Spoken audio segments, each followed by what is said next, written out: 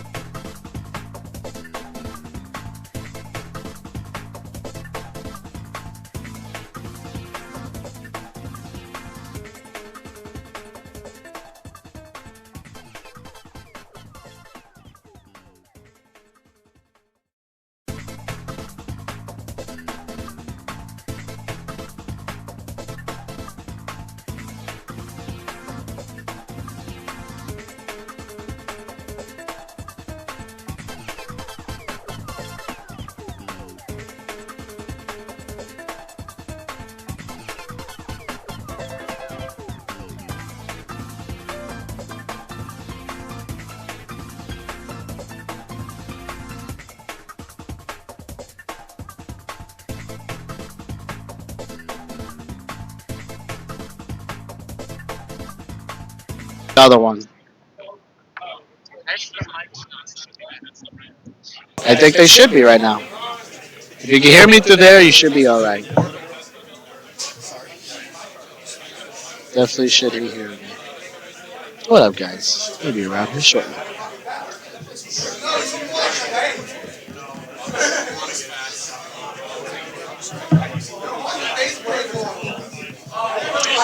Yeah, zoom in with it. So you go on the actual page on the site. And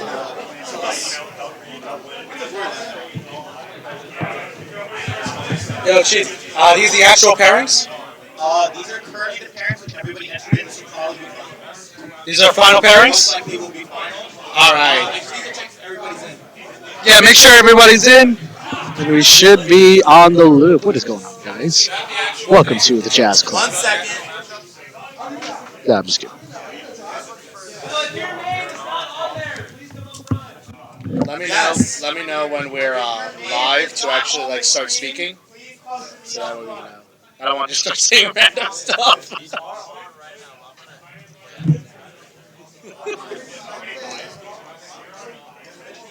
Because we have an automatic piece. Does it show the buy or is it just I don't know why. Your name's not on there? You might be the buy, possibly.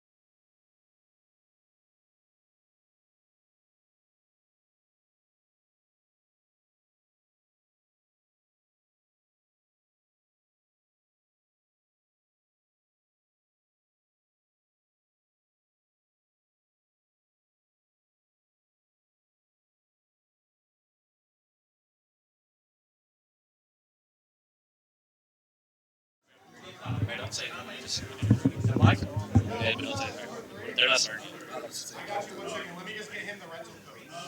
Wait, Mike's wrong. It's true. Don't say that. Yeah, that's how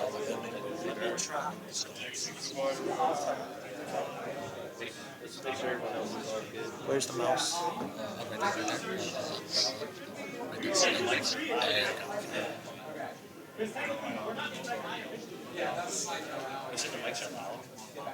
This should be fun. But just be careful with pulling that phone so it doesn't come out.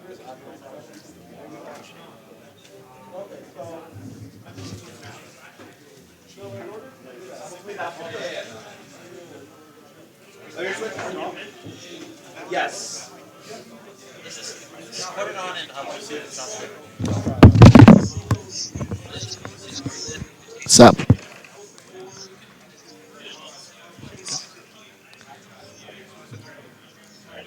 We're about to get the show started. Perfect. I just want to do my test to see how it goes.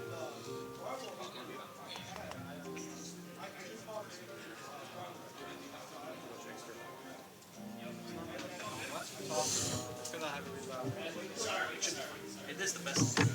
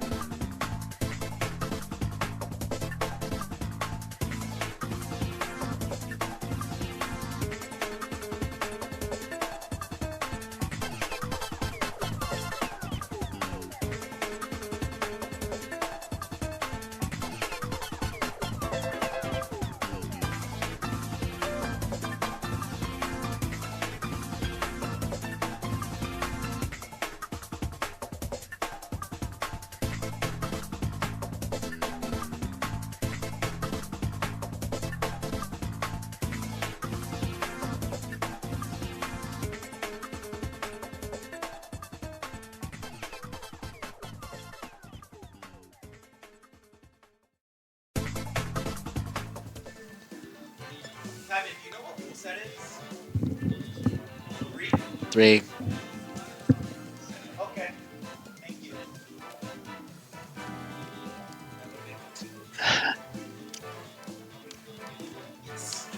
Wait. Official rules 3, by the way. Are they good? Yep, they're good. Are we good? Yep.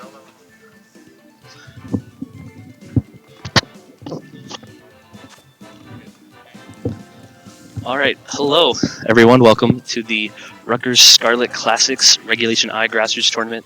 I will be one of your commentators today, Kevin Miller, joined by Chef Rich. What's going on? Chef, how you feeling, bro? Oh, it's a new format, man. I just woke up today into a brand new format. And right now we're going to see Lorenzo Arg versus Joshua Robinson. Now, these two are titans of this game. Yeah, two trainers that having very good seasons.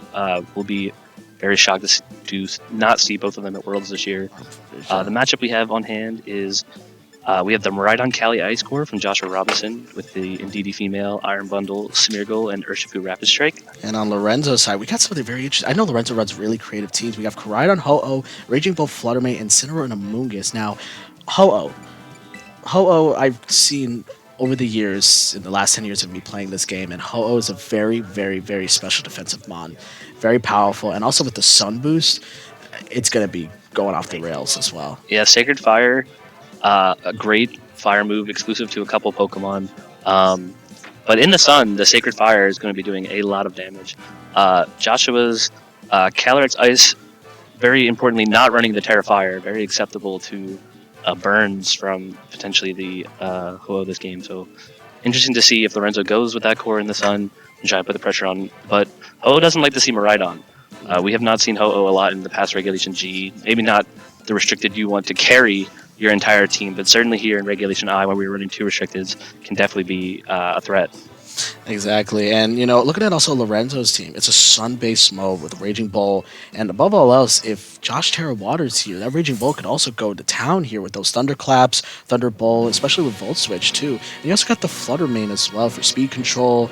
And above all else, Ho-Oh is just there to look pretty, have some fun. But right now, we're going to see the leads. We're going to see Koraidon Amoonguss versus the Smeargle and Calyrex Ice Rider. Typical lead for, looks like for Trick Room, or the other lead for putting something to sleep, and for Flare Blitz. Yeah, this Smeargle running Follow Me Spore, Fake Out Wide Guard. Very interesting board state here, because if you go for the Trick Room route with the Calyrex, you are susceptible to a Spore the following turn. I mean, the Smeargle has a Sash; it could stay around and redirect the Spore. It will go to sleep. It's not immune to sleep by any means, but an interesting turn here to see if Josh wants to go for Trick Room or just go on the offensive. And Lorenzo, very importantly, having the defensive Terra Fire on Koraidon here. We do see the swap from Koraidon feeling threatened on turn 1. You see the swap into the Incineroar, very safe swap. Probably expecting Trick Room. Incin is a great bring here in front of the Calyrex. We see the Smeargle switch out as well. Both trainers opting to switch on turn 1.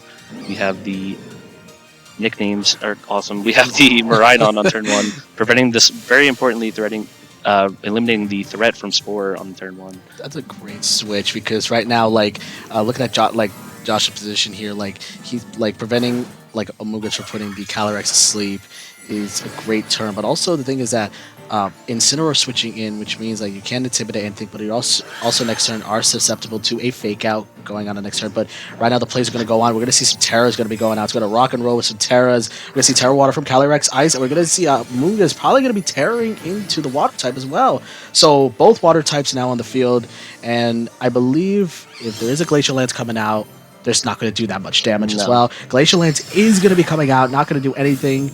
Look at that. Oh, wow. That did a little good chunk of damage. But the Spore is going to fail because of the electric terrain. So really great board position by Josh. He's kind of in the lead a little bit. Yeah, forcing the Terra Water on the Amoonguss and then bringing out your Maridon on that turn is very important.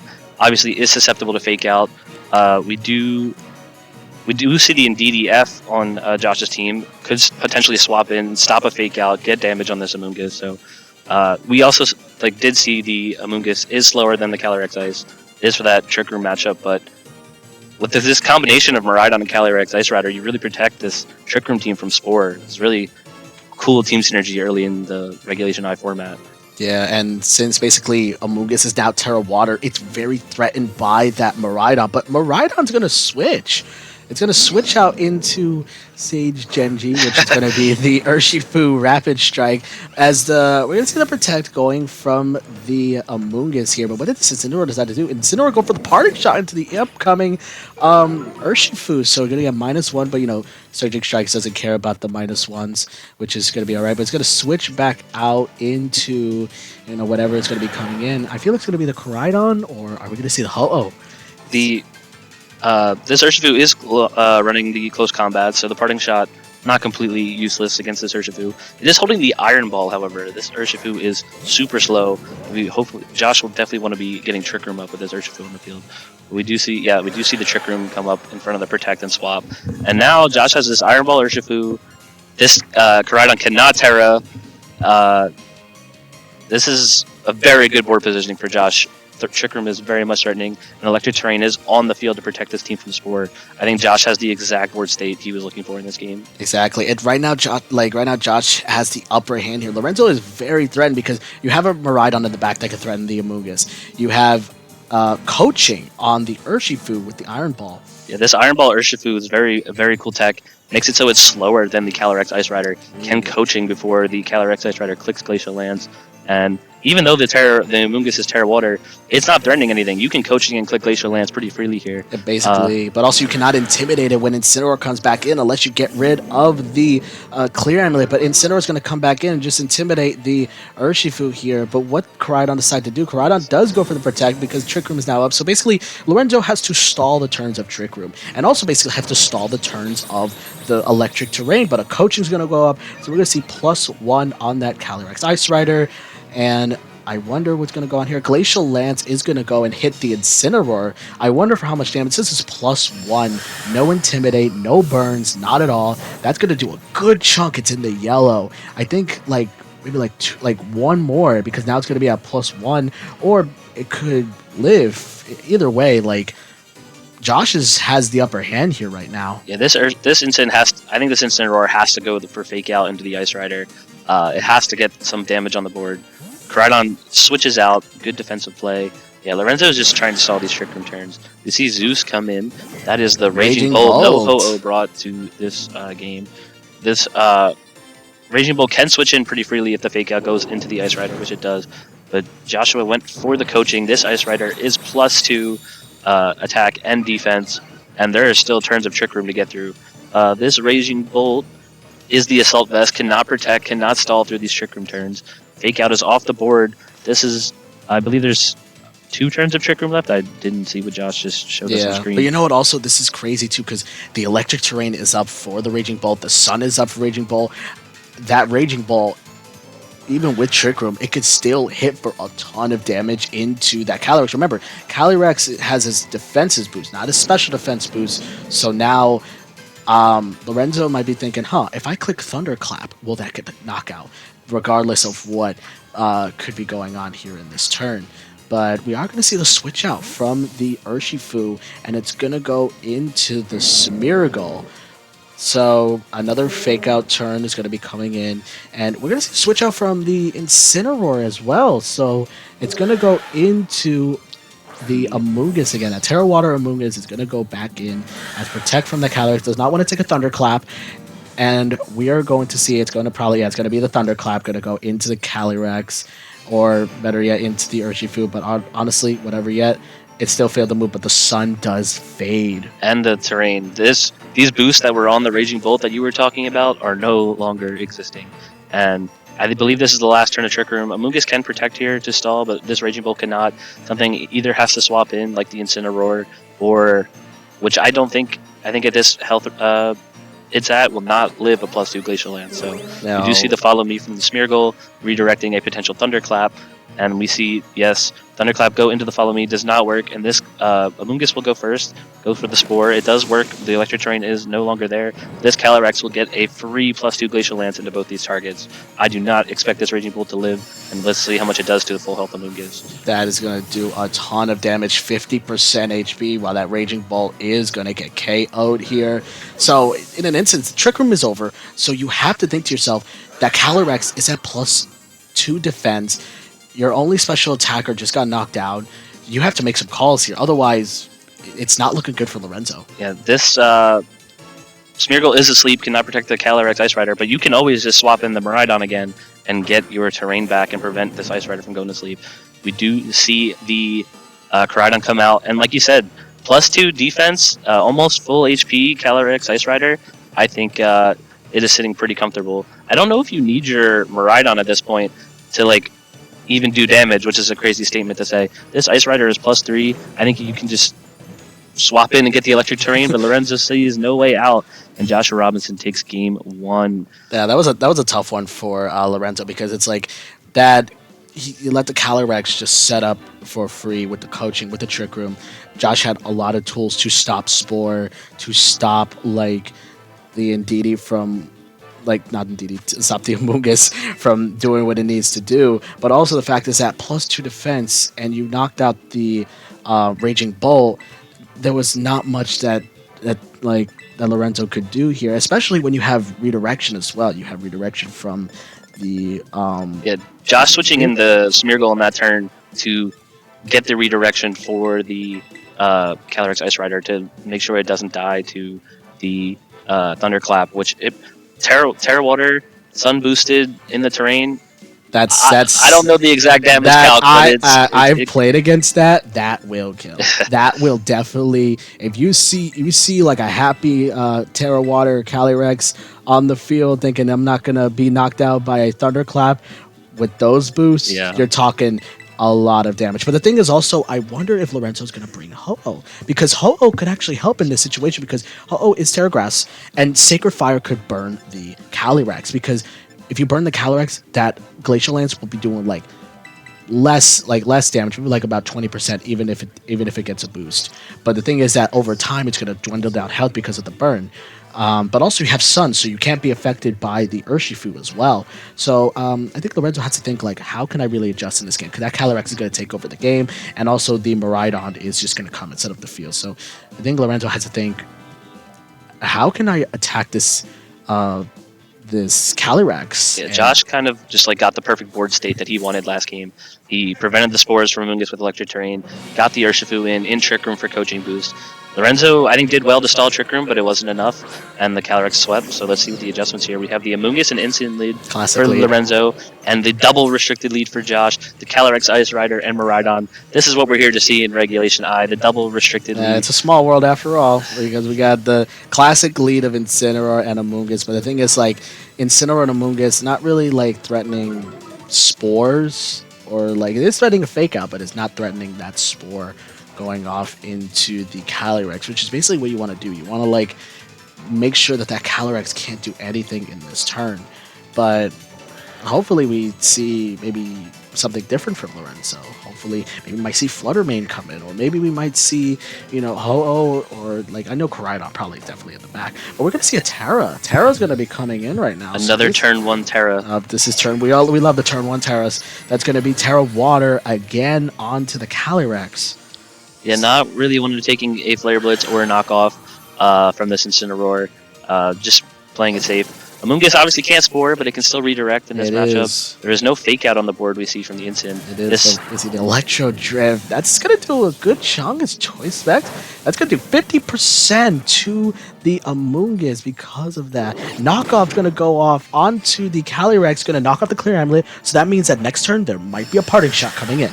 We see the Glacial Lance go into the Amoonguss and Incineroar, and yeah, a really good lot of pressure into the Amoonguss on this turn. It can't Terra Water to resist the Glacial Lance because there's an Electro Drift in its future. So really good pin on Josh by Josh on turn 1 with no Fake Out on the board. If Fake Out was clicked there by Lorenzo, maybe the Amoonguss could survive. But we do see the early game 1. We gotta see the Ho-Oh come in. We do the see legendary the bird. Oh man, it's good to see Ho-Oh after all these years. But the thing is also, right now it is looking on a it's going to be looking at a Miraidon, going to be going for those big, powerful Electro Drifts. And like you said, it's Terra Grass, so we're in another damage pin here, where if a Terra Grass is to live the Electro Drift, it will still have to take a Glacial Lance. I believe this Incineroar after the Glacial Lance chip is definitely in range of Specs Electro Drift. This could be a very quick lead, a very quick game from Joshua here.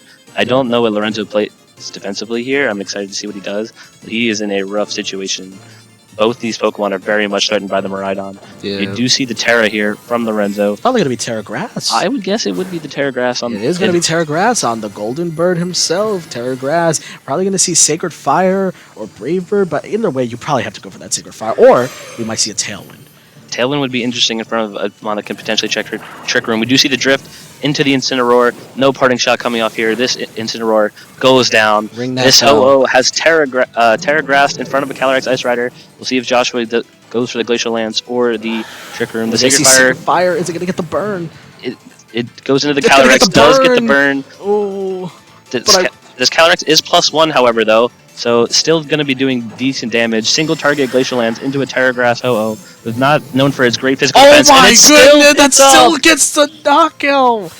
Oh my goodness, that the bird came in for a few minutes, got the Sacred Fire bird, but it was not enough.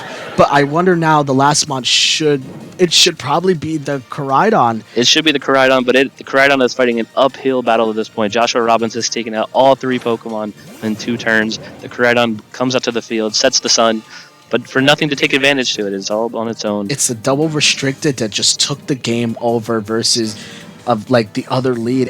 That was insane to hear. And also just going down to Terra Fire, like going down to like the Terra Grass. The Electric Drift is going to go off into the Koraidon. It's Choice Specs and the Electric Terrain that's going to do about 70% of damage. And above all else, Collision Course is going to go ahead into the Calyrex Ice Rider. That is going to be enough to get the knockout. But the thing is, like, is it enough? I don't think it is. We saw that the Miraidon went first. We saw that it did Probably 70%. was a speed tie. It could be a speed tie. We did see the Miraidon go first, however. I think with Fake Out and Redirection here, Joshua Robinson will very quickly wrap this game 1 up. Not much this Koraidon can do if it is slower, and the battle is canceled. And that was a very fast 2-0 victory on stream for Joshua Robinson. I think he played that excellently. Game 1 got the perfect board position in Trick Room with setting the terrain to not be disrupted by a Moongus, and then Game 2 going for the adjustment into hyper offense, creating pins with electric damage and ice damage into these Terras. You want a lot of Terra Waters like to happen for the Calyrex Ice matchup. Well, now this team has Miraidon to deal with it. Honestly. Terra Grass to resist the Miraidon damage. Yeah, that one. You have Calyrex Ice Rider to deal with it. That's So. the thing. It was kind of like a back and forth. You see that, and it's like, there was like Lorenzo tried. I saw he tried to like get like damage off, but the thing is, it wasn't enough because of Miraidon Calyrex lead. You can't be affected by Spore, and you could just go for the damage off with the Electro Drift, even if you're resisted. Like that, Amoongus just did 50% of the damage. That's really insane. But you know what? That was just round 1. We got plenty more to go, guys. Yeah, plenty more to go. We will be back for round 2 shortly. Don't go anywhere.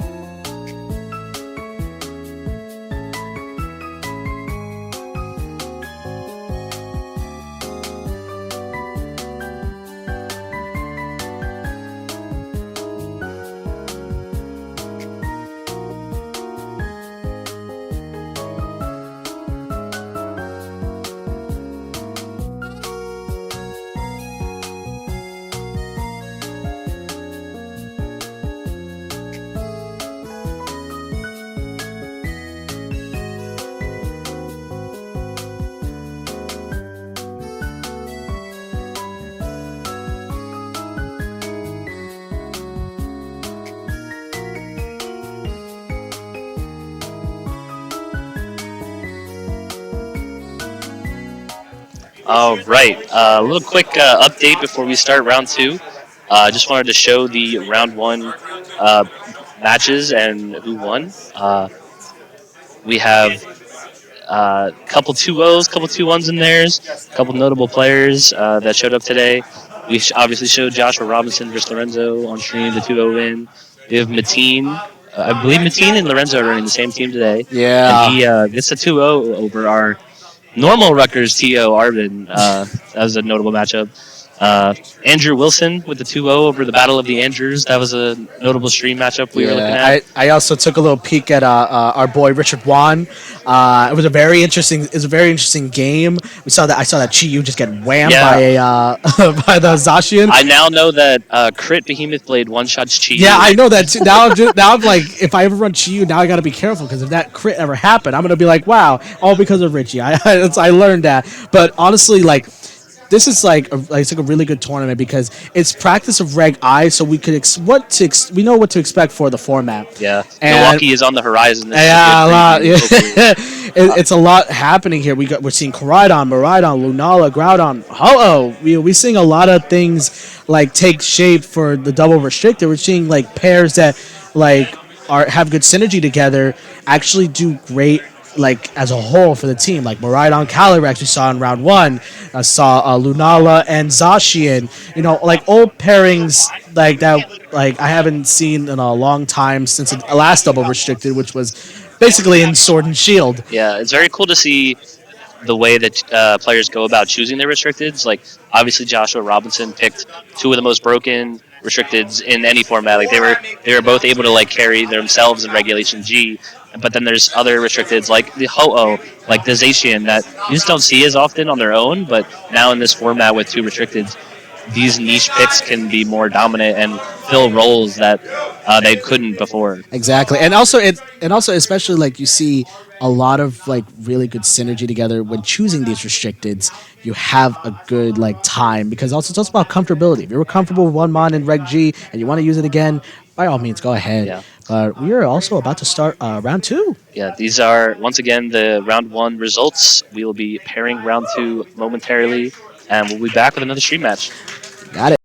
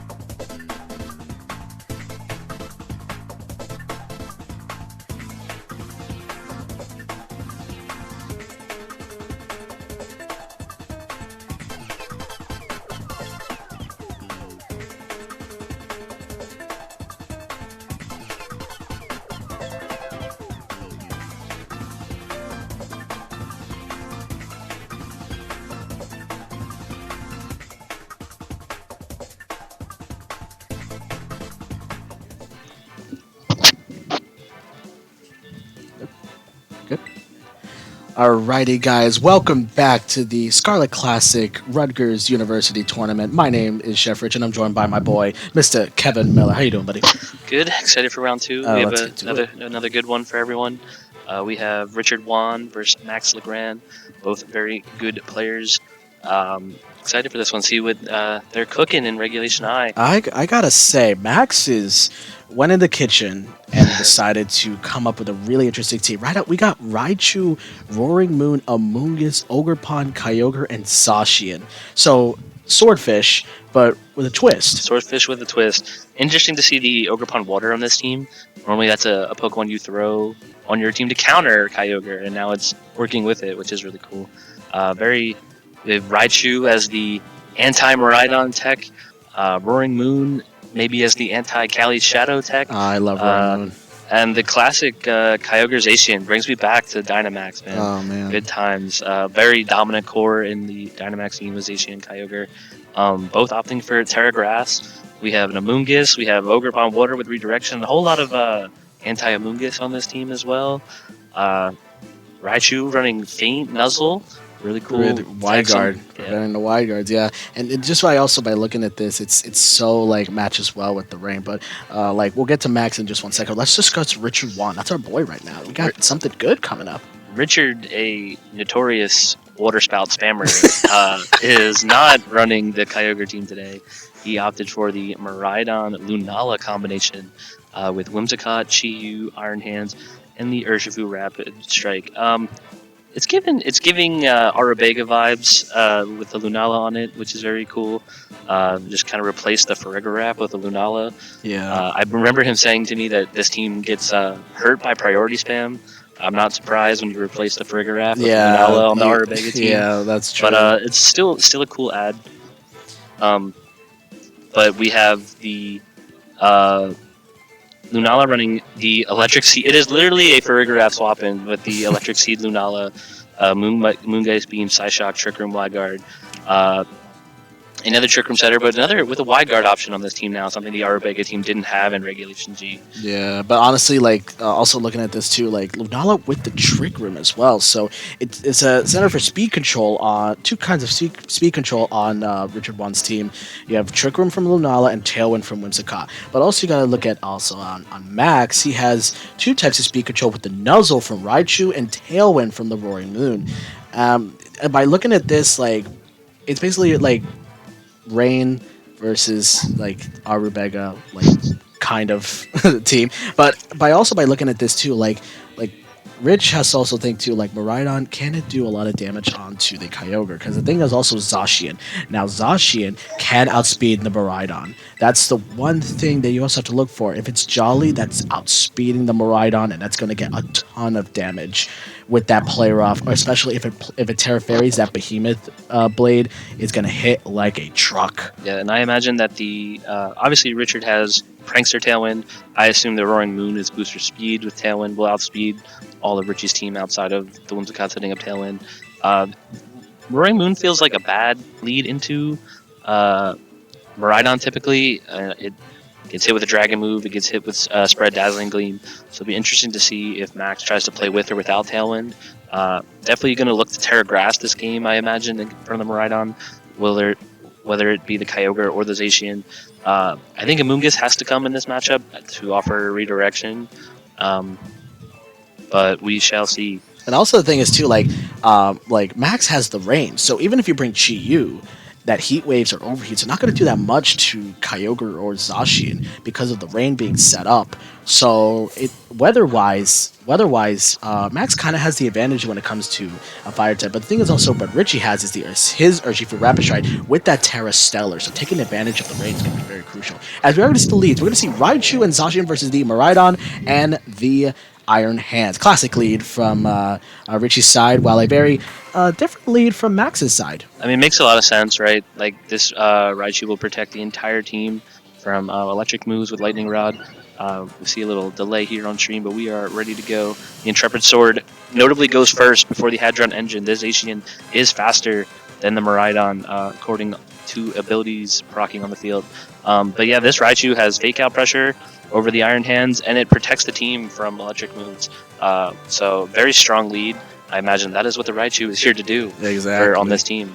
Exactly. Also, by looking at this, like, also Raichu could just sit on the field. It can take a Dazzling Gleams because of the Focus Sash. It can Terra Fairy to take advantage of from that Draco Meteor. But above all else, it's like you also have to wonder, like, how can Richie really position with that Raichu on the field? Because that the Zacian is going to hit with those play roughs unless you call it and go for Terra Fairy.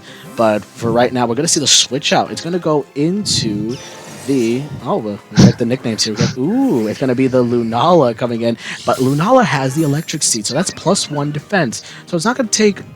kind of not that much damage for a +1 attack on the Zacian, but Fake Out is going to go into the Iron Hand slot. Play Rough's going to go into the Lunala slot. That's going to do well over like 15-20%. Still pretty good chip considering Shadow Shield was intact there. So this +1 defense might give Richie as much longevity as he might think, but turn 1, I say, was just about positioning. Richie had to get his Miraidon off the board in front of this Raichu.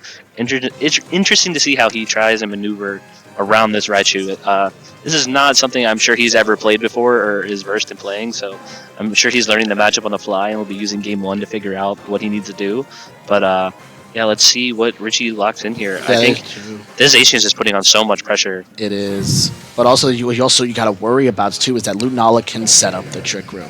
And once Trick Room is set up, Iron Hands and Lunala can just go off with a lot of damage here. Kyogre comes in, and we are going to see the Terra. So either it's going to be the Iron Hands or it's going to be the Lunala. So we're going to see the Iron Hands going to be tearing into water, I believe. Yes, water. Oh my goodness, going to be taking the Kyogre's attacks very, very well.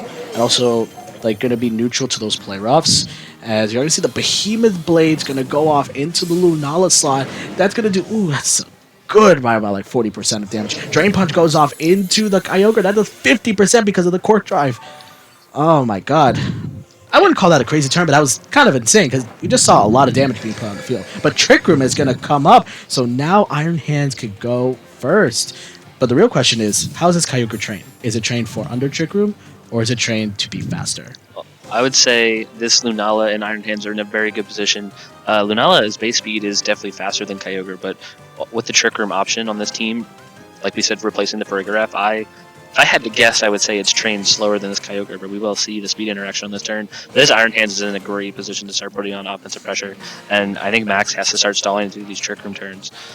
Yeah, Max right now is in like a little bit of a predicament because you don't Lunala and Iron Hands together in Trick Room are like a very dangerous pair. Protect is going to go off onto the Kyogre slot.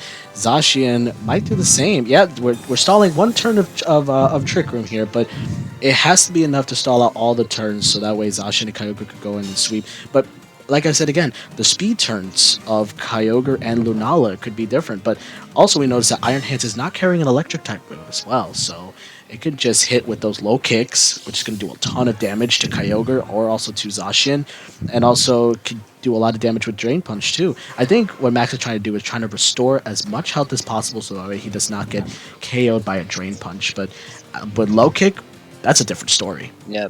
This Kyogre is the calm mindset. It could be trained a little bit slower, but low kick we see just pick up the Kyogre. Kyogre, obviously a heavy Pokemon. Low kick in the electric train, just getting rid of it. We see the Moongeist Beam into the Zacian, and that is 50%. Richie is putting on the damage and Trick Room. And the play rough misses. Oh, we love to see just that's why when you run play rough, you have to think about it. Do I really want to miss? I've seen Terra Fairy, Zacian, Terra Blast trending on Twitter. Yeah, I've seen this that. Is why. Because, the coping. You're coping with missing play rough, but yeah, I understand that too. As you're going to see the Roaring Moon, that's my boy right there, the Roaring Moon, but it's in Trick Room, and it is threatened by that Iron Hands. We do see the booster speed, meaning this is the fastest Pokemon on the field, and I think Richie's just in a really good position here in Trick Room. I think he realized that he might lose the speed interaction in this game, but he has the slower pieces, and Iron Hands is just putting on immense offensive pressure in Trick Room, especially in the electric terrain, boosting its attack. It is doing so much damage. Honestly, as well. Since there's no electric type move, Raichu can't really do much here. But we're going to see a switch out too. So switching out the Lunala, going to get rid of the electric seed boost, and is going to go into the Urshifu. So, we're going to see a Terra. It's probably going to be Terra. We're going to see Terra grab, so we're going to see Terra flying. We're going to see Terra flying onto the Roaring Moon, trying to boost up those acrobatics. And remember that Iron Hands does not have an electric type move, as Zacian does go for the protect. So I wonder what Richie decides to do here, as we're going to see Low Kick going to go into the protecting Zacian. So great call by Max here. And what did Roaring Moon decide to do? Roaring Moon decided to go for the knockoff into the Urshifu, going to be knocking off the Sash. Very good play from Richie here. Urshifu gets in under Trick Room, will underspeed both of these Pokemon, and is just... Urshifu is such a good Trick Room sweeper because the best way to stall Trick Room is protect. Yes. What can you not do in front of Urshifu? In the rain, protect through Surging Strikes. Yes, but also the thing is, too, is that Max is actually kind of doing a good job kind of stalling the turns of Trick Room. There is one more turn left of Trick Room, but the thing is that even if you protect, Urshifu doesn't care. It could just go through protect with its ability. And you got to think to yourself, you got to make some calls here. You got to switch out into something, or you got to let one Mon go down here. Either way, like, it's a toss-up of what could happen. I think Richie has a really good pin here with Surging Strikes in the rain in front of this Roaring Moon. Roaring Moon, not the most physically bulky. We do see the Heavy Slam go first. that was a little damage. But it will drop to these Surging Strikes. Richie, interestingly enough, just letting this Zacian sit here on this turn, it will get a free hit here, and honestly probably a knockout into one of these Mons as Trick Room will expire. And Max has a Raichu and a Zacian and a Dream to get out of these Trick Room turns. There is always a dream. Play Rough finally connects, going to get the knockout on to the Urshifu. So doubling up into the Roaring Moon, which is fine, it gets a knockout, but also you got to remember this. Once Trick Room ends, that Zacian is going to be the fastest thing on the field. Terra has been used. The Zacian is very threatening. I don't know if he has enough damage into this Assault Vest Iron Hands. This Raichu is only carrying Volt Switch and Nuzzle as electric attacks. This AV Iron Hands will be in a good position to still remain on this board. It's just how Richie can protect it and get it, like, keep it healthy to win this endgame. Maybe setting the electric terrain for its attack boost again would be very key, but we see the Lunala come out, obviously threatening by a kill. Yeah. We see Fake Out into the Iron Hands, not letting it do any damage this turn, and a Behemoth Blade going into the Lunala, I assume will pick up the KO. And if it doesn't pick up the KO, I'm going to have a lot of questions. and we're down to a 2v2 board state here, where this Miraidon cannot click an electric move as the Raichu's on the field, and it cannot Terra out of its Play Rough weakness. So this may come down to landing a Play Rough, but again, like I said, I think this Iron Hands is in such a good position defensively that if Richie can get rid of the Zacian, I think this Iron Hands can very safely win the game, but it will come down to the wire here. It'll be interesting what if this Miraidon gets to attack this turn. That is true. I don't want to wish anything because that's something called a commentator's curse, but of a Play Rough, You literally just jinxed it. Oh man, I hate myself. Oh, but that's not going to do that much damage. Nuzzle's going to go off. All right. We get a chance. He may get a Let's see. chance. Go. There's a dream. There is a dream on the line right now, guys, and I'm sorry to say that, but there is a dream, and it's going to be the low kick going to go off. Oh my goodness. We spoke the Play Roughness into existence. Terra Fairy Terra Blast may be real and may be a choice you make going forward running Zacian. I recommend it, honestly, guys, because literally, like Play Rough, it's a very powerful move, but it will miss, and I don't think I want to be pulling out my hairs for a move that really misses. But Rich is going to take game one. We're going to go on to a game two. That was actually interesting. Max had a way to come back from that, but just the miss is so bad. Yeah, I think Richie correctly still attacked the Zacian that turn. I think low kick would have taken the Zacian out if the Play Rough had landed, and it would have been a 1v1 with Raichu and Iron Hands.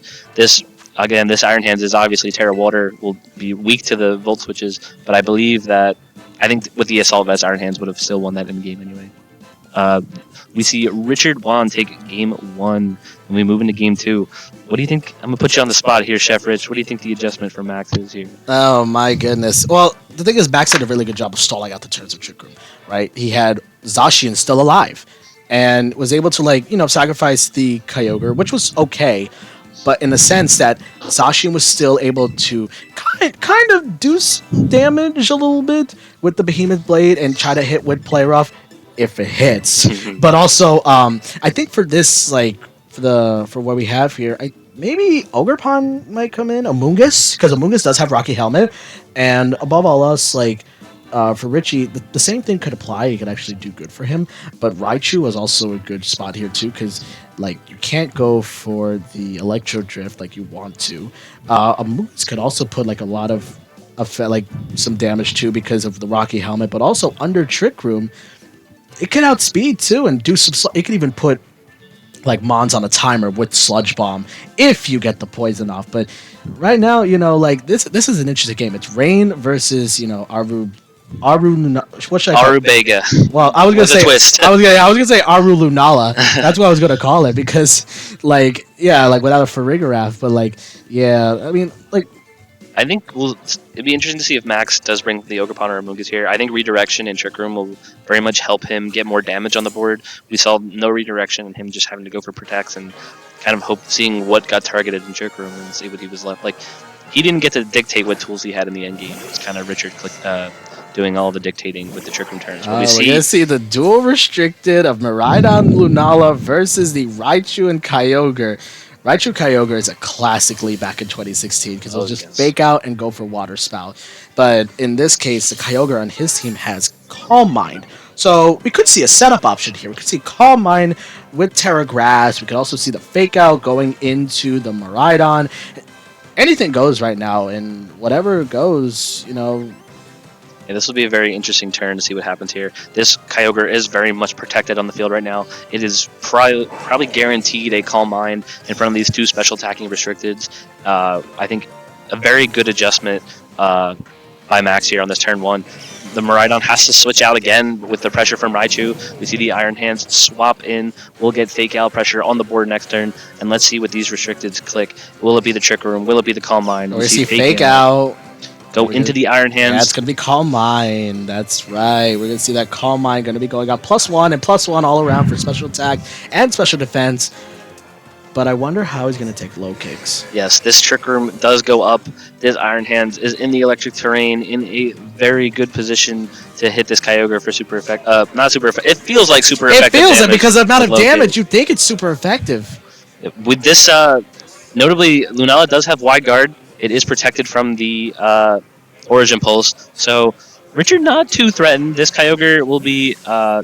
it can't do any water damage with Wide Guard on the field. So no, force exactly. to click Ice We're going to Beam see the Ogre Pond come in. So that's the Wellspring.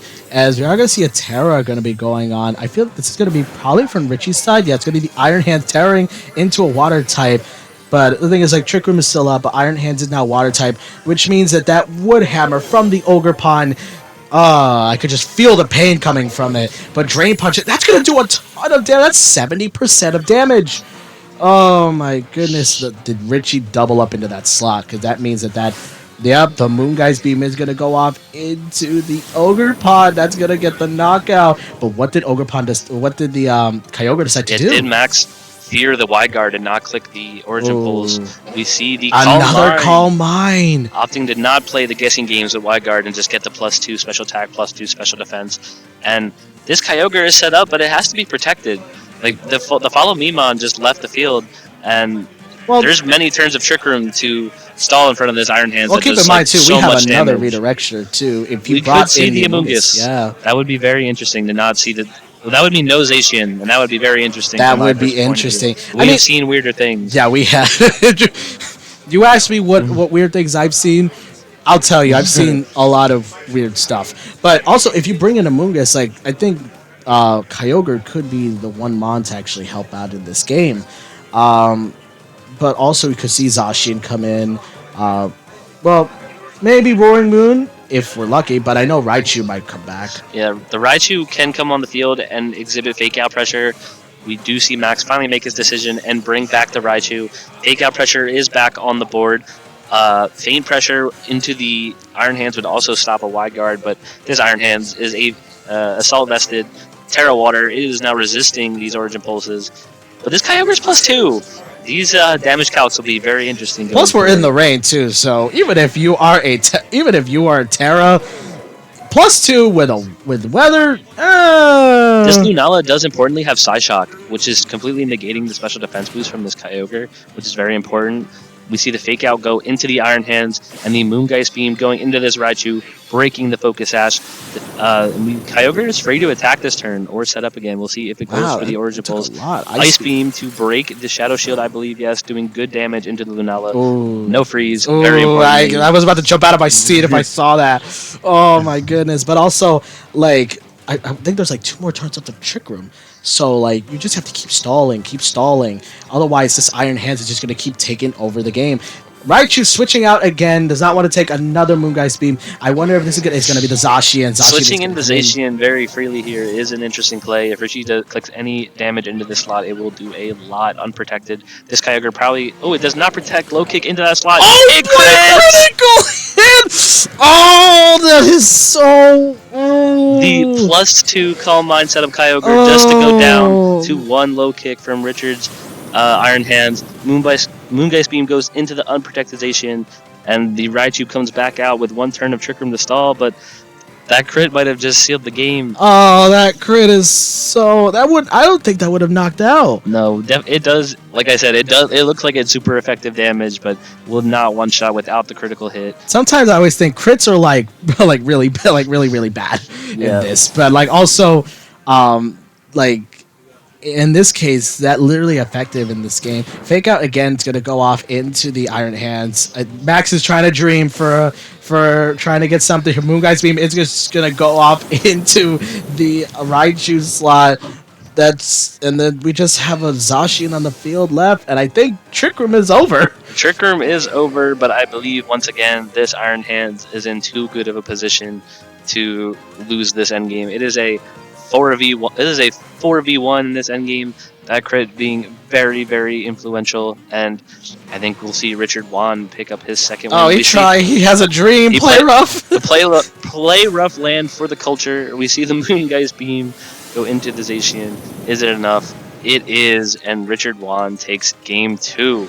A swift 2-0 win. Oh my god. I think Max has the tools to make this matchup a little more playable. Obviously, right on into the Kyogre team is not ideal. Raichu is a very cool way to try and deal with it, but at the end of the day, that crit sealed the end game. That crit definitely changed a close game to a not close game. The crit definitely mattered, and especially like you're looking at this, you're just like, oh, like I could tank the hit, but then when you see the crit, you're like, I don't know anymore. But also with Richard Wan, like he actually kind of played in his favor a little bit by setting up the Trick Room and just going for those low kicks onto like the Zacian and on the Kyogre as well. I think maybe if Max brought the Amoonguss, it would have probably been in a good spot, because under Trick Room, Amoonguss would have been very, very fair. Yeah, Amoonguss swap in on that when he doubled the Ogerpon slot would have taken the Drain Punch a lot better. It would have, yeah. And took also Chip from Rocky Helmet. Yeah. So would have been a very different game, but we see Richard take the 2-0 win. Your Roaring Moon, unfortunately, did not do. I'm sad about that. Also, that play rough miss was that's why they call it commentator's curse, because like play rough missing, and we say we gotta stop saying into existence, bro. We gotta stop saying stuff. Yeah. But honestly, you know what? Instead of saying stuff, we got more rounds to go for this really cool Scarlet Classic Rutgers tournament, and we got more teams out there that are doing great. And honestly, like, we want to see them all, but we can only show you a few. But guys, do us a favor, don't go anywhere, because we'll be right back. Indeed.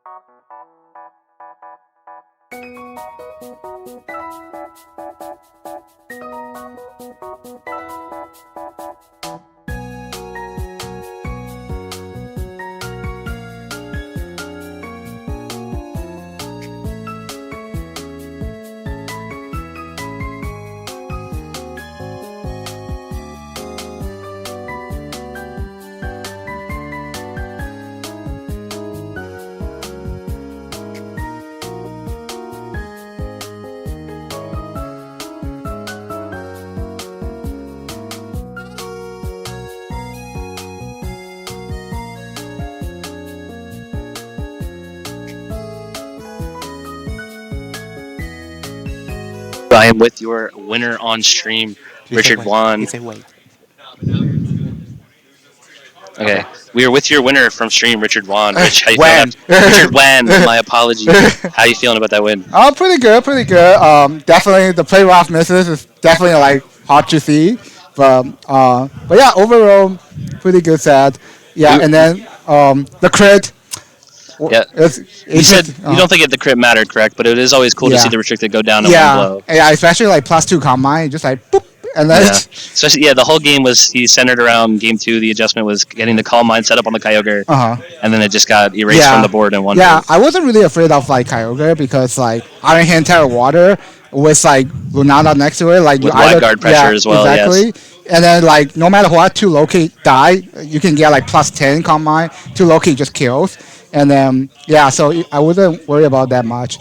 Yeah, it just feels like hand was like really good into like this type of thing because like you just have like trick room and then suddenly you have to deal with that Iron Hand in trick room. Is that what you noticed? Obviously, you're playing with a new team. It's a new format. Uh-huh. This is a dual restricted. You're playing a new team you've never played before, versing a team that has Raichu and Roaring Moon and stuff. Yeah. Was that like what you saw right away? Was like that Iron Hands looked really good in Trick Room? Yeah, I feel like Raichu is always like a must bring if someone is like facing like Miraidon and stuff.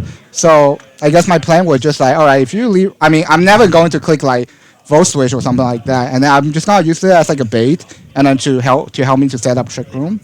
And once like Trick Room is up, like pretty much like his entire team just to get like die to like double up, and then like Raichu doesn't have like protect, so it's always nice to just double click into that slot, and then there's like no switch, like anything that switching die instantly. Were you nervous about the game one end game with the like potential para hacks with Nuzzle and everything? Yeah, I mean it's funny because like he told me like right before like the whole animation came out, like he was like, oh, I lock in my move. I was like, what do you click? And then he was like, he clicked like play rough and then like Nuzzle, and then I was like, okay, then I have to get like really unlucky in order to like lose that. I think he was telling me like I might have to get like 3 para, and then even that like at the like I always imagine like picture like the end game is going to be like him versus like Raichu, but obviously that play rock miss just like sealed the game. Yeah, Like for sure.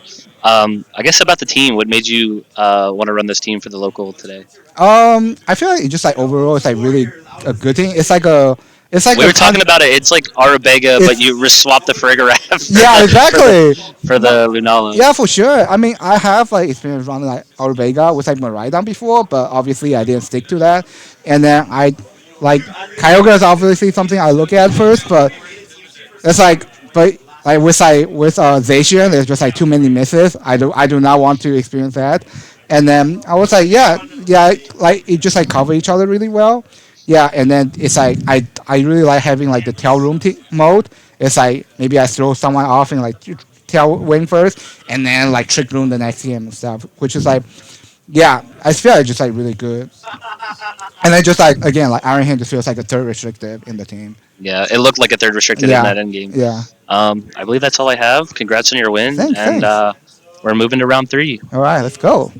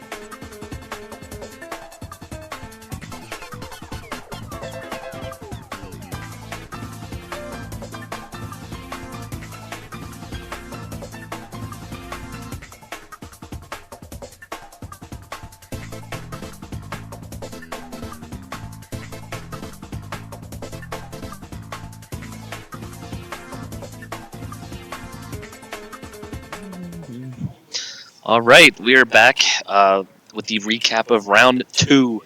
We have now finished 2 rounds of Swiss. Trainers are now 0-2, 1-1, most 1-1, and some 2-0s.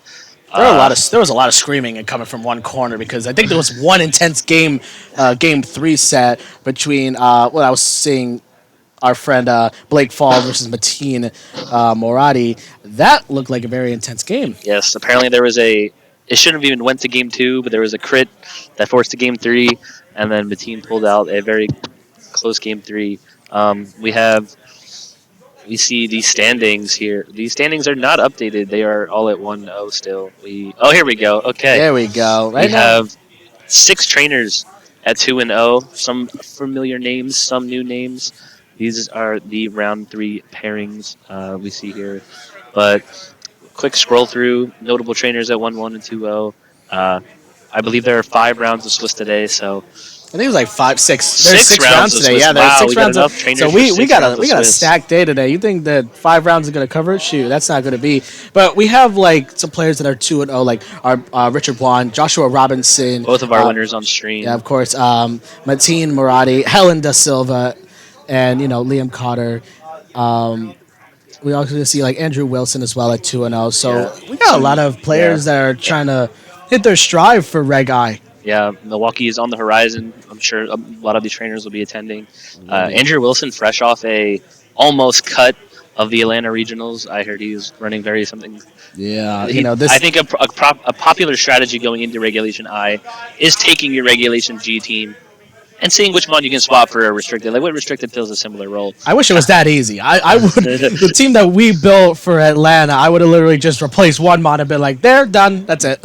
But we see these are top 12 standings going into round 3, and we will be back with a round 3 stream match very Honestly, soon. yeah, we're about to start our round 3 very soon. So don't go anywhere, guys.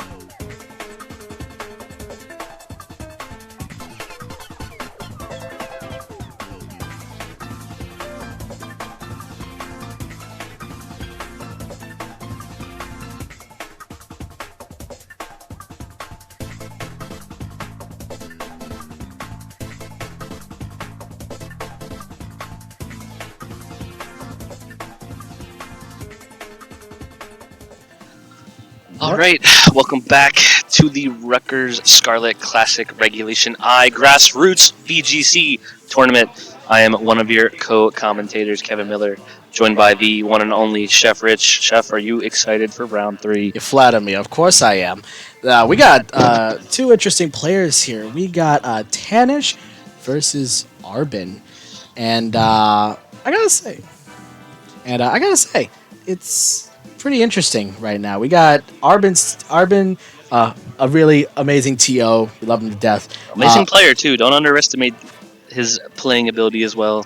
We definitely. I mean, Arbin went on a roll last season with top 4 at Charlotte Regionals. We can't forget that. We can never forget that. He still has the medal. I even wore it. It was fun. But right now, we got to go over the teams right now. We got to see Arbin running the Chiyu, Ndidi, Weezing, Galar, Brood Bonnet, Koraidon, and Kali Shadow. Now, Brood Bonnet has been taking over games. They've been taking over the meta because it's kind of better than Among Us because you have Sucker Punch priority, you have Seed Bomb, you have a lot of different things here. And also, Brood Bonnet works well in the sun. Yeah, the Koraidon teams have been realizing that to fix the Calyrex Ice Rider matchup, the Terra Water booster defense in the sun, Brood Bonnet has. Shout out to Jamie Boyd for doing that.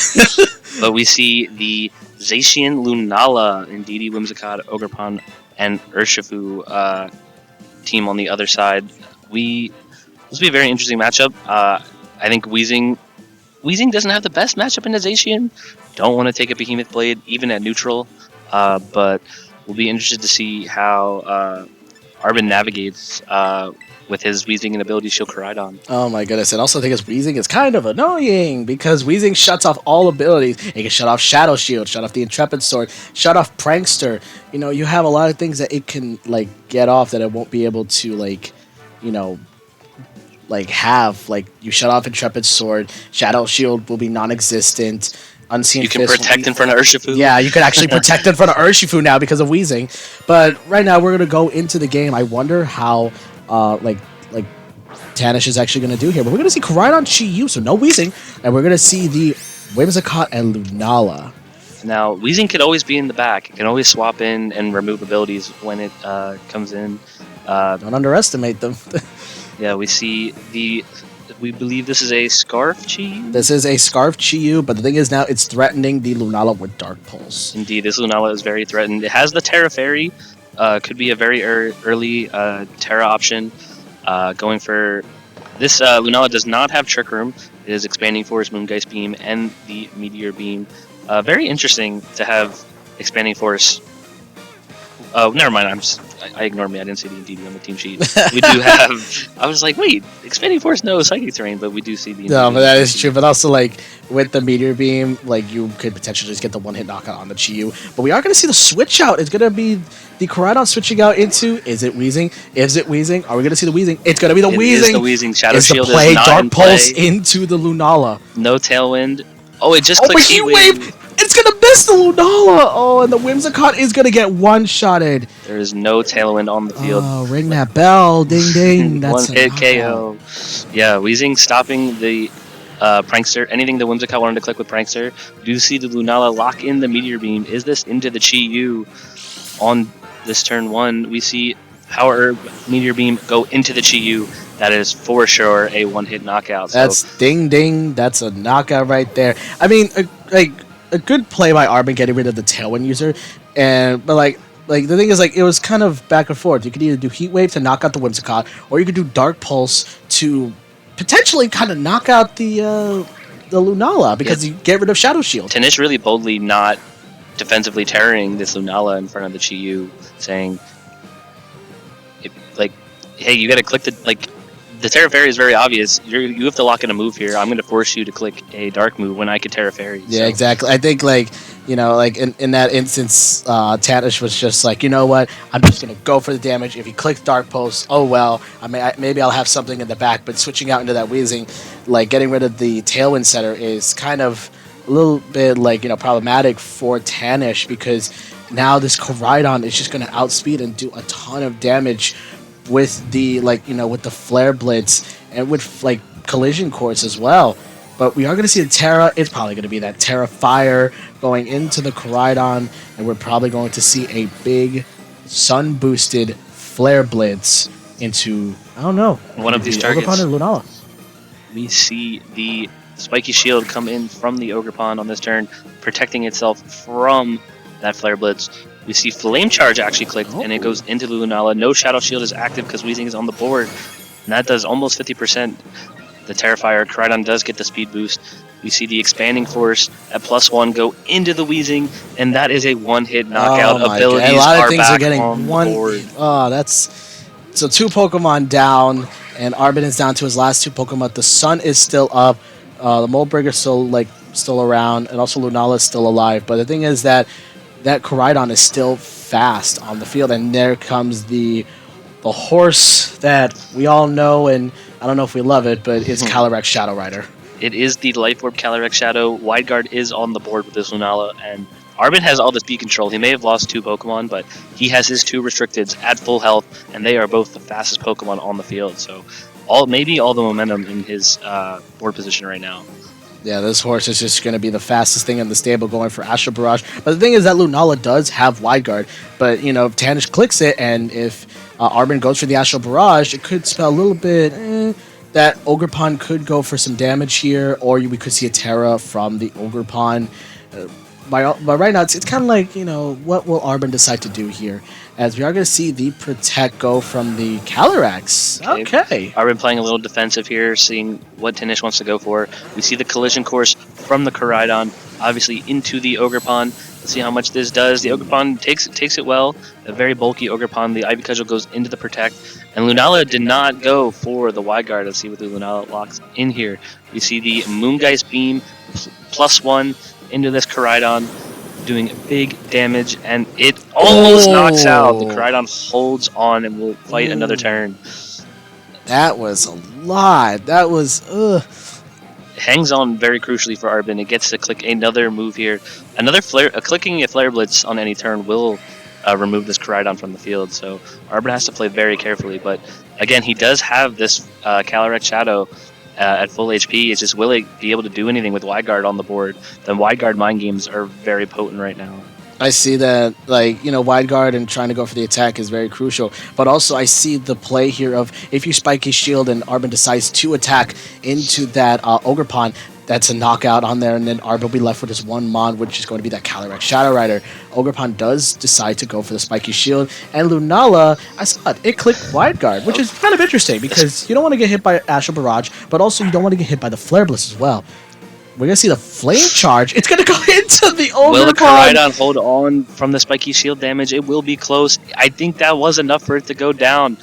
And the Koraidon goes down, and Arbin is left with just his Calyrex Shadow Rider left. If it clicked Expanding Force, it will do 0 damage this turn thanks to the Spiky Shield and Wide Guard. And it did. Oh, the Astral Barrage. Oh my god.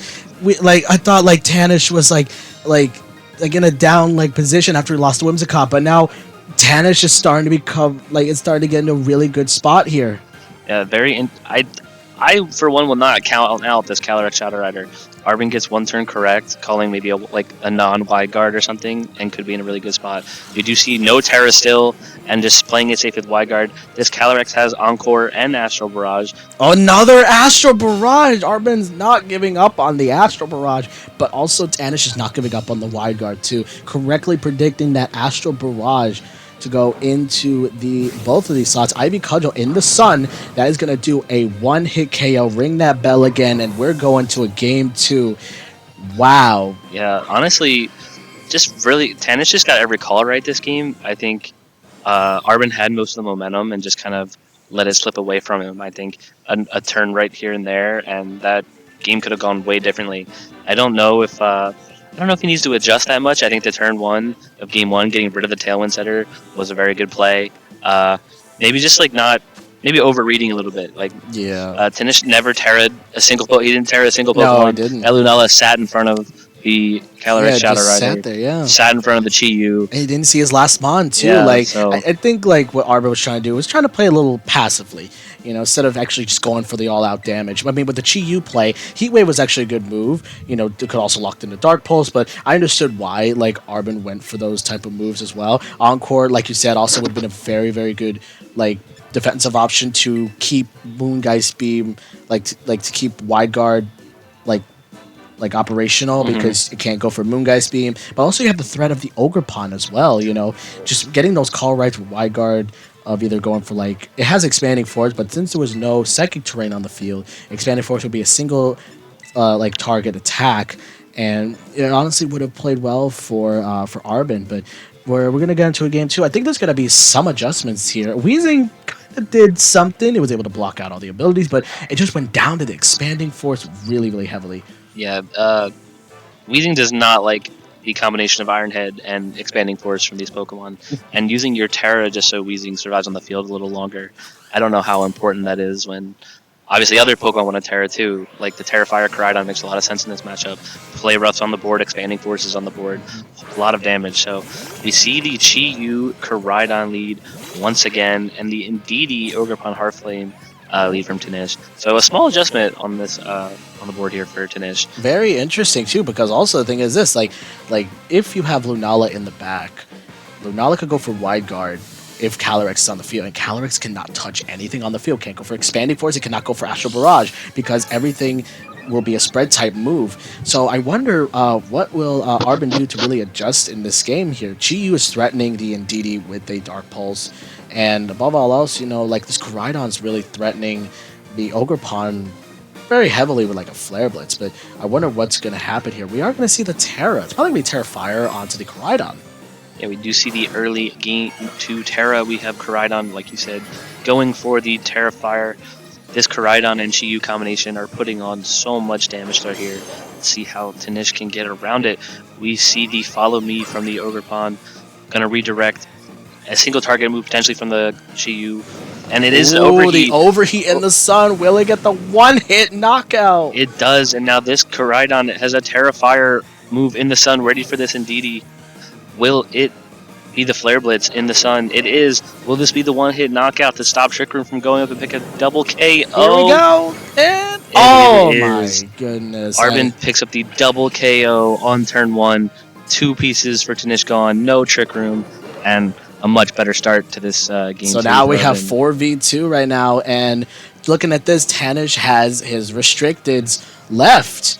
You know, we have Zacian and Lunala that are going to be coming in against these two very heavy fire types. But the thing is, this Zacian is a stellar type, not very a defensive type at all. So this could really play off like in any way. But also the thing is that Chi-Yu is at -2. But do we want to place bets that -2 overheat from this Chi-Yu still kills Zacian in the sun? I mean, I've seen that kill. It's in the sun, absolutely. It would definitely kill. Because the thing is, like, you got to really train that Zacian to be like very, very bulky. But knowing at this team, it looked very, very like hyper offensive, so I'm not expecting that much bulk. But the thing is here is like Trick Room could also be set up too. But I wonder how Tanish is gonna really like adjust to this game. Oh, we're seeing the Terra. Oh, this is interesting. We're probably gonna see Terra Stellar on the Zacian.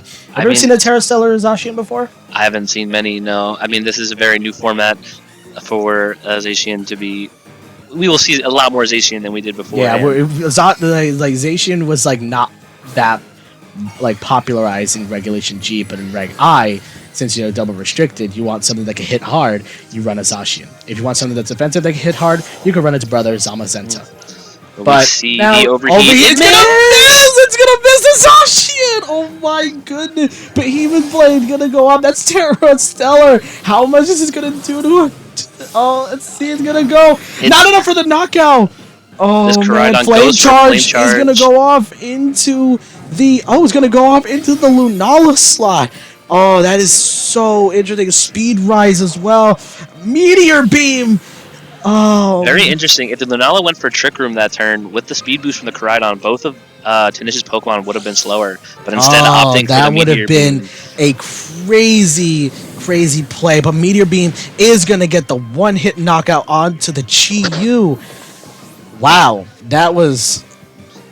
I'm lost for words on that turn. That was a very crazy turn. We have seen many moves that were 90% accurate miss on stream today already. Today. And we see the Calyrex Shadow Rider come out on the field. Makes a ton of sense.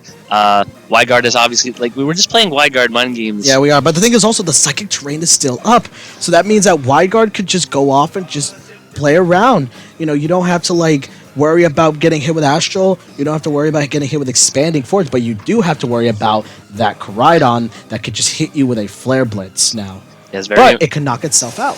very importantly, this Koraidon did get the Flame Charge when Trick Room was not set up. This Koraidon is faster than Zacian and is threatening a one-hit knockout with this Flare Blitz.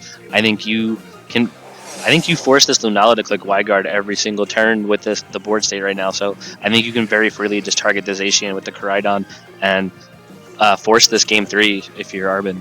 Yeah, honestly, looking at this, you really have to force this monstrous game 3, but also the Zacian is going to protect the Lunala. It's going to go for the wide guard, basically knowing that Calyrex can't do nothing, but that Koraidon wants that Zacian to get out of the field. But I wonder, what did the Calyrex decide to do? If it went for the Astral Barrage. So, now we're in a predicament where it's all the restrictors are out. Now you can encore the Zacian into Protect and click a Flare Blitz into the Lunala, and I think that is a game-winning play from Arbin. I think this game is very much sealed, and stalling these turns of Psychic Terrain means that Arbin can click Expanding Force, and it won't be a spread move, and you won't be walled by a single wide target guard. move. That also means Zacian still has its more of its stellar moves. It has Play Rough, which we have seen, but Flare Blitz is going to come out from the Koraidon. It's going to hit and get the knockout on that Zacian, a one-hit KO, and the only thing is left is the Lunala with a Dream. Which we did not see click wide guard. I think Tanish has accepted his fate in this game 2.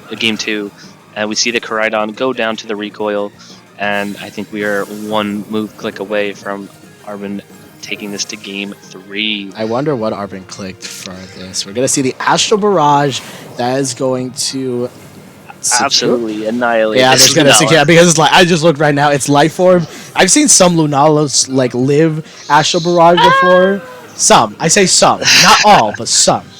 But not when their Shadow Shield is not intact. That is true. That is very, very true. But guys, we're going to a game 3. It's our first game 3 of the day. We've all seen 2-0s now. We've seen a lot of crazy plays, a lot of crazy miss, but now we're giving you guys a game 3. So be thankful. We're giving you a game 3. Yeah, I think unlike game 1, we said Arbin played a little passive, and when he had the speed advantage, not in this game. On turn 1, he picked up 2 quick knockouts and just had the pieces to force Tanish into very bad board states in game 2. So I think a very good adjustment from Arbin, just playing super aggressive, and we'll see how Tanish can adapt in this game 3. I think Tanish has to set up the Trick Room here, because you have fast mons in the Koraidon, you have fast mons in the Calyrex Shadow Rider. You need to find a way to mitigate that speed. So Trick Room here with Lunala and Indeedee as a lead first, and then having Zacian or Ogerpon in the back could have a good function here. But you also have to worry about that Weezing too. That Weezing could just get rid of Shadow Shield, and it could just potentially try to get the one-hit knockout. So in a way, you have to think to yourself, how do I adjust for this game? We might see even Brute Bonnet come in. So this is a really big toss-up. I wonder what's going to go on here for this game 3. But we're excited to see what's going to go on here at the Rutgers Scarlet Classic Tournament here. We're giving you a game 3.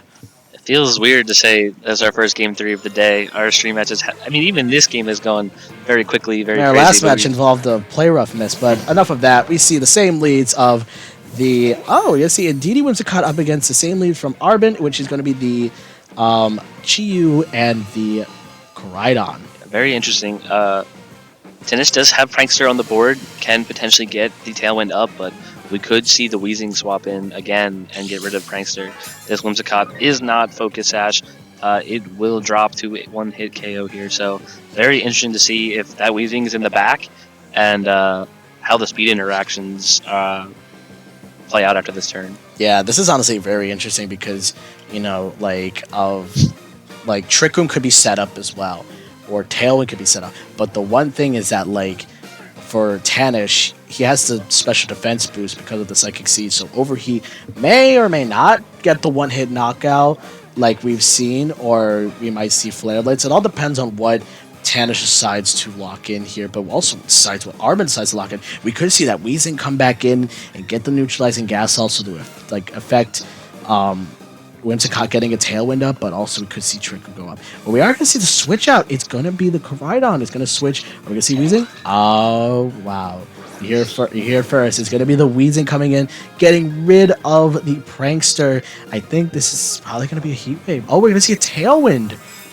Oh, wow. We're going to see Tailwind. Probably a Tailwind go up, or we're going to see Terra Dark onto the Whimsicott. Maybe trying to live a fire move from the Chi-Yu here. The Bees of Ruin are not on the board because of the Weezing swap in, but this is a Chi-Yu in the sun. The Follow Me's on the board. Will we just see a Heat Wave to negate that? We do. Will we see a miss? It's gonna miss the Indeedee. It's gonna double miss. Oh. That's a double miss. Oh my goodness! Tailwind is set up for free. Nobody took any damage. Gee. Wow. We had a lot of misses today. There's a saying I have with friends, and it's friends don't let friends run Chi-Yu. This Pokemon misses so many moves. No. They say don't let your friends run Heat Wave, because Heat Wave is a move that will miss. But also, like, it kind of puts Arbin a little bit behind. However, you like have a way to you have to really stall out the turns of Tailwind now. But in the back, we probably know that there's going to be a Zacian and a Lunala that's going to be faster than both Calyrex and Koraidon. So Arbin has to make some moves here. Helping Hand is going to go onto the Whimsicott here. I wonder what this is going to be. It's Helping Hand Moonblast. It's going to go off into the slot. And a special attack drop too. Heat Wave goes off and it's going to connect. And it's not going to do that much because of the special attack drop. And Toxic Spikes is going to be set up. So, wow. Okay, so no move the last turn, but we have Heat Wave that didn't do that much damage onto the Indeedee and Whimsicott.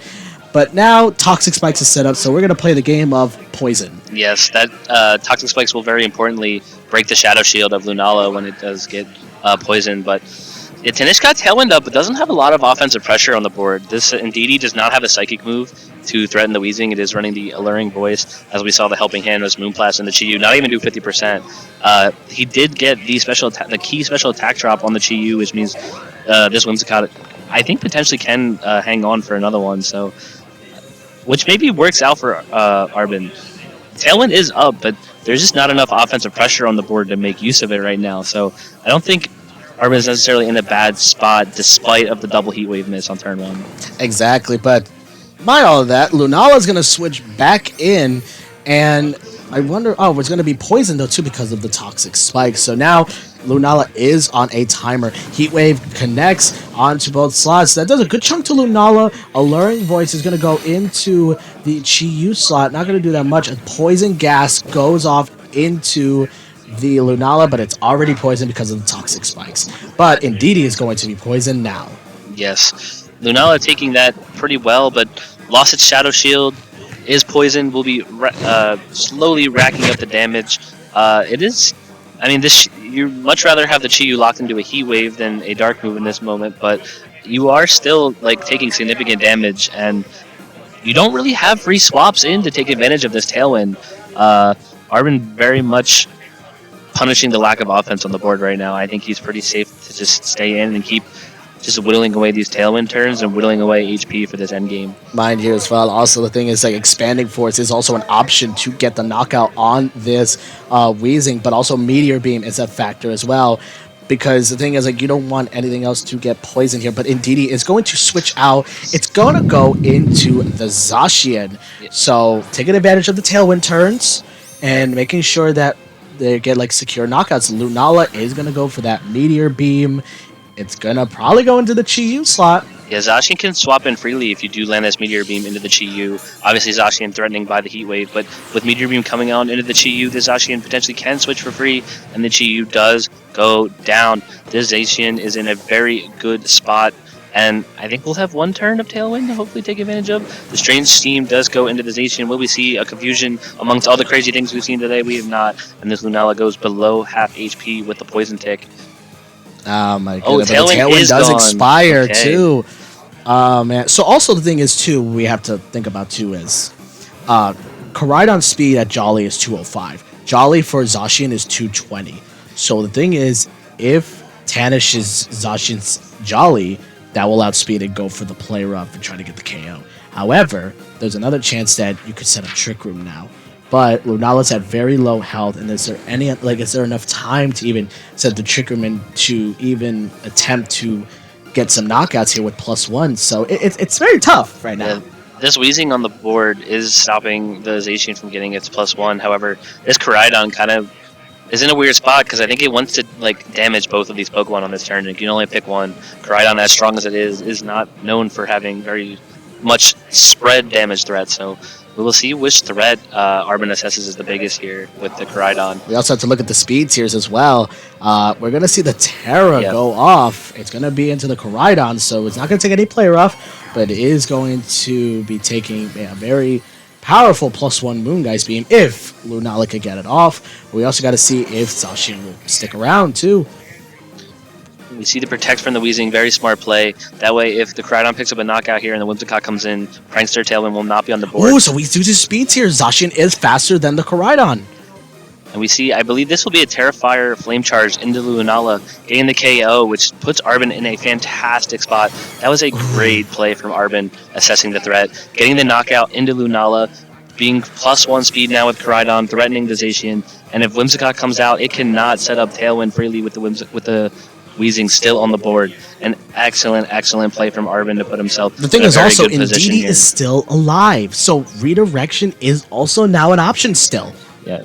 Redirection is an option that will protect the Zacian for one turn from this Koraidon, and then if the Weezing just protected, if the Zacian goes after the Weezing this turn, Tailwind will eventually be able to go up. So a very decent bring in the back for Tinish, and means he's not out of it. He's pretty much not out of it, but the thing is now, like, I wonder what could happen here. We could see Follow Me Behemoth Blade, we could see Substitute, we could see Play Rough. The options are endless here, but we already see the withdrawal here. Okay, so the withdrawal from the Weezing, so all the abilities are going to come back, get the Intrepid Sword now at +1, and the Psychic Surge is going to come back on the field now. I So believe that it means gets its if sun it's back Cali, as well. Is sun still up? It's going to be the Calyrex. We see as one, and we see obviously both abilities proc.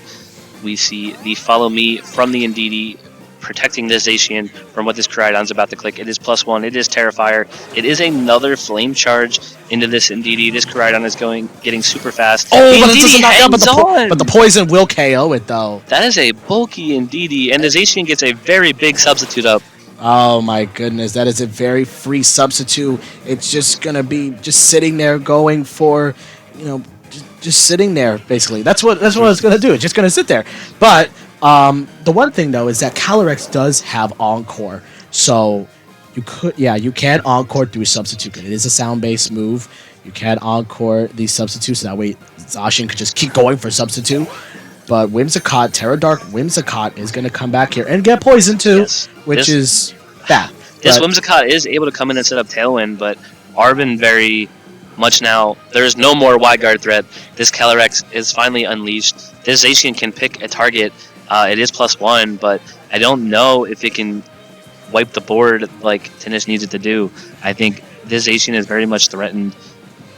Yeah, exactly. Yeah, once it breaks it, this Koraidon is also +2. I think if it hangs on this turn and gets up another Flame Charge, I think it will go to +3 speed, and the Tailwind won't even matter from Tinish's side. So exactly, and also the thing is too, Weezing's not on the field, so Prankster is online, so Prankster could go off and get the Tailwind up. But I think he's trying to call it. Oh, we're gonna see the call right now. He was trying to call the Weezing coming back in, and we are gonna see it's gonna come back in. Going to neutralize all the effects, get rid of the Prankster, and it's also going to get rid of all the abilities on the field. But Helping Hand going on to the Zacian, and we're going to see the Collision Course. It's going to pick up the KO onto the Whimsicott. So a really good turn for Arbin, but also really good turn for Ten, because she knew that, okay, my Whimsicott's going to get knocked out here in this turn. I need some extra support. I might as well Helping Hand and help out my Zacian. And we'll see if the Helping Hand actually adds any value here. If this into the Weezing or the Koraidon, it goes into the Koraidon +1, plus the Helping Hand does 50%. Ooh, that does big damage. No Tailwind, however, was added to the field. This Koraidon is the fastest Koraidon in the land, fastest thing on the board. We see the Flare Blitz to break the substitute of the Zacian. I imagine this will obviously this will 100% break the sub, and we'll see a return KO into this Koraidon. But I think Arbin with the Calyrex Shadow Rider in the back has just too much damage on the board for this Zacian to win it by itself. I don't even know if this kills without the helping hand. It hangs on. Koraidon says, I am not done here. I am not done. Are we going to see a confusion go off? Nope. But the Zashi was so close to getting knockout, but it wasn't enough.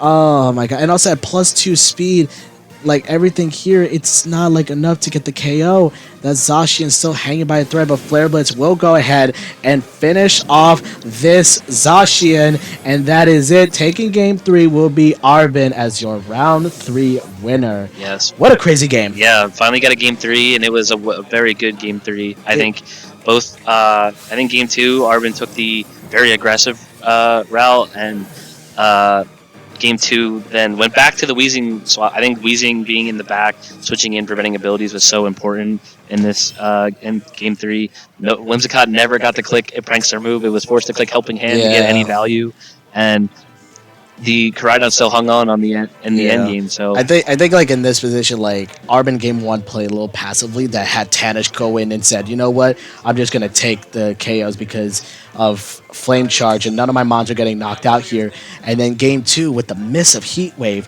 Arbin was still able to clutch out that win because of Calyrex and the Koraidon in the back, plus also keeping keeping the mons he has intact with speedy mons, but also in game 3, just taking the tools of Weezing and preserving it for another time is making it very, very good for himself. Yes. That was actually a good game. Yeah, very rarely do we see a double heat wave miss not absolutely matter, but I think honestly the double heat wave miss was not very influential because the tailwind sweepers on the board were Whimsicott and NDD not putting on any really big offensive pressure. So many misses on stream today. I feel like there's going to be more. Oh yeah, we are very much in store today for many more moments like that on stream. So don't go anywhere. We'll be back maybe with a winner interview and a round 3 recap soon. So definitely. See you soon.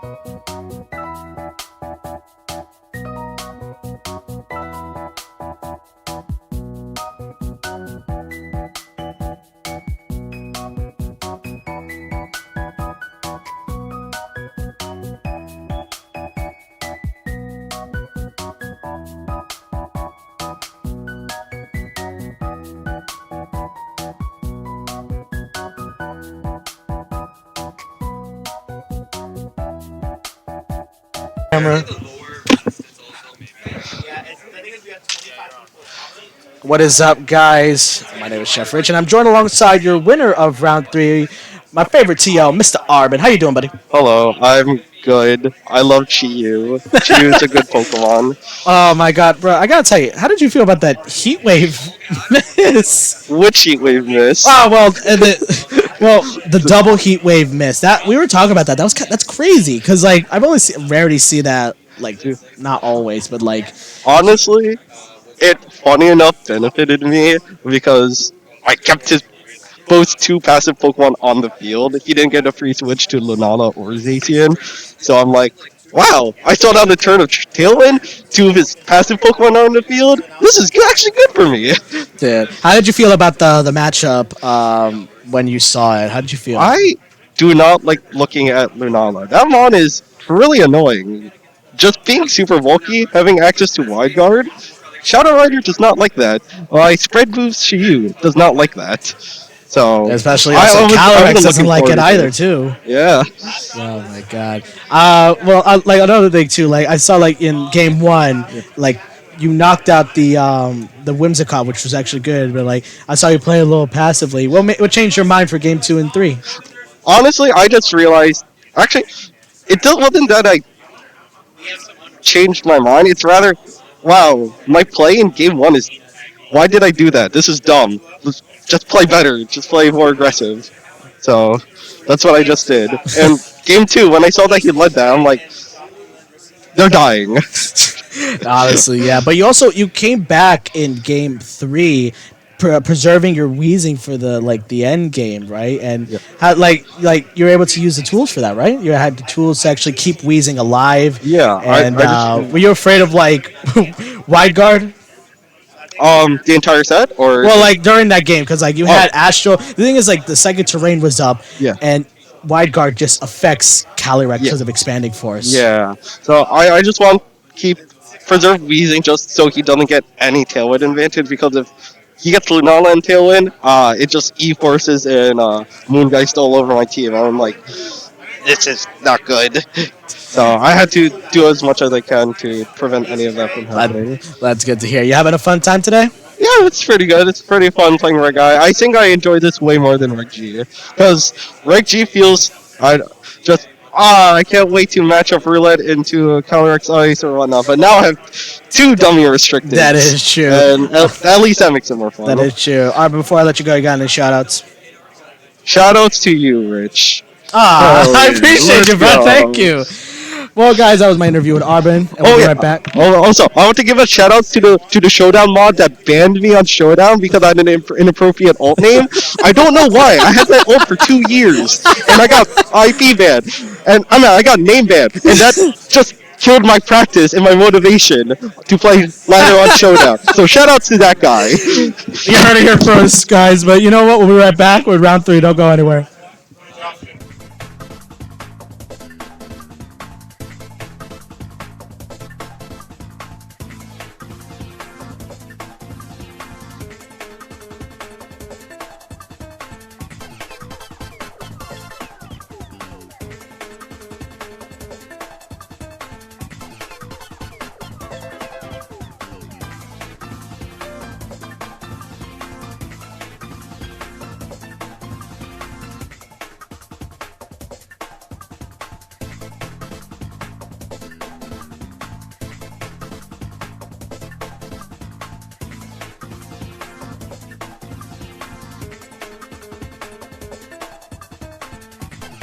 Standings. Matchups will be up in a moment. Good. We're just gonna do a recap. All right, we are with the quick round 3 recap. We have 3 trainers that are now 3-0 with a mix of 2-1s and 1-2s. We have Liam Cotter, Richard Wan, and Mateen Morardi being 3-0. The one that stands out to me there is Mateen back, hasn't played in a while, back with a bang, and just beat Joshua Robinson, who, fun fact, has now after playing Mateen has played 3 Koraidon Ho-Ohs in a row.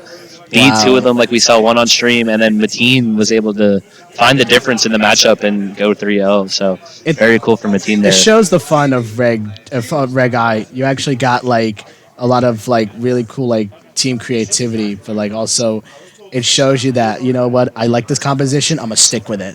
Yes. We see Max Legrand going 2-1, bouncing back after his stream loss. We have Dylan Clark at 2-1.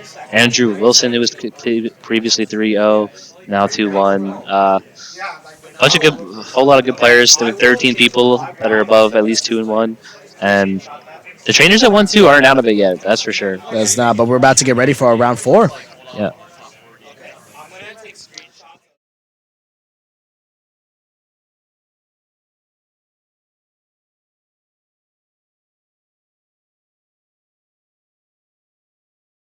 And Joshua Robinson versus Trey Jackson. We also got Lorenzo versus Arbin. That's a Hive classic. We also got Richard Wan versus Liam Cotter. They're both 3-0, trying to defend the title, keep it Yeah, up. we do have the pair down this round. Yeah, we with got Mateen Mateen Murray Helen. versus Helen De Silva. And we got Dimitri Cantos versus Andrew Wilson. A lot of really cool things, too, going on. Yeah, very excited for this round 4, and we will get to it very shortly.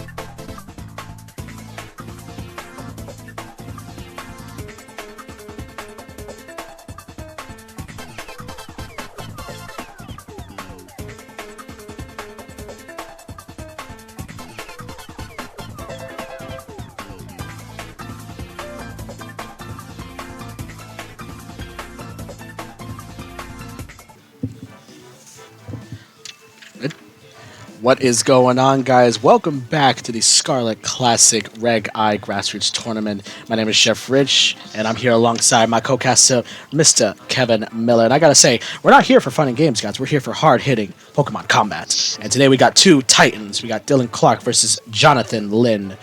Two absolutely goated players of the New Jersey scene.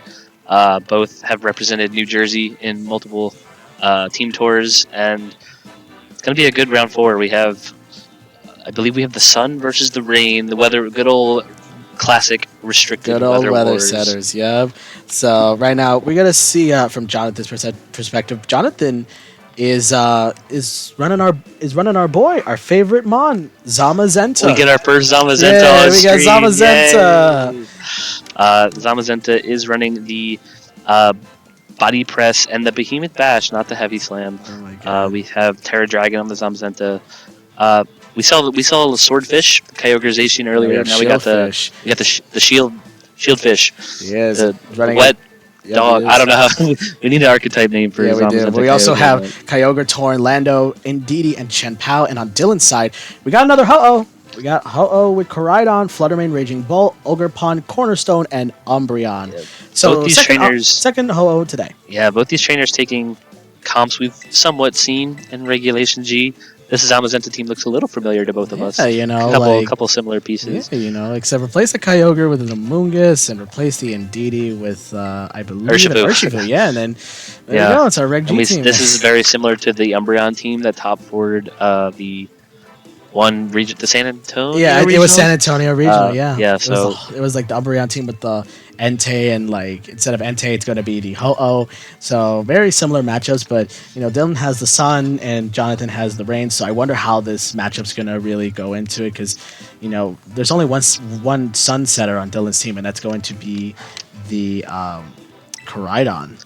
Yeah, this Fluttermane not opting for the Sunny Day option like some Koraidon teams do. Notably for me here, as the Zamazenta player, I do not like We're to see both Ho. Zamazenta I do not like to see Ho-Oh. Ho-Oh is a Pokemon. We definitely don't. Ho-Oh is a Pokemon that Zamazenta does not like to see. Zamazenta does not hit it hard, and that Sacred Fire being a 50% chance to burn and just nuke your damage is not very enticing. But we do see the leads from our trainers here. We have the Ogerpon Cornerstone and the Ho-Oh from Dylan, and the Torn, and I can't see the other one. The Kyogre for It's Kyogre, Jonathan. yeah. And the Kyogre here is it's a Salt Vest too, with the Water Spout, Origin Pulse, and in the back we do see the back mons here from our perspective.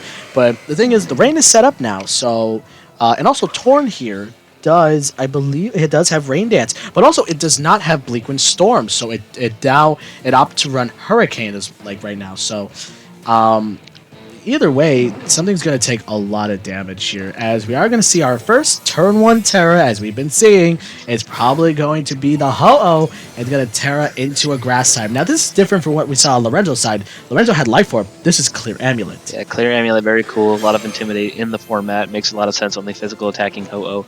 We see the Tailwind come from the Tornadus, making sure that speed is on Jonathan's side. We see the Ice Beam from the going into the Ogerpon, breaking the Sturdy. We see the Ivy Cudgel straight into the Torn. This looks like a dead Tornadus to me. Torn goes down on turn 1 after setting the Tailwind. And let's see, with the Terra Grass Ho-Oh locked in, we see Tailwind's match on the board. So Tailwind's match, and Dylan takes the Pokemon advantage going after turn 1. So double Tailwind is set up now. That there's a Terra right now on the Ho-Oh, and our boy, the shiny Zamazenta, is coming in, getting the Dauntless Shield. But the thing is now that Ho-Oh is a Grass type, those body presses are actually going to hurt a little bit. And I know Ho-Oh does not have the best defenses, as we've seen. Yes, it has immaculate special defense, but what it has in special defense, it lacks on the physical bulk. And now, not resisting body press, it goes for the protect on this turn. Jonathan has, I was going to say the speed advantage, but he does over the Ogerpon. Both teams have Tailwind, but the Zamazenta crucially does going first. Critical hit not mattering into No, the it doesn't Ogerpon. And Jonathan ties up the score here, 3-3. I'm like looking at this like, all right, Ogerpon's out, which is fine, but both Tailwinds are still set up. The Ho-Oh is very, very healthy. I think in the back we might see, we're going to see the Koraidon come in. So now the rain is overridden and the sun is going to come out. And I know Koraidon is actually very fast, and both of these mons combined, Ho-Oh is threatening Zama with a very heavy Sacred Fire here. Yeah, Zamazenta may be forced to Terra here, but it is still very much. It will still very much not like to see the Sacred Fire burn or a double up That's from the both worst targets thing. here. This Kyogre has lost the Weather War, and switching out can be very dangerous. Both of these Pokemon are obviously very hard hitting. There is no such thing as a safe switch in to try and win the Weather War. Exactly. Depending on what's in the back for Jonathan. So see if Dylan can take use of his weather advantage on this turn and swing the game in his favor. And also, I'd like to point out that Koraidon's mostly run Flame Charge. This Koraidon on Dylan's side is running the Breaking Swipe with the Life Orb, so doing a ton of damage with the Breaking Swipe, trying to get -1 attack on all fronts. As we are going to see the Terra onto the Zamazenta here. It's going to be Terra Dragon, but I wonder what the Koraidon and Ho-Oh decide to do. You know, this is going to be interesting. As you're going to see, the Collision Course going to go into the Zamazenta. Now Terra to a Dragon type. It's going to do a good chunk, actually. A good chunk of damage because of the Life Orb, so boosting up the Collision Course. Body Press is going to go off into the Ho-Oh. It does 50%. Sacred Fire is going to go into the Kyogre slot, and it is going to get the burn. Very interesting target with the Sacred Fire there from Dylan's side. We see the Ice Beam come out into the grass. And that, like we talked about earlier, its special defense is so high. The super effective Ice Beam from this Kyogre, not enough to take down this Ho-Oh. Super effective where? We did not... like, literally, Ho-Oh just took a Body Press. That was a big one. But the Ice Beam from a super effective hit, you just know that Ho-Oh is a very special defensive mon. You got to train that thing in its defenses in order for it to stay on the field for a while. But honestly, also looking at that, one Collision Course, I believe, onto the Kyogre should finish it off. But the Zamazenta is still standing. You know, Body Presses could go off, and Collision Course isn't doing much. You know, he could go for Breaking Swipe, as we see he does. Oh my... That does Breaking Swipe. That was a critical hit! I was going to say, that did a lot of damage on the board. Crucially, I mean, Zamazenta not too affected, but it is now super effective and doing spread damage, so makes sense. We see the Body Press in the Koraidon. It hangs on. Sacred Fire into the Zamazenta will probably hang on, but does it get the burn? It does not. No, it doesn't get the burn! The double up into the Koraidon picks up the KO, and I think that's a very big KO from Jonathan this turn. Ho-Oh very notably slower than this Zamazenta, and without the burn, the Zamazenta is in a really good spot to pressure damage into this Ho-Oh. It will all depend on who's in the back for Dylan to swing the ties of this match. It's going to be the Raging Bolt, so right now, Raging Bolt is threatening Thunder Collapse onto both Zamazenta and the Kyogre here, but also Ho-Oh could set up another Tailwind again, too. Yeah, very interesting board position here. We did see Jonathan has the Landorus in the back. This Landorus is a great answer for this Raging Bolt, but does he get it positioned in a good position so it can beat the Raging Bolt? We see the clap into the Zamazenta. It does pick up the Zamazenta, not able to attack this turn. That is a very big aggressive KO from Dylan here. Zamazenta, a defensive play there, could have very much swung the board for Jonathan, but very aggressive, good call from Dylan. The Ice Beam goes into the Raging Bolt, does good damage. The Ho-Oh picks up the Kyogre and is now a 2v1 for Dylan. Yeah, but the last mon is going to be that Landorus. Now, the real question is, you know, like, will the Landorus be able to get the knockout on... It probably will get the knockout on the Raging Bolt, but the thing is... is this where you lock the blind Sandsear and just try and win the game? Is it where you lock it? You know, we've seen ourselves what happens when we lock in blind Sandsear. It either goes good or it goes bad. Either way, it goes somewhere. It does go somewhere. We will see if that play wins Jonathan this game here. It will come down to the wire. Dylan very much in deep thought, thinking about this end game. Speed interactions could be interesting here. We would probably expect the Landorus to be faster than the Ho-Oh. This Ho-Oh probably will not get an attack off if it dodges. The Sandsear's gonna miss! It's gonna miss the Raging Bolt! It's gonna miss the Bolt! So did Raging Bolt go for the Draco Meteor? That is the real question right now. It has a plus special attack from the Photosynthesis, so let's see what happens here. It's gonna be the Draco. It's gonna hit. Is it gonna get the knockout? It is! Oh my goodness. Sandsear missed on the one mon you needed to hit. You hit the Ho-Oh, which is fine, but the Raging Bolts was able to make a comeback for Dylan. and get the knockout to secure game 1, and we're going to a game 2. Yeah, Sanseer Storm is not. It's not the position you want to be in the end game where you need a double knockout. Would have been interesting to see if he played aggressive into the Raging Bull and just earth powered it. If it lived an attack from the Ho-Oh and the Sun, I imagine Sacred Fire would have done a ton of damage. And even if it's close, maybe the burn connects and then picks up with residual. But would have been a very close end game. I think locking into Sanseer that turn.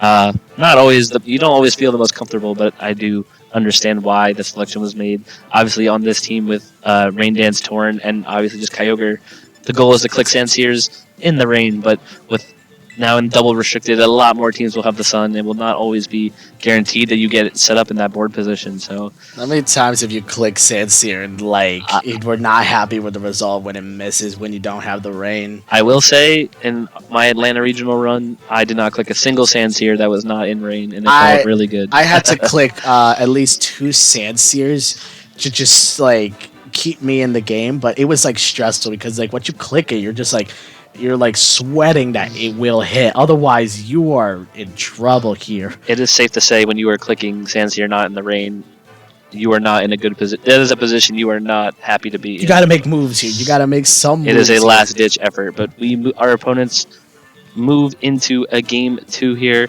We have Dylan versus Jonathan. Notably, Dylan 2-1, Jonathan 1-2. Different records here, both very good trainers. That means let's say if Dylan wins to be 3-1, but if Jonathan wins to be 2-2, both of them will be 2-2. We come down to tiebreak, but we are going to see our favorite duo of Zamazenta Pao versus we're going to see the Ho-Oh and the Ogre Pawn. Yeah, we love Zamazenta Pao. That's the traditional lead for them because body press is just going to do a ton of damage. Critically, this Ogre Pawn is in a double up KO range.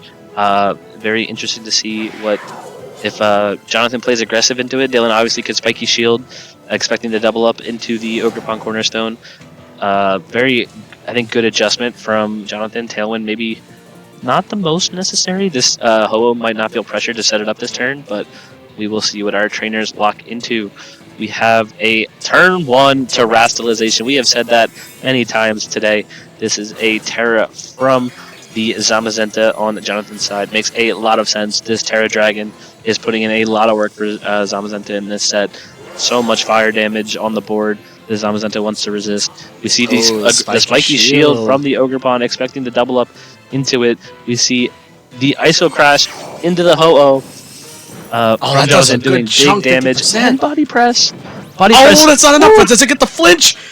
No, it's a Sacred Fire going to go off into the POW, but will it get the burn? It's a critical hit, too. Not mattering. No burn. I think the sash goes. The sash before the burn. No, it does get the burn! Oh, my goodness. I thought the animation for the burn would come first. I thought so, too. See, Pokemon is tricking us with these animations. It's like they wait till the last minute. You know, like the little pause when you click a move and you think, oh, I got it missed, when really it didn't. It's insane though. But the POW doing really good damage, and Ho is now threatened by one more hit. But Landorus is gonna come in now and threaten an Earth Power as well as Body Press from basically from a Zamazenta. So either way, I think Dylan has to make some moves here because otherwise, I think Ogrepod could be KO'd here. Body Press into the Ho, not gonna even follow me, so I think this is gonna be an Ivy Cudgel gonna be going off here. Yeah, crucially, the Ho-Oh goes down. Ivy Cudgel into the Landorus, getting big damage here, doing very good chip damage. We see the Earth Power breaking the Sturdy onto the Ogre Pawn. Not even going down to the Sturdy, actually. Yeah, not a super effective hit. Obviously, Landorus is super strong, but so is Ogre Pawn. Very well-balanced Pokemon with a very well-respected special defense stat.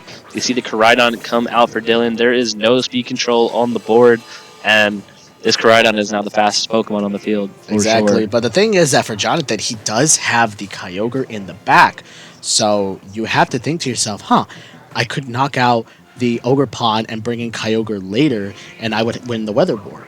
But in an instance that this Landorus could actually get KO'd, or this Koraidon could switch out and preserve itself for later when the Kyogre comes back. Breaking Swipe does go off from that Landorus, and it's going to get the KO on the Landorus, but it's going to get the -1 onto the Zamazenta, which really doesn't matter because of the defense boost, but Life Orb on that Koraidon is very, very crucial. As Body Press is going to go out of the Koraidon. That's not enough for the knockout. Ivy Cudgel from the Ogre Pond does hit. Going to do a good chunk of damage to the Zamazenta, but right now, Zamazenta, I don't know if he'll tank one more hit coming out. I mean, you could protect the Wide Guard from a Breaking Swipe, or you could go for a Body Press knocking out either Ogre Pond or Koraidon. Either way, something is in the back that's going to be very, very detrimental. Yeah, this Koraidon losing its Orichalcum pulse boost, I think Zamazenta is in position to maybe live one more hit.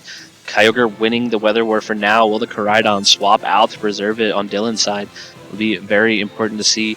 This Ogre Pond Cornerstone is obviously slower than the Zamazenta. Could go down to a hit here, but obviously the Koraidon's still scary too. Like Jonathan could very easily target down this Koraidon slot or try and punish a switch in, and this Ogre Pond could get a hit off. We see the Raging Bolt swap in for the Koraidon, trying to preserve the Weather War. We see the Follow Me from the Ogre Pond Cornerstone, playing it safe, protecting this Bolt from any big damage like a Body Press. The Body Press will take out the Ogre Pond here from the Zamazenta, and this Koraidon is free to get this Kyogre, is free to get off a big hit here. We do see the Ice Beam calling the switch. The Ice Beam does no damage to AV Bolt, and very importantly, does not pick up the freeze. Oh, I was in my shaking right now because I'm like, we've seen Ice Beam just go off and just get like a ton of damage off, but the Sun is back and gonna get that photosynthesis boost up. But the thing is also that this Koraidon, this Raging Bolt is Assault Vest, and this Kyogre is also Assault Vest. So the real question is, how much will Thunderclap do in the Sun? Because the Terra's gone from Jonathan's end, but Terra is not gone from Dylan's end too. So we could see some plays here. We could see a Terra Electric. I think we will see the Terra Electric here. I think Terra Electric, Thunderclap, and Collision Course, or Breaking Swipe potentially, is pretty free for Dylan's side here. I think maybe you do just go for the Collision Course, double up into this Kyogre, and have to deal with the Zamazenta one-on-one. We see the Protect from the Zamazenta from Jonathan, trying to keep it around for another turn. However, this Thunderclap is pretty free into the Assault Vest Kyogre. It is Terra Electric in the Sun. That's not enough! That's a little damage. Breaking Swipe is going to go into now the... Wow, okay, it's going to go into that slot. Not enough for the knockout too, but what are we going to see? Are we going to see the Ice Beam go off? Does it go down to the Life Orb? It is not in Life Orb range, but it does go down to the Ice Beam. On the Koraidon. That means there is just a Raging Bolt left on the field. Wow, that's interesting to know, actually. A Terra Electric photosynthesis boosted Thunderclap to an Assault Vest Kyogre did only 50%. It is very interesting. This Bolt is obviously trained to be bulky. A very interesting play to click the Breaking Swipe. I think double targeting the Kyogre there was honestly pretty safe with single target moves, and trying to beat the Zamazenta one-on-one in the end game. It was a very interesting decision by Dylan. I think put himself in a pretty put himself in a rough position here because of the Zamazenta protecting. I think I know why, because finishing off with Breaking Swipe, he was trying to think like it could actually KO the that slot, and then finishing it off with Raging Bolt Thunderclap. So I think that's what Dylan was trying to do for like an end game of like Breaking Swipe, trying to get some damage off, maybe get the KO on the Zamazenta, but it wasn't to say because that Kyogre was able to live more hits than it could have. But Dylan unfortunately does not take it. Jonathan Lin gets game 2, and guess what, guys? We're going to game 3. Yeah. Wow, interesting. Jonathan opted to not bring the Tornadus, and it working out for him. I do think Dylan could have played that end game a little cleaner, but that's something he will look at and try and accomplish in this game 3. Not much. I don't know if you need to change here. I don't know if Dylan ever brings the Fluttermane or the Umbreon. The Fluttermane does look... If you keep forcing the Terra Dragon onto the Zamazenta, something like the Fluttermane could be pretty important to come in and bring. This Terra Fairy Moonblast will do a ton of damage to a Terra Dragon Zamazenta, and is something Dylan could adjust to going forward if the Terra Dragon Zamazenta is giving him too many issues. It really does, and like also like Ho-Oh getting the burns off. That's what also Dylan like has to try to do for the Zamazenta is to try to get those burns because the burns from that body press will keep it from doing a ton of damage, but also would put Zamazenta on a timer. And like you said too, like if he brings Fluttermane and tries to force the Zamazenta out of Terra out of Terra Dragon, then Fluttermane could just clean up this game. But also think is Raging Bolt a good option here too? Because Raging Bolt was putting in work, but I think in this case maybe like Fluttermane could do more here than Raging Bolt. Yes, it actually is super effective against the Kyogre, but you saw that damage. That did 50%, almost nothing. Imagine if the sun wasn't up. Imagine if like it didn't have Terra Electric. How much damage would Thunderclap really do to an Assault Vest Kyogre? Well, our trainers have locked in for this Game 3. Let's see what adjustments, if any, they choose to make and who will try and take this Game 3. Our leads from our trainers are the Ho-Oh and Ogerpon. Same lead from Dylan. And we have the Zamazenta Chenpao again from Jonathan. Same leads from our trainers, not switching it up here in this Game 3. But that doesn't mean they have to do the exact same thing. We'll see that's true. changes happen on this Turn 1 of Game 3. Will we have another Turn 1 Terra? I feel like we've had a Turn 1 Terra of every single game on stream so far today. But we will see what happens here. A little lag into the abilities where we see the Sword of Ruin and Dauntless Shield proc on Jonathan's side. Very interesting adjustments here. I mean, again, a lot of it comes down to do the Sacred Fires actually land the burn. Obviously, it is a 50% chance to get the burn, and but it's not 100% accurate to land. And we have had a lot of misses on the stream today, so a whole lot of variance on this turn one. Yeah, there has. I think Jonathan's also trying to bank on a Icicle Crash flinch, but also we are going to see turn 1 Terra again. It's going to be Zamazenta terroring the dragon. Now I wonder if what we're talking about, if there's going to be a Fluttermane in the back, because that could be very detrimental to that Zamazenta that just terra'd. But we are going to see the Icicle Crash going to go into the Chenpao, into that. That's going to do about 50% of damage, but Body Press is going to go into the Ogerpon, going to activate the Sturdy, and I wonder what Ho-Oh and Ogerpon decide to do here too. Ivy Cudgel is going to go into the Chenpao, going to go down to its Sash, and what did Ho-Oh decide to do here? Whole lot of split damage on this turn one. And the Tailwind, opting for the Tailwind this turn. Really good play from Dylan, getting the speed control. Very crucially, this Ho-Oh did not flinch to the Icicle Crash. Damage was split on the board, and I think Dylan's in a much better spot here with Tailwind up. Not seeing Jonathan bring the Tornadus last game. Maybe you go for speed control this game and try to put the pressure on early. I think now you're forcing a lot of protects here with the speed control. Jonathan's got to play a little defensively, and you have this Ho-Oh just getting ready to burn some Pokemon with Sacred Fire. Yeah, exactly. Dylan is now is in a higher position because of the Tailwind going up, but also it's also about the weather setters as well and who can get which weather up in the end game. But we are going to see the Raging Bolt come in, so no switching to Koraidon as Chenpao goes for the Protect, and I believe that this Zamazenta did go for, we're going to see Follow Me from the Ogerpon, I think trying to take the damage. Just in case of a Sucker Punch, I think, but very interesting play. We see the Ogerpon go down, it did its job, it got an Ivy Cudgel into the Chenpao, and Dylan very crucially gets his Raging Bolt in for free, and I imagine maybe we'll see the Koraidon come. Oh, no, we see the Ho-Oh. Very crucially. I think he's trying to save the Koraidon for a later time, because if you bring it in, then you got to rely on the switches. You got to position it correctly. I think for Dylan, he's trying to preserve it for later as an endgame sweep. But honestly, for Dylan, he's trying to figure out a way to get rid of, I believe, the Zamazenta, but also there's Chenpao in the field that threatens Sucker Punch onto this Ho-Oh, or also onto this Raging Bolt. But I don't know how much damage Sucker Punch will do to Ho-Oh, actually. Like I said, we have not seen Ho-Oh in a while. Chenpao going for the double Protect, not getting it. We see a Brave Bird from the Ho-Oh, picking up the 1 HP necessary. Now, is this Raging Bolt clicking Draco Meteor into this Terra Dragon Zamazenta? We'll see here. It does connect. Draco Meteor into the Zamazenta. That is a one-hit knockout. Ring that bell. Wow. Like they say, it connects. It connects. It connects. I can't believe it is a super effective Draco Meteor, but this is an AV Raging Bolt, not in the sun. I thought Zamazenta maybe had a chance to live that there, but crucially going down to 1 Draco Meteor for Dylan, and that is very important.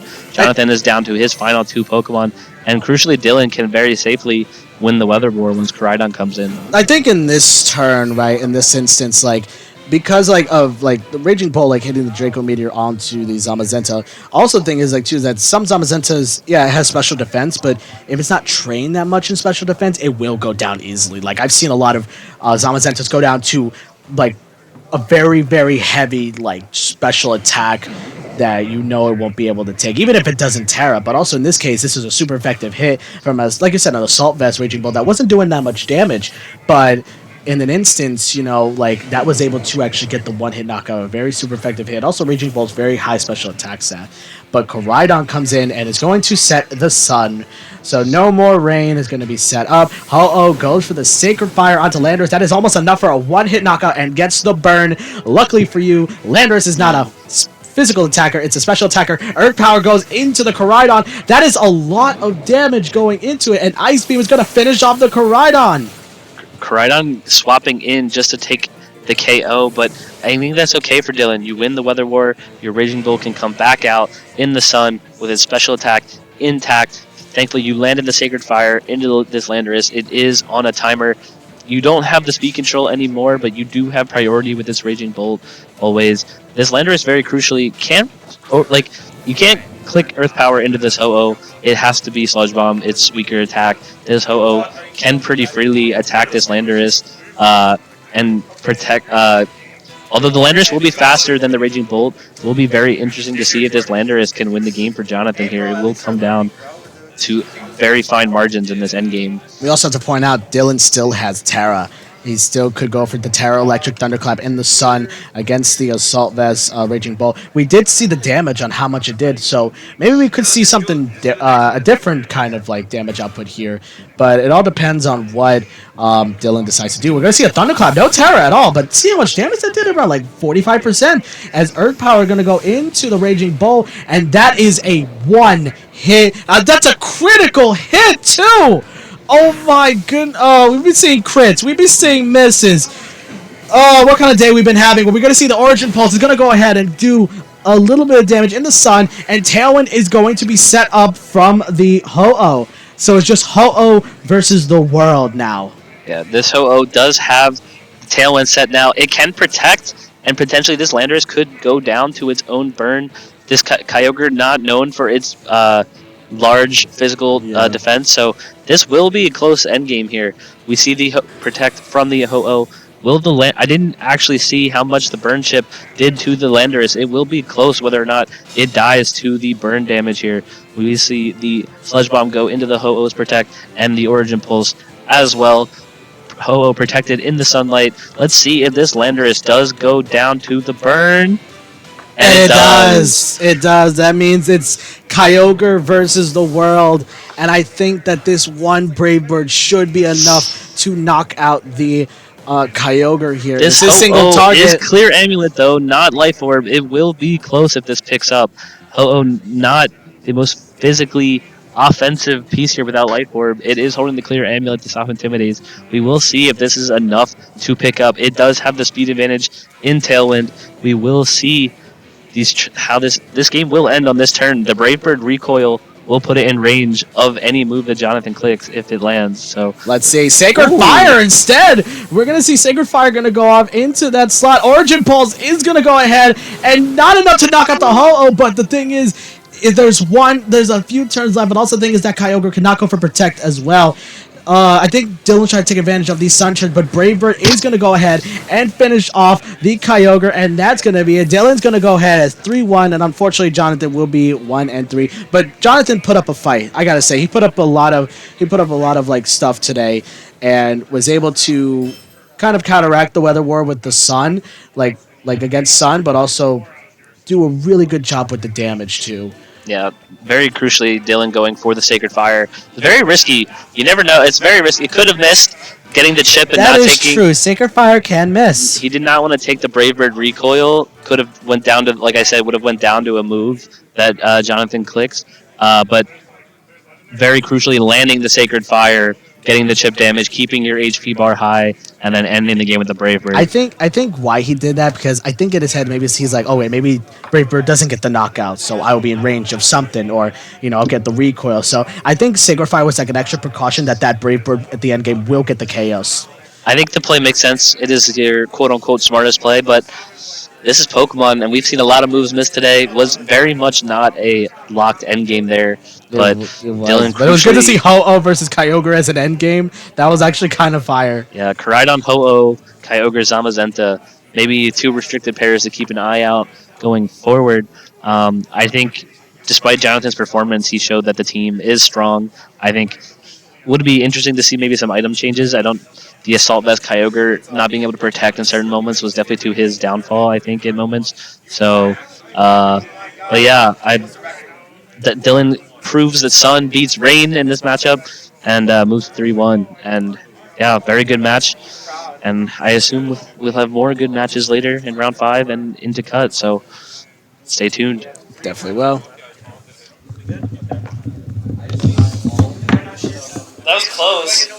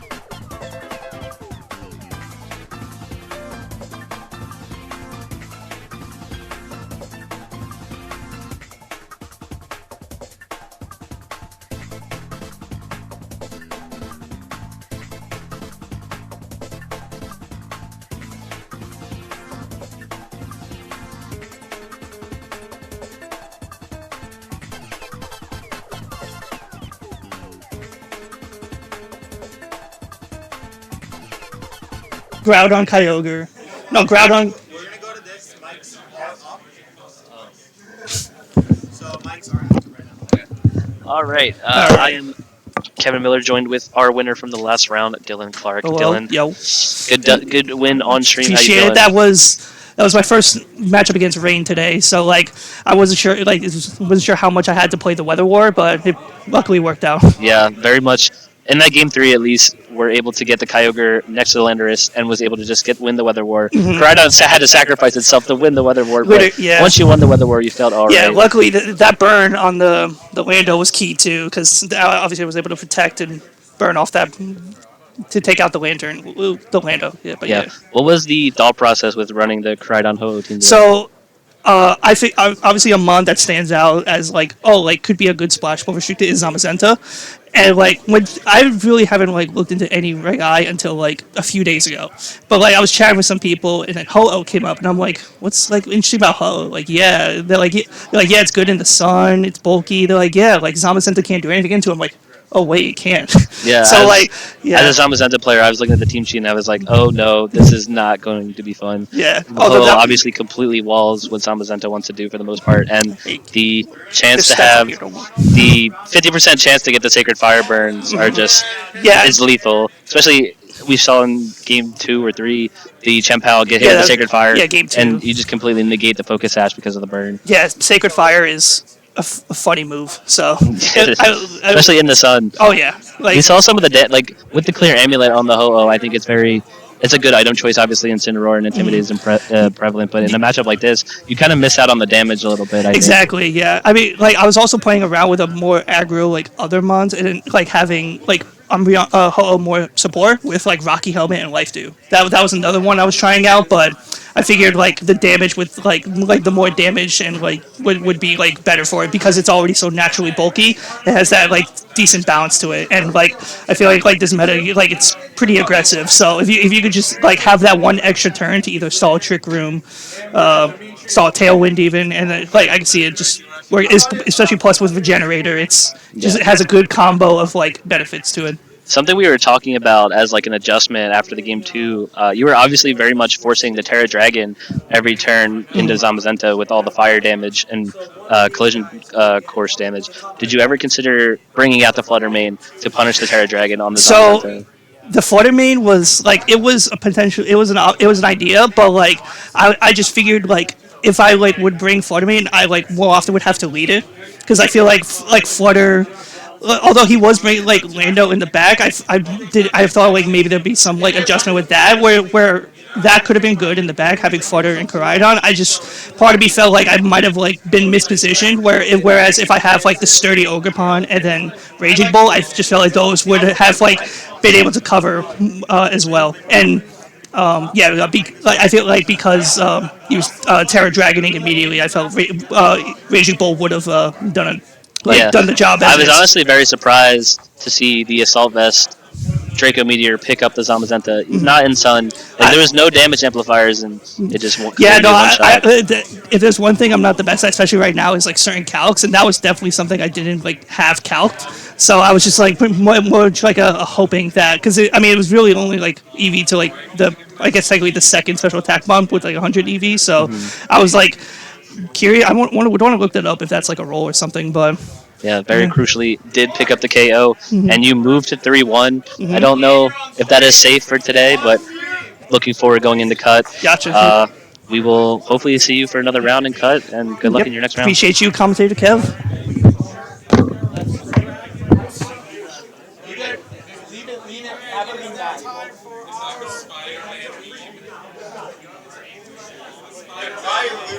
If I lose, I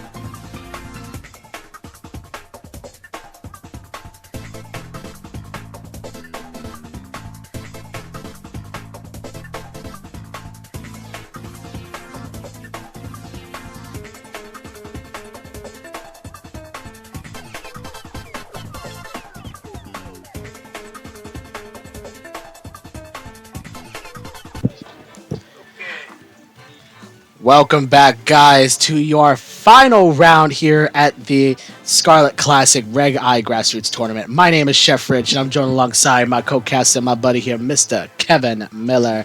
And we have round 5, and we have a fun one today. We got people who are 2-2, maybe have a chance to get in the top cut, but also a mirror. Yeah, the rumors are that we have a exact mirror.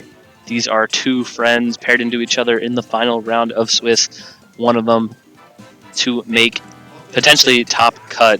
So this will be interesting. We will have a lot of speed ties, a lot of interaction, something you and I know all too well. Yeah, remember that? Guys, if you guys don't know, me and Kev versed in Atlanta, and we had a very, very, very interesting mirror match about speed ties. I ended up winning because of a crit. But that's another story for another day. We're here to talk about these two's mirror matches. And we're ready to honestly get them started. Yeah. We can speak from experience here. We know what it's like to play an exact mirror. Yeah, we do. Crits can happen, speed ties can happen, anything can happen. But let's go over the teams right now. Both of them are running Zacian, Kyogre, Torn, Landorus, Amoonguss, and Urshifu Rapid Strike. Yeah, very... I think this is a team that we will see very much going forward into Milwaukee. Again, Zacian and Kyogre are such a prolific combination in what was Dynamax in Gen 8. It is now being adapted into Gen 9. Little different. Zacian caught a couple nerfs, new partners, but will be very interesting to see these teams interact going forward, and interesting to see them in the mirror match, of course. Honestly, yeah, and especially like looking at the teams, like there are no difference. Like, but I don't think we're gonna see it's just the speed ties. Like Zacian here is Terra Dragon, absolutely to protect itself from the Fire, Water, Grass cores. Landorus is Terra Water, Tornadus is Terra Dark, but Tornadus has Hurricane instead of Bleakwind Storm. Now, we kind of actually see that being a little common now because Bleakwind Storm, you need rain to set it up. And honestly, after so many misses we've been seeing all day on stream, do we really want to miss anything? No, we run Hurricane with the rain. I think it's a really cool adaptation because with more restricteds being put into the field, Wide Guard becomes even more prevalent. And obviously, when you're just running Bleakwind Storm on Tornadus, you cannot attack if Wide Guard is on the field. You get completely pinned. So having Hurricane on the board as single target, really strong flying damage makes a lot of sense, honestly. But we see our two friends ready to go. Chance at cut is on the line, and we see Landorus Tornadus versus Tornadus Urshifu. You know, we Landorus Torn. Not exact leads from our trainers. They have different nicknames. It is not an exact mirror. There's a slight differences, but I remember that lead. But it's a good thing too because like Lando is like threading like a ton of damage onto the Urshifu. But the thing is, this Urshifu is Choice Scarf, so it could be able to actually outspeed in Tailwind and actually go for the damage onto the Landorus or the Tornadus. However, this Landorus is Terra Water, so able to protect itself against Surging Strikes. So I don't know what's going to be going on here, but also it's the speed ties as well. Like we're laughing because we're like, oh, it's the speed ties of Torn. Whether or not Torn could get off an attack off or a Tailwind. We do see a Terra on turn 1. These trainers, the mind games in the mirror match are so strong. The Terra Water on the Landorus, fearing the Surging Strikes from the Urshifu makes a lot of sense. We see a taunt go first into the Torn, wins the speed tie, and this Dimitri's Tornadus. They both went for the taunt. They both went for the taunt. Only one Torn gets to pull through and get the taunt off as they speed tie. We do see the Surging Strikes into the Landorus as Terra Water was a smart defensive play, and we will see the Landorus, I imagine, lock into Earth Power into this. Oh, we see. Oh, a raw Hurricane! What? Does Landorus? We saw a taunt, right? No, he went for the taunt into the Torn, preventing it from moving at all. And so, but the thing is that in Dimitri's eyes, he did not go for the Tailwind. Instead, he decided to go for a Hurricane. I think I saw that play. Like, when you taunt a bond, it will say, oh, it fell for the taunt. It didn't actually move along as well. But in this instance, Raw Hurricane with no rain was able to get like the knockout onto the Urshifu. But in an instance like this is, very interesting because there's one Mon down and Dimitri still has all 4 of his mons. So a really good play, but a really risky one too, because if that Hurricane missed with no rain, that could be troubling. I guess I very much read the board wrong. I apologize. But we now have the threat of Tailwind and Water Spout on the side of Mark. I don't even know if a Terra Water will save this Landorus here. I have no idea. Water Spout in the that's rain. why I don't wear glasses. I should start wearing them. But like, the thing is, like right now the rain is up, so Hurricane and Sandsteer is going to hit very hard. But the thing is, Tornadus is taunted, so there's going to be no Tailwind support right now, as Tailwind is going to go off from like Mark's side. And we are going to see the Water Spout. That is going to do a ton of damage.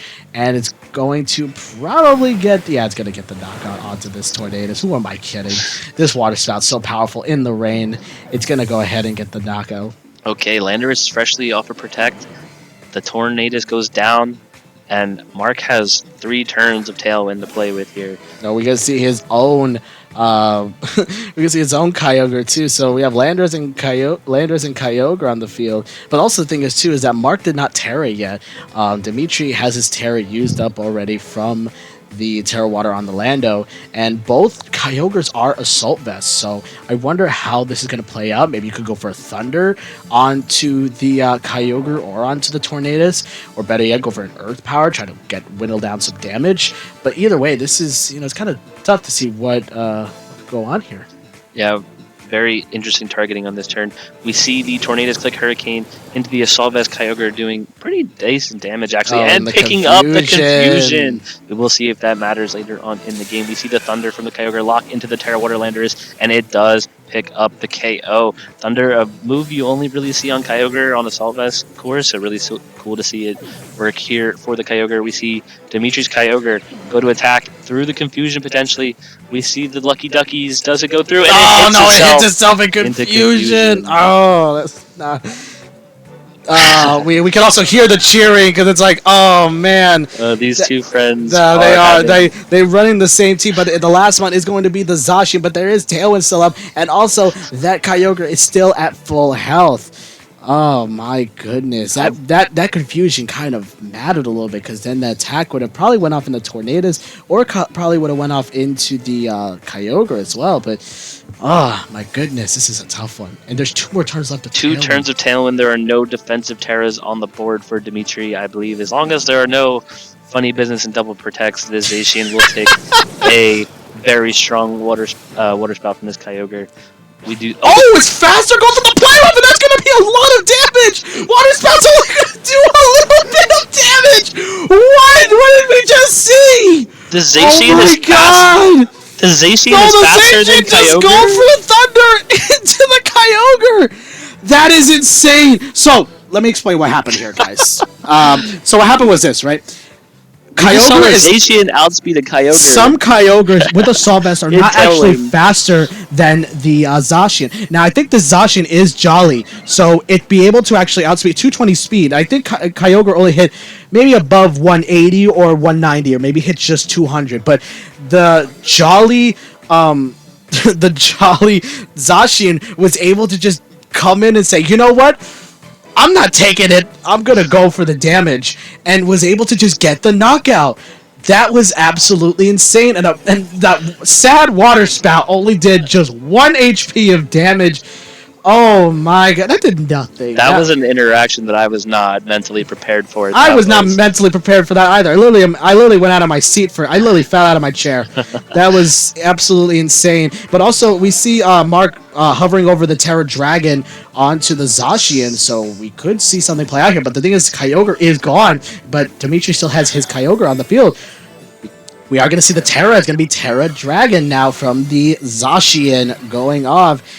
Now we have to play our favorite game. Will Player Up Connect. That's our favorite game. We see the Terra Dragon, Zacian, lock for Player Up into the Kyogre, getting the KO. This is the last turn of Tailwind. This Tornadus will outspeed this Zacian and get some chip damage with the Hurricane. Hurricane connects in the rain, doing good chip damage. Do we see another Confusion? Oh, we're going to see another Confusion. There's going to be another Confusion. But will Zacian be able to move? Does it call the Terra Dragon on the Zacian and click Player Up? But Behemoth Blade! The Behemoth Blade in the opposing Zacian does. Oh my god, that does a ton of damage! And the Tailwind Tailwind is over! Crucially, however, Tornado's still alive, can reset the Tailwind. This Zacian has to click maybe a Behemoth Blade or Sacred Sword into this opposing Zacian. This will come down.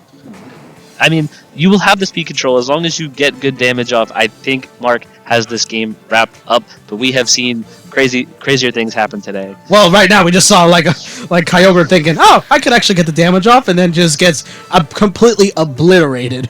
But let's see what we're going to see. Zacian just goes for the Behemoth Blade. Is this enough for the knockout? It is enough. That little lag said, oh, we are. It's enough for the knockout. And we're going on to a game 2.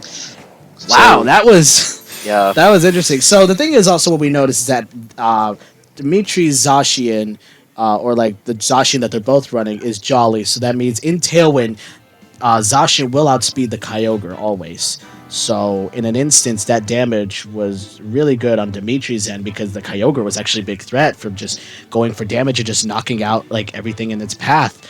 But the thing is with Mark was able to just preserve the Tornadoes for a little bit longer and just keep the Tailwind up. Even if it expires, it just sets up another one. It's gotta, for mirror matches, it's like, how do you adjust now in mirrors? Well, very crucially, Mark led the Urshifu Rapid Strike and Dimitri led the Landorus, which meant Dimitri had to burn his Terra on the Landorus on turn 1. He had no switch-ins to the Surging Strikes and was at a disadvantage from early having to use your Terra. Crucially, did call his way back with the Zacian outspeeding the Kyogre, but I think if I'm Dimitri, I might try and just play an exact mirror and maybe match the Urshifu lead and just try and play some mind games. But that's where an adjustment to, if you expect the Urshifu this time, you bring the Amoonguss this game and catch the Surging Strikes on the switch in with the Rocky Helmet. So so many mind games in this it's literally match. the mind, because they're like in a mirror, like the mind game of whether or not you have to, if you're in sync enough to lead the same exact thing, or better yet, if you're like do something a little differently to catch your opponent off guard. And in this case, Dimitri has to do something to really catch Mark off guard because yeah, it's the same team, but when it comes to the same team, that doesn't mean your strategy has to be the same. Your strategy could be completely different from what your opponent is doing, whether or not you're running the same exact mon, same exact spreads, or same exact everything. But everything here was just revolving around, I think, Torn. If Torn set up Tailwind or taunted, it comes down to whether or not you actually get that set up. Yeah, very crucially, Mark did win. Well, Mark went for the taunt on turn 1, and Dimitri called it and didn't, like, he clicked Hurricane, landed into the Urshifu. However, being taunted on turn 1, not ever being able to get up Tailwind was very, very important for Mark's success. So we'll see if Dimitri adjusts and doesn't let that happen again. Maybe they both click taunt on turn 1 and we see who wins the speed tie. But our trainers are ready for game 2. We will see the leads momentarily. Very interesting to see if they change anything, if they lead the exact same thing, if they bring what's the adjustment to counter the opposing player's team. We will see here. We see the Amoonguss Kyogre lead. And we're gonna see Urshifu and the Tornadoes. Very smart lead, I think, from Dimitri. You put on a lot of pressure here. This Urshifu is not free to just click Surging Strikes with Amoonguss on the board, holding the Rocky Helmet, having the redirection, and maybe not needing Tailwind here for Kyogre Dimitri. I think Kyogre's in a pretty good position to just click a very strong Water Spout with redirection from Amoonguss.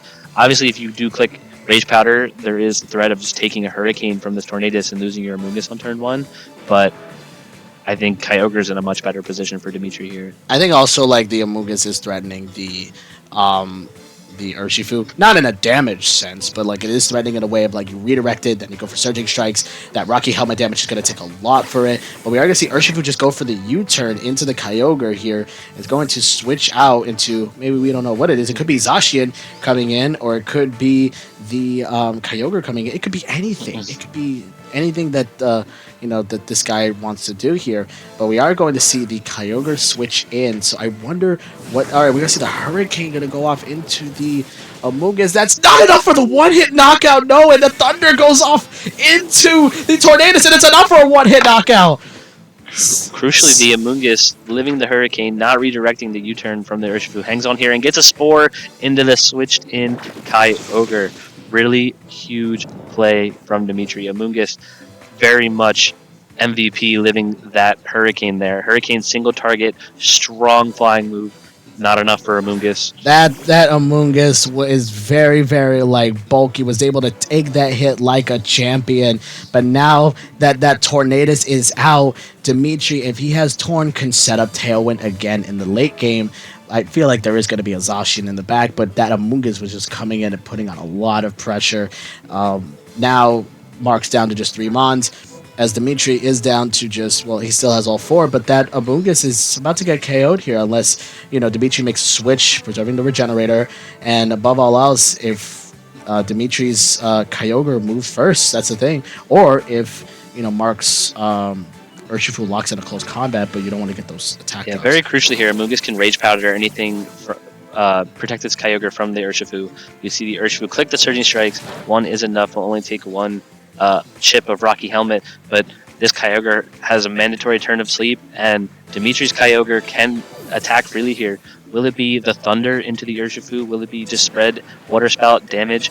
We see the move. The Thunder going to go into the Urshifu. That's a correct play too, because it's like there's 2 water types and there's one that doesn't take Thunder very well, and that is the Urshifu with like a not very good special defense. And also the thing is that Kyogre is going to take a mandatory turn of sleep.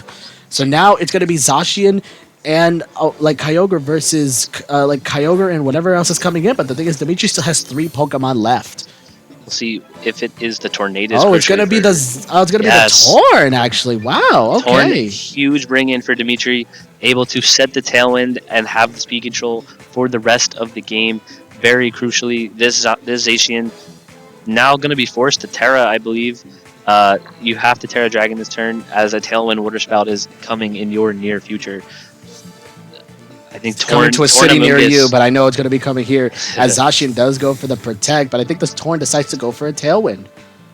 Yeah, very Tailwind being clicked. Mark going for the Protect. This Kyogre free to attack this turn, goes for the Water Spout. Big damage here. Obviously, this is an Assault Vest. Kyogre on the other side will eat it fairly well. Yeah, it takes good chunk, a little bit. Good little. Does the Kyogre wake up early? It does wake up, and it's gonna go for the Thunder into the Kyogre slot. That's gonna do a little chip of damage, and the Paralyzed too. Oh my God, Dimitri's not gonna get anything in this game right now. Oh, this is so. The RNG between friends coming through. Mark's Kyogre landing a key paralysis with the Thunder. I believe it has a 30% chance to paralyze when you click Thunder. So we don't wish that upon people, but let's make sure. But the thing is also like that. Dimitri could also threaten back with another. Could also go with the Hurricane Confusion hit as well. As Hurricane does go for the Zacian slot, going to do a little chip of damage. Are we going to see the Confusion? No, it's going to be Player Off going to go into that slot. That's going to go ahead and get the knockout onto the Kyogre. Wow, okay, this is very interesting as Kyogre does go for the Thunder, and it's going to go ahead and get the knockout onto the Tornadus. Wow, that paralysis. That paralysis was the main thing that cost in that game. But I know the last one is going to be that Zacian coming in now. And the thing is, Tailwind is still up. Tailwind is still up, and it's nothing bad at all in this Tailwind game. Is still up, but there are 2 strong restricted Pokemon on the field for Mark. And that paralysis making sure Mark's Zacian outsped the Kyogre and Tailwind was so important. It goes down to the play rough, and now it is a 2v1 in Mark's favor. Dimitri had adjusted so well, and all for it just to be wiped away by a paralysis. That's the worst. A crazy part. Turn of events. I think Mark has to be careful not to throw this endgame, but I think he's in a very good position. We see the Terra coming out. I assume this is a Terra Dragon. Zamazenta going to resist the water moves from Kyogre on the field. Crucially weaker to Play Rough from the other side, if that is something you click here to pin the slot. But we see the Behemoth Blade come out into the Zacian. It took Hurricane Chip and does go down. Knockout. Now it's a 1v1. It's going to be the Zacian versus the Kyogre here. This Kyogre, what did it click? It clicked Thunder, and it's going to go ahead and go into that slot. Not enough damage onto that slot, but no paralyzation. The key, no paralyzation. This Kyogre does have Terra. It does have Ice Beam to threaten the Zacian, but this Zacian is a Player Rough's going to hit, and it's going to be enough for the knockout. We're going to a game 3, guys. We're going to a game 3. Dimitri said, "You paralyzed me. I'm going to try again." That was a critical hit too on that Play Rough. Oh my goodness, we're going to a game 3 and a mirror match. Very good job by Dimitri to not let the para hacks get to him. Yeah, it happens. It's unfortunate. The paras, the crits, I think the game would have been a much cleaner game for Dimitri without the para, but keeping your head in, finding the win con. Terra Dragon very crucially helped him there. Very much helped with the thunder damage and crucially dodged another paralysis. So we got a game 3 mirror match, game 3, all on the line for cut here. That was a good lead by Dimitri because like Amoonguss, well, we did not know the calc of either whether or not Amoonguss will take a hurricane damage or not. But the thing is that like Dimitri did actually a good job keeping the Pokemon he had in a safe spot, then going for the damage as much as he could, keeping the sleep turns onto the Kyogre, and in the end game, still having Tailwind up to just get the knockout. It was actually very smart to go after the Zacian because you don't want to like do a Zacian versus Zacian speed tie because that's not what you want to do. You want to attack the Zacian while Tailwind is still up, and it doesn't matter basically if Kyogre here could actually get the knockout here with either Water Spout, Ice Beam, or Thunder. You basically have to have in a position where you can get the KO even if you have Tailwind up. But I wonder how both of these guys are going to adapt because this is game 3 right now. Mirror match, and this is 2-2. So I don't know who will make it into the top cut, but I believe in these trainers. They're both really good. They made a really great team. They're piloting it very, very well. And, hopefully we get to see a lot more right now. But yeah, interesting to see what adjustments they go for. It is very much lead roulette on this game 3 right here. Dimitri very clearly out-leading what Mark went in Game 1. Let's see if there are adjustments as we bring you Game 3 in the final round of Swiss. We have the Kyogre Tornadus lead from Dimitri and the Kyogre Urshifu lead from Mark. So very crucially, Dimitri with the speed threatening with Tailwind on turn 1 of this Game 3. We see both Kyogres on the field setting the brain. This Urshifu with the Choice Scarf threatening big damage into both targets. However, if Dimitri opts for the Tailwind Thunder, we did see that is a one-hit KO into the opposing Urshifu. This Urshifu is Water Terra. It cannot resist the Thunder if that is clicked, but not targeting the Kyogre leaving it full HP could be threatening. So that is a lot of mind games on this turn 1. That is true, but I think also on Mark's side, he might have torn in the bag for a later game to set up Tailwind, but also with Dimitri, he probably wants to set up Tailwind very, very fast. But also the thing goes with the speed interaction too. I do not know how their Kyogre is trained, even in Tailwind, if it's able to outspeed the Urshifu, but we are going to see something here. We're going to see a Terra, turn 1 Terra again. This is the theme of today. It's going to be Kyogre into Terra Grass. We don't know which side this is on right away. Obviously, both of their Kyogres are on the field. Let's see which trainer opted for the Terra. It's going to be on Dimitri's side. Surging Strike, so no Tailwind at all. Wow, no. Okay, Dimitri just wanted to go for the Hurricane. Obviously making a read there. Unfortunate play. Mark playing aggressive with the Surging Strikes into the Tornadus, stopping Tailwind from being on the field. We'll see if this Kyogre goes for the Thunder into the... And that does a ton of damage. And another Thunder going into the Kyogre, doing a little chip of damage, but no Paras on the board. So Terra Grass very much protecting we saw how much it did to the opposing Kyogre, doing half. This being very much more in Dimitri's favor of damage. But losing your Tornadus on turn 1 without Tailwind, that might come back to bite Dimitri. Not ideal when you were playing a mirror match. You want the speed in your favor. Exactly. We see the Amoonguss come out though, and Mark's got to capitalize on this with no Tailwind. Oh, I'm sweating right now because this is insane. We did Torn went down to the Surging Strikes. I see what Dimitri was going for with that play, but also we're gonna see now Surging Strikes going to go off. There's no Rage Powder. No Rage Powder. I think he's trying to go for Spore. The Spore is going to go up, but also I wonder how much damage will this this Mon take. We'll see which Kyogre goes first. This is a speed tie, ladies and gentlemen. Speed tie. And we're going to see his Thunder going to go into the Urshifu, and that is going to get a crit, but that doesn't matter, actually. The crit doesn't matter. The Thunder is going to get the KO because of the rain, and it's going to go ahead and get the knockout as Ice Beam goes off into the Amoonguss slot, and that's going to go ahead and not get the freeze, but Spore is going to go off. Yeah, Mark not opting to terrestrialize his Kyogre there, not respecting the Amoonguss, and the Amoonguss just clicks Spore. I mean, it is, you are playing that mind game where, hey, do I click Spore here? This Kyogre could very easily Terra Grass to avoid it. So playing the mind games in this mirror is just so important, and Dimitri very much playing aggressive with the Amoonguss and getting the Spore off. Yeah, especially when it comes to like this mirror, you don't want to get into your opponent's head, but you want to be like, you know what, I have to really think simple plays, or do I have to really go outside, like think outside the box for a minute to try to get myself in a position where, oh, you're kind of stuck. This Tornadus hits the board, threatening both Pokemon with a KO with Hurricane, and crucially can put the Tailwind up for this team. However, this Kyogre being asleep is very at Mark's detriment. Dimitri can get some advancement on the board here with a target from either Pokemon. You could get an Ice Beam in the Tornadus. You could Spore the Tornadus, depending on what this Tornadus goes for. We see the Terra Dark from Mark's side. Very interesting play here, opting for the Terra Dark. We'll see what it locks into, if it goes for damage or the Tailwind. We see a Rage Powder from the Amoonguss, protecting the Kyogre, protecting your restricted Pokemon, doing what Amoonguss does best. We see the Hurricane go into the Amoonguss and taking the knockout. This Kyogre is free to attack. Will it be the Thunder into this Tornadus? And crucially, Terra Darking to live the Thunder. It is the Thunder. We see it clicked into the Tornadus, excuse me, and it doing about 60% damage.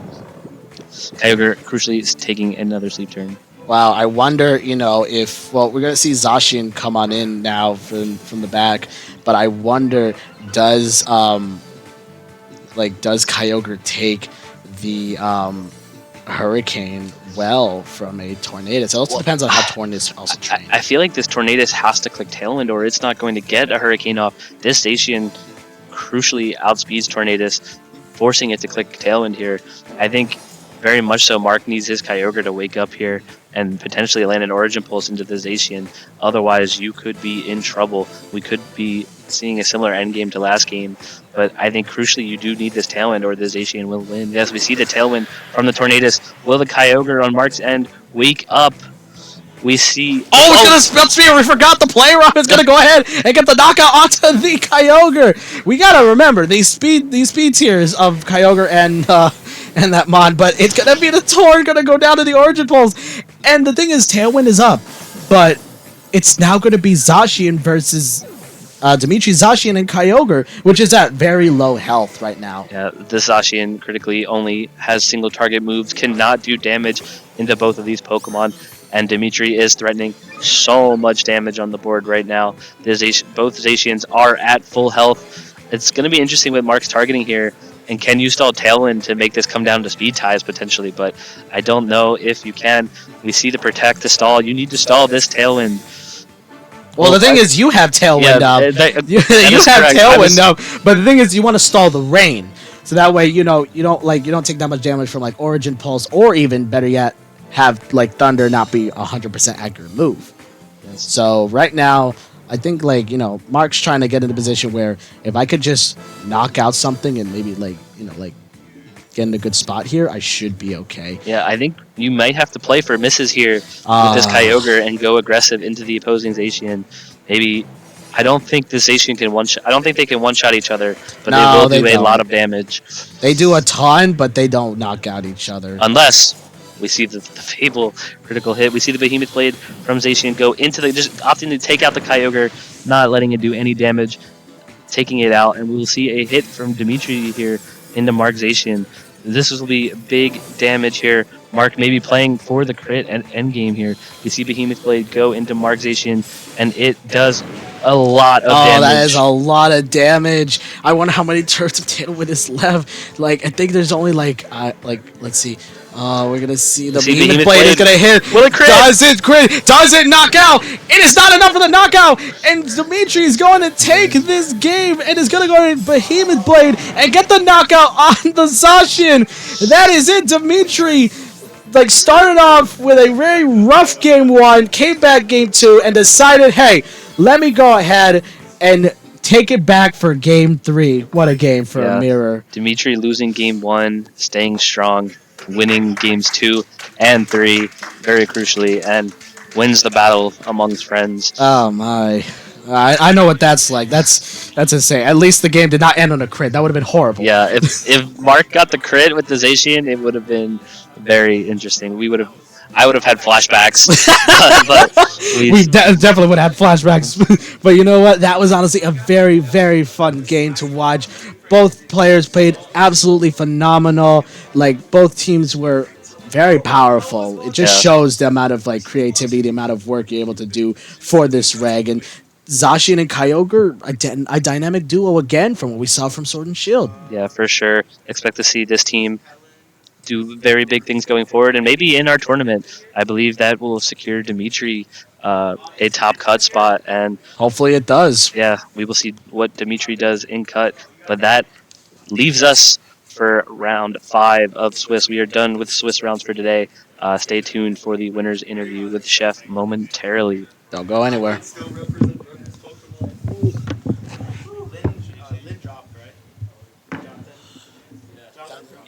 If I had lost that, that would have been embarrassing. That was a great shot. Are we ready? Give it like a break for a second. Catch your breath, Chef. Whew. See, here's the thing. Me and Kev had a mirror in Atlanta regionals. We bought the same thing, the same spreads, and they paired us around 6. I won because of a crit on game 3. Crit the Zama. Oh, yeah. And then we were like, we had flash right here. Just move up a little bit. I couldn't believe Zacian outside Kyogre. Oh yeah, no, I love that. I was like, what? That's Heard you say. All right, we can do the winner's interview. Give us a thumbs up when you're ready. Alrighty, guys, welcome back to the Scarlet Classic Reg Eye Tournament. I'm here joined alongside your round 5 winner, the winner of the mirror match, Mr. Dimitri. How you doing, my guy? I'm doing great. Honestly, if I lost that, that would have been just a downplay on myself. See, you reminded me of what happened to me in Atlanta when I had to play my friend in a mirror match like that. But except it didn't end in a crit. That was actually kind of good because otherwise it would have been flashbacks all over again. But honestly, how'd you feel going into that match, knowing that this is your friend and this is a mirror of your exact same team? How did you strategize? Honestly, I knew I had somewhat the advantage because I came to the tournament with this team. He kind of just copied off me last minute. So I was more familiar. But honestly, I was scared, to be honest, because I think the pressure of just like, oh God, if I lose against my own team on You stream. won't hear the end of it. Yeah. No, but so in game 1, you know, you got a little unlucky with the para. Yeah. And like, how did you feel like when like game 1 you're like, oh, like, did you try to adjust? How did it make you feel going into game 2? Honestly, I felt like round 1 I performed pretty well despite the RNG, and I thought if I just did similar strategy, I could win. I thought at first Landorus was going to be a good matchup. Turns out that wasn't the case, so I just swapped that out for Amoonguss. Turned out to be a lot better. You brought the Amoonguss. That was actually a good turn for you, but also the thing is that the Amoonguss lived the Hurricane. Yeah. That was on a 110 base power move in the rain that hits 100% accuracy, and you lived that. You were able to do the Spore. It kind of like, you know, matched up well for you. What's going through your mind when you won game 2? What was going through your mind when you went into game 3? Same thing. Just because Amoonguss I knew was going to win me if I just positioned it correctly. I knew it was going to live a Hurricane. I calced specifically for that matchup on it. That's very good. Yeah. I honestly don't know what to say. I kind of just similar game plan. That was actually really good. Like I always say, like in mirror matches, it's the speed tiers. It's also about like crits and RNG and all that. But in this case, you know, some RNG wasn't like in this match, but you're able to at least like outplay your opponent, try to get the sleep turns as much as you can, and end up in a position where Zacian versus Zacian, but your Zacian was able to take the Behemoth Blade and his was. So in a way, you still had Kyogre in the field and then Zacian ready to go. I knew it was going to come out to that, so I knew I had to like keep Tornadus in the back foot, and I just had to push as much damage as I could on Kyogre and Zacian, and yeah, that worked out for me. We just have a new observation that his Kyogre speed was 15 IVs. It's not even 31 IV speed. Oh, really?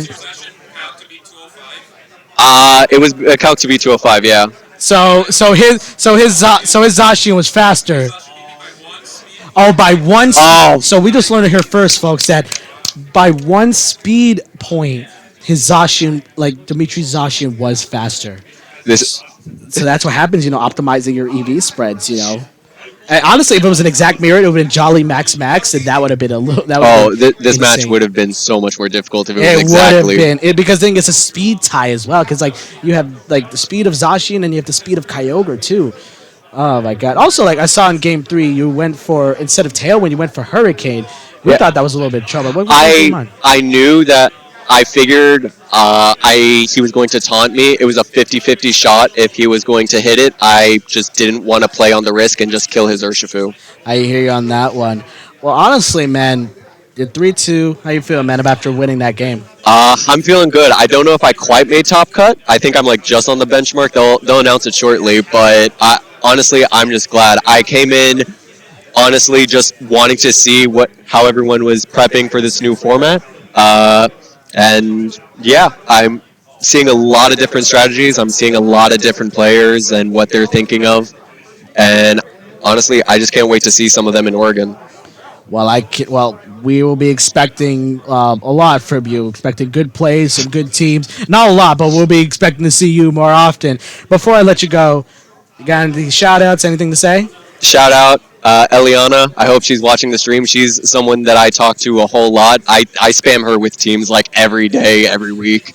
So, yeah. And shout out to Rutgers Pokemon. I also bother them a whole lot too. And yeah. Hopefully next season, if you are able to, if you have the drive for, maybe push for Worlds Invite. Hopefully, I don't think I'm gonna go to Worlds. This was my first year, actually trying to take competitive somewhat seriously. Screwed up a lot in Baltimore, and I think I'm gonna take next year a lot, depending on how I perform. I'm sorry, I'm stumbling on my words here. We'll be seeing you more often, my guy. Absolutely. Thank you. When we come back, we'll be showing you our top 8. So don't go anywhere.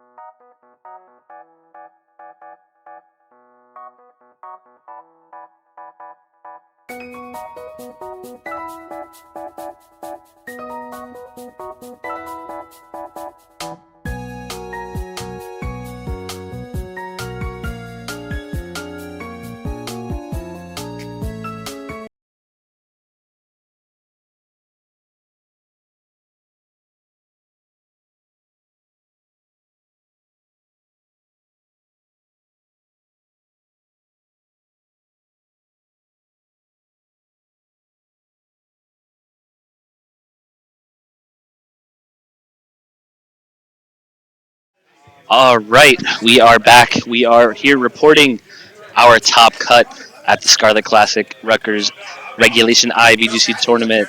We have our top 8 of very established players in the tri-state area. We have Mateen.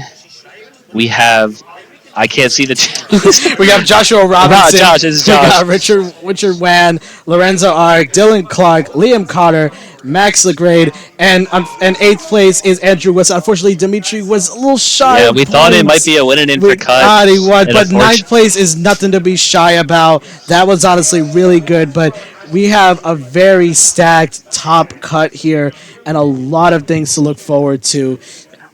Yes. Sorry, I just got a little angry. My friend Josh just pulled a shiny. But also, like, that is very interesting to see here. We have, like, a lot of, like, very skilled trainers here. Even some new trainers coming in.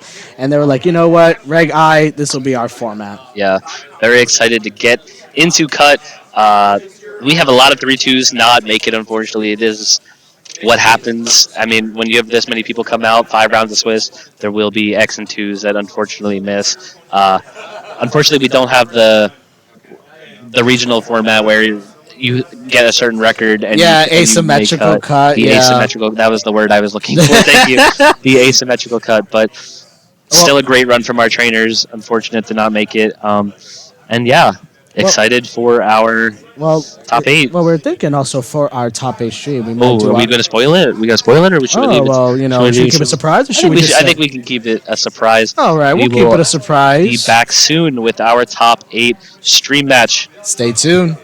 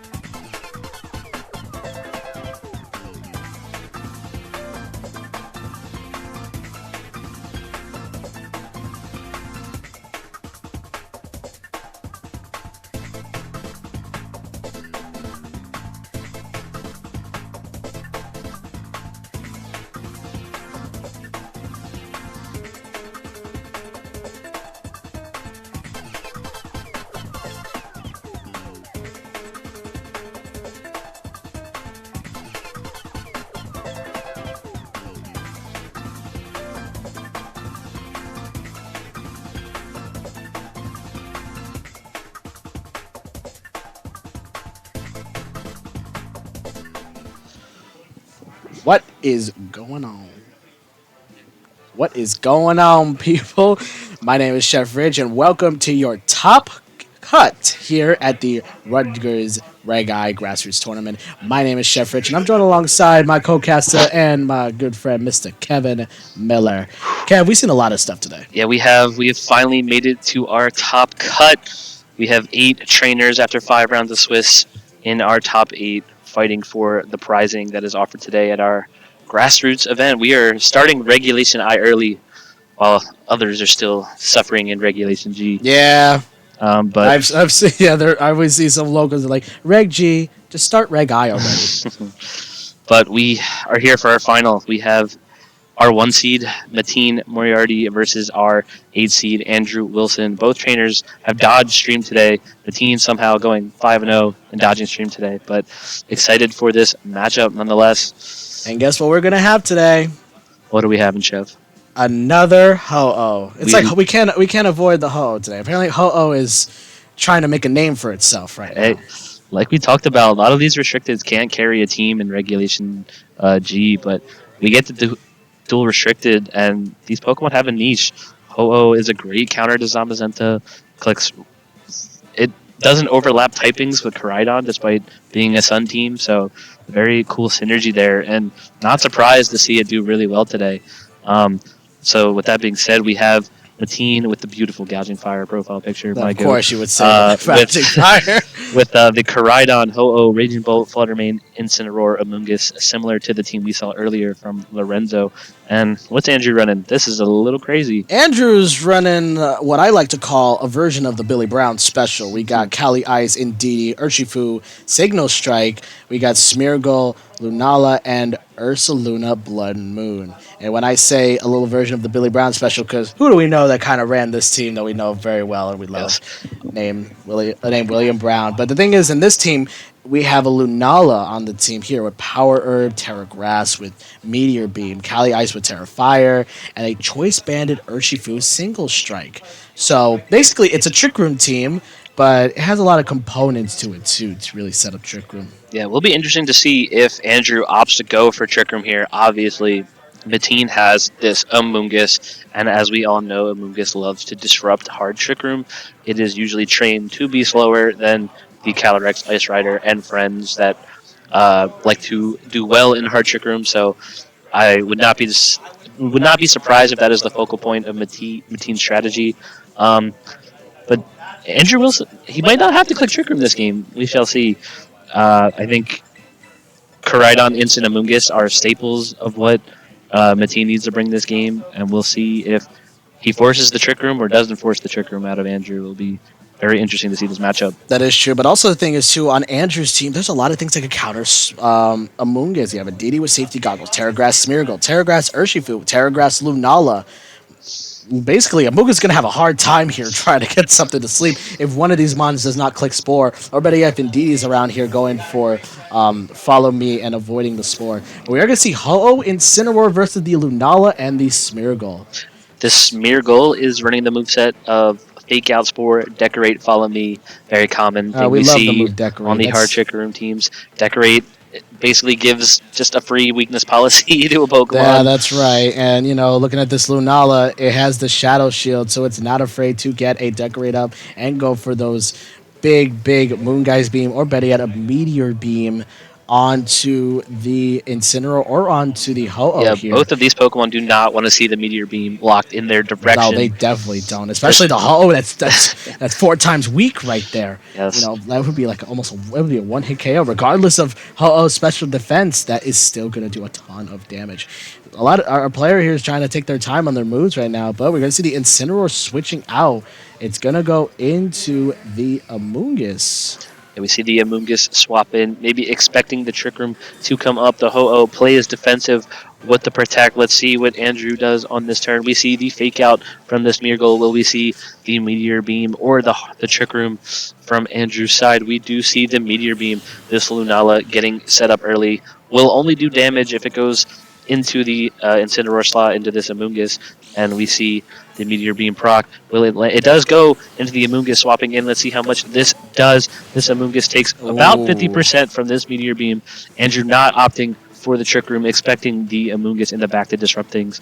And this Ho-Oh is now protected from Meteor Beam. Meteor Beam will now take 2 turns every turn, but this Lunala is set up and this Amoonguss is chipped. This Smeargle is threatening a Spore potentially into Ho-Oh. This Ho-Oh does have the Terra Grass, very importantly, to protect from that. So we'll see what our trainers go for here. The Smeargle will swap out on Andrew's side. Let's see what comes in. We have the Indeedee coming so in. threatening now expanding forces onto both of these mons here. But we did see Mateen switch out the Amoonguss into the Incineroar, so coming back out again.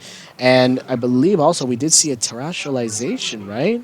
We Prove me will see wrong. momentarily We if did you're see correct. Yep, a Terra from Mateen's end. It is going to be that Terra Grass onto the Ho-Oh here. So trying to make sure that, if Smeargle does decide to go for Spore, that it will not be affected by that.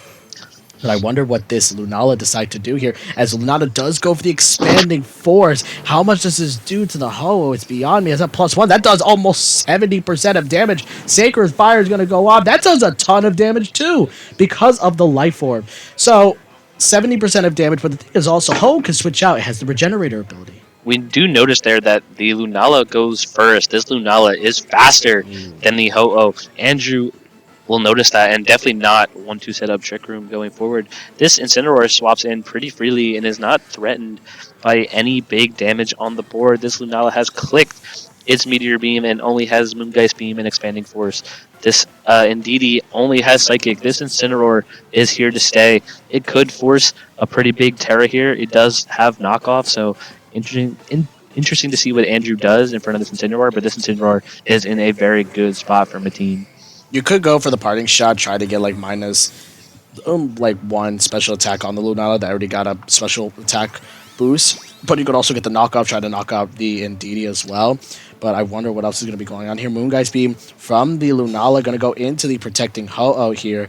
And what did Incineroar decide to do? It decided to go for the knockoff, and it's going to go ahead and KO the Indeedee. So 1 redirector down. There's still another one, and its name is Smeargle. We do see the Indeedee go down, but that might be good for Andrew. Andrew's able to get the free swap in, maybe into something that can threaten this Incineroar a little more. It is holding the safety goggles, is immune from Spore, potentially from the Smeargle. The Smeargle cannot fake out with the Psychic Terrain setup from the Indeedee, but it, like you said, it does have that redirection. However, we do see the Calyrex Ice Rider come out for Andrew.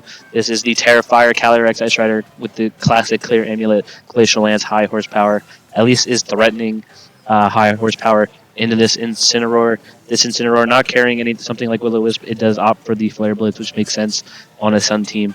But Terra is on Andrew's side, but this Incineroar is threatening a lot of damage into both of these targets. Yeah, absolutely, especially. But also the thing is that Terra is still available on Andrew's side. Terra Fire on Cali Ice, and also you do have the Terra Grass on Lunala. But the thing in this, you don't want to Terra Grass the Lunala, you want to Terra Fire the Calyrex to prevent it from getting hard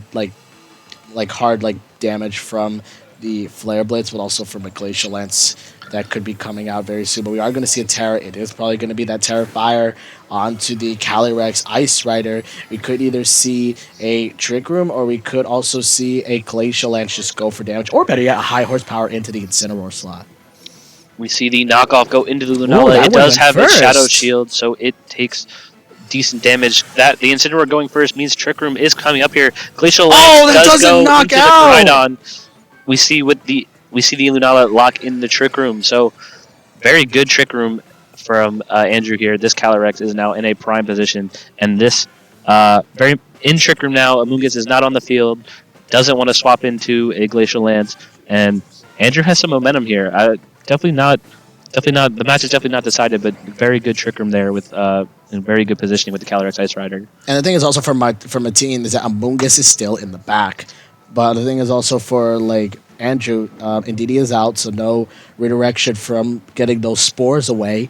But also, you do have a chance of getting potential sleep turns onto either the Calyrex Ice or the Lunala here, but you just have to be careful of the speed turns here, because either the Calyrex could go first. The Incineroar could go first, but we don't know what's going to go on. But High Horsepower is going to go ahead, and not enough for the knockout, too. So it is going to go for the Flare Blitz into the Lunala slot. That's not enough for the knockout. That's at one.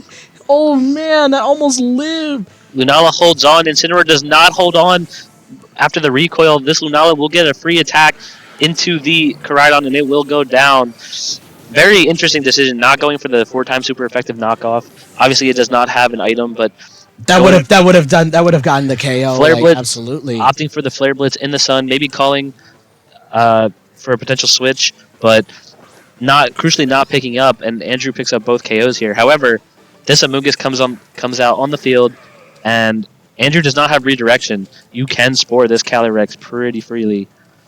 Absolutely. Right now, the crucial thing is trying to see if Lunala will outspeed the Ho-Oh in this form. We did see it outspeed the Ho-Oh, so either way, like, maybe Ho-Oh could outspeed the Lunala, but we may not know. Maybe it could be a speed tie. We don't know how these Pokemon are trained, but the thing is now that Trick Room is still up, but Amoonguss, we know, is going to be the fastest thing on the field, regardless of how it's trained. Either if it has a good, like, either the IVs or the EVs are the same, or better yet, or if it's completely different. But like out of the blue, we could see, potentially like Spore or Brave Bird, but we are going to see a Spore going to go off into the Calyrex Ice Rider. This is very important if the Ho-Oh does underspeed this Lunala and attacks first here. It can get rid of this Lunala before it attacks on this turn and swing the match in Mateen's favor. The Brave Bird does come out first and kills the Lunala. This Ho-Oh is indeed slower than Lunala, being it attacks first in Trick Room. This Calyrex took its sleep turn, has the potential to wake up next turn, but we have the Smeargle and Calyrex left for Andrew as Trick Room is still around. This Smeargle can fake out this turn and stall its own Trick Room here. You need to get around this Amoonguss. This Amoonguss is putting on so much pressure. The thing is also that this Smeargle could go for is Decorate. It could go for the Decorate and try to see if this Calyrex could wake up here. Right now, this is kind of, if I was Mateen, I would be kind of like a little bit scared here, because it's like, if this Mon wakes up, that's going to be very, very bad. But also, you do not want this to go for like Fake Out as well. But Fake Out is going to go into the Amoonguss slot, and we're going to see the Spore going into the Smeargle as well. So remember, this Amoonguss is Covert Cloak. So always tell everyone, read the team sheets. But and in a way, like, Smeargle is no longer going to be an issue, and there's also one more turn left of Tailwind, of Trick Room, excuse me. But the thing is, this horse could wake up. Yes. And we don't know how this is going to go. This Ice Rider can wake up at any time, and Mateen doesn't have the most damage into it. The minute this Calyrex wakes up, a strong Glacial Lance will be going into both targets. I don't know if this Terra Grass Full Health Ho-Oh is enough, but we do see the Calyrex stay asleep. Mateen has stalled Trick Room, but I don't know if that's for its benefit. We do see the Sacred Fire into the Smeargle. It does knock Rocket Sash, and it is asleep, so it cannot crucially get burned.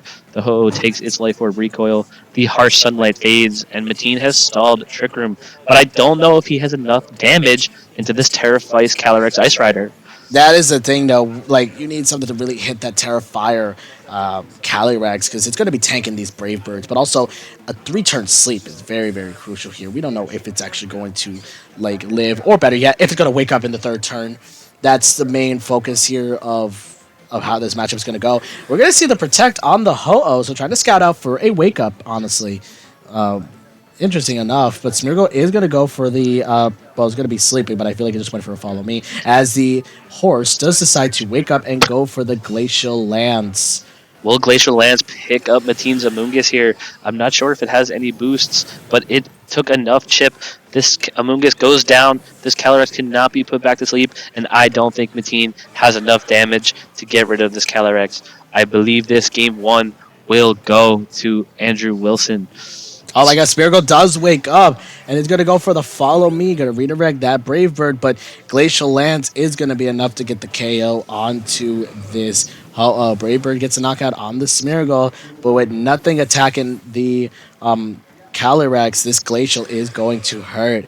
But thing I think for an adjustment for game 2 is that, like, you need to find a way to get damage on this Calyrex Ice Rider because it was at full health. It did not take any damage at all. It just went to sleep. It did not take any like chip damage or anything. It wasn't even close to getting KO'd. It was still healthy as it can be. Yeah, looking at Mateen's team sheet, he honestly doesn't have a lot of resources into a Terrifier Calyrex Ice Rider. None that you really feel comfortable bringing to the matchup. He has this Raging Bolt that can do pretty good damage. Obviously, Calyrex Rider is a little bulkier more bulky on the physical side. But do you want to bring your Raging Bolt to the Calyrex Ice Rider matchup? I'm not sure. It is kind of difficult. You could Terra your Raging Bolt and not go down to a Glacial Lance anymore, but you will still take a lot of damage, and if you don't do enough in return, this Calyrex Ice Rider can still win the game.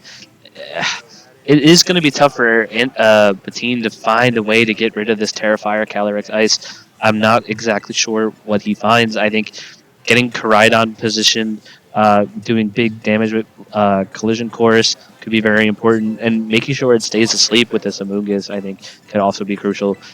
You can beat the Calyrex Ice Rider if it's asleep and doesn't get to attack you. That is true, and especially like for this turn, also the Lunala was kind of like troubling as well because it just stood on the field. I think going for the knockoff should have been a play instead of the Flare Blitz because honestly, like getting like the knockoff importantly onto the clear amulet because that way you could just go for parting shot as well. Crucially, that turn Lunala was able to survive and kill the Koraidon before it could get any big damage off that turn. So yeah, small turns like that could have really helped Mateen get some more leeway. It's all about just like positioning your mons in a way that you could actually, have them like get like certain KOs, but make sure that they're doing the job that you need them to do. Especially, but also what I also wanted to point out was that like Smeargle, with the Spore is kind of like detriment as well because Fake Out Spore could definitely could definitely harm you in one way, but also.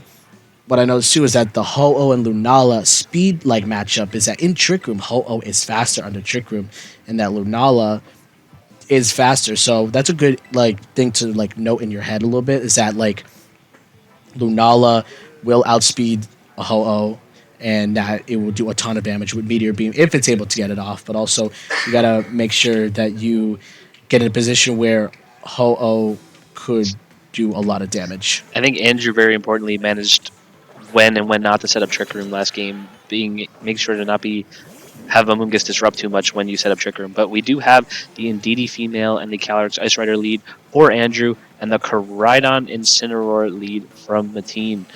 A whole lot of damage on the board from Mateen here. Flare Blitz all day, but that thing is, Flare Blitz hates Terrifier Calyrex. This Indeedee is the safety goggles, not something like the Rocky Helmet to get some chip damage. Very much protecting the team from Amoonguss. Will be interesting to see. I think if you're staying in with your Koraidon here, you might be forced to Terrifier on turn 1. Andrew could very easily just lock the Glacial Lance on turn 1, but is very much threatened by the Incineroar and Koraidon here. Especially this Incineroar. This Incineroar has Flare Blitz and Knockoff is turning a lot of big damage.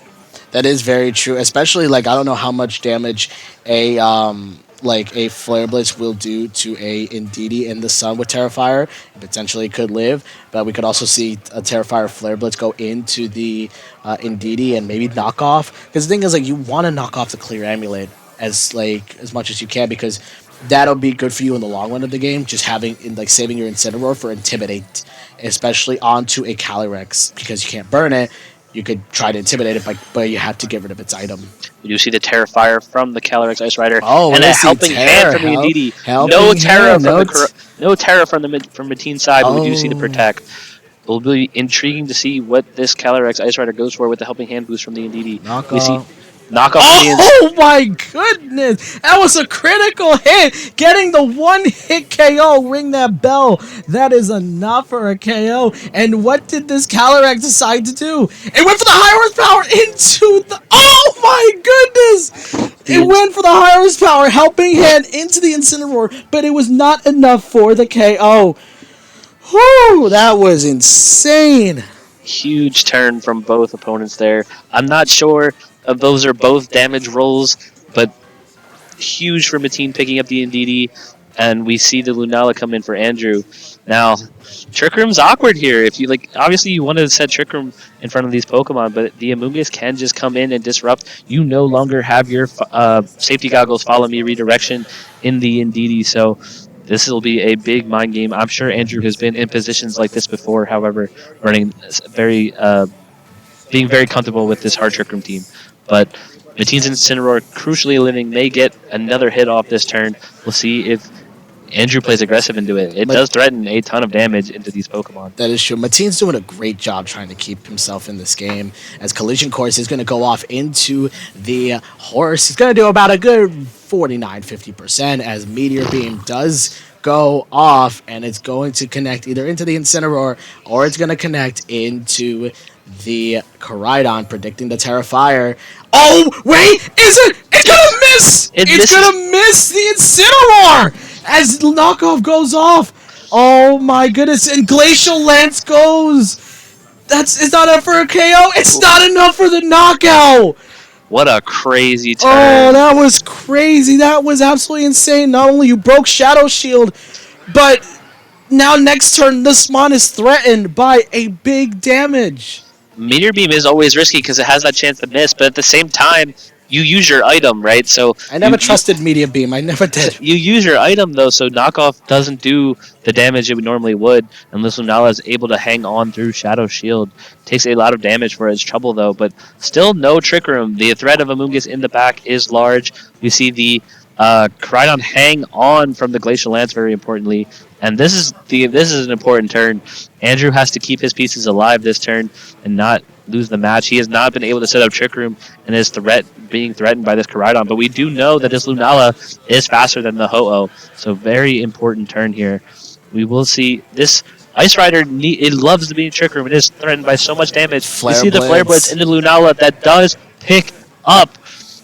Huge KO for Mateen. Will the Ho-Oh be able to do enough damage into this Calyrex Ice Rider here to disrupt it? Oh, we do see it go down to the recoil, obviously. We will have a single target move from this Calyrex Ice Rider. If it does, so click it. Brave Bird into... Oh my god, that does get the knockout! But also, we gotta remember this. This is Life Orb Ho-Oh as well. But that was enough for the KO!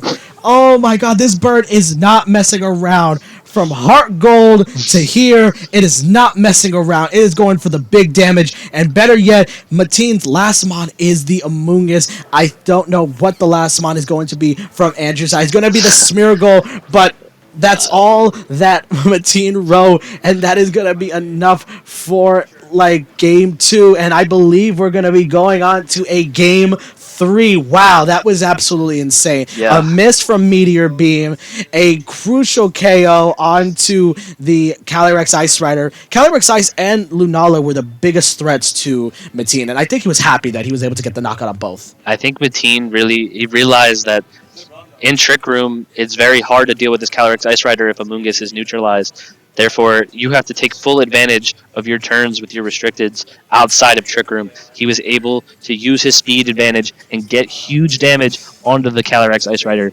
This Terrafire Calyrex Ice Rider is Andrew's... it is his win con in this matchup. It is his most important piece, and he was able to get the damage on it early. It was very, very, very smart from Mateen to use his speed early, get damage on this Calyrex Rider, which he can't hit very hard otherwise. So... very good adjustment from Mateen, and we'll see if he goes with the same strategy in this Game 3. Honestly, this is a big Game 3. The winner will advance on to our top 4, but the loser, unfortunately, will be going home. But, well, they have to go home. But in an instance right here, because this is very crucial, because it's speed turns from the Ho and the Lunala, but it's also about the damage, too. That Terrafire Calyrex is very, very troubling for Mateen. And... You don't Andrew doesn't want to set up Trick Room because then there's a threat of Amoonguss and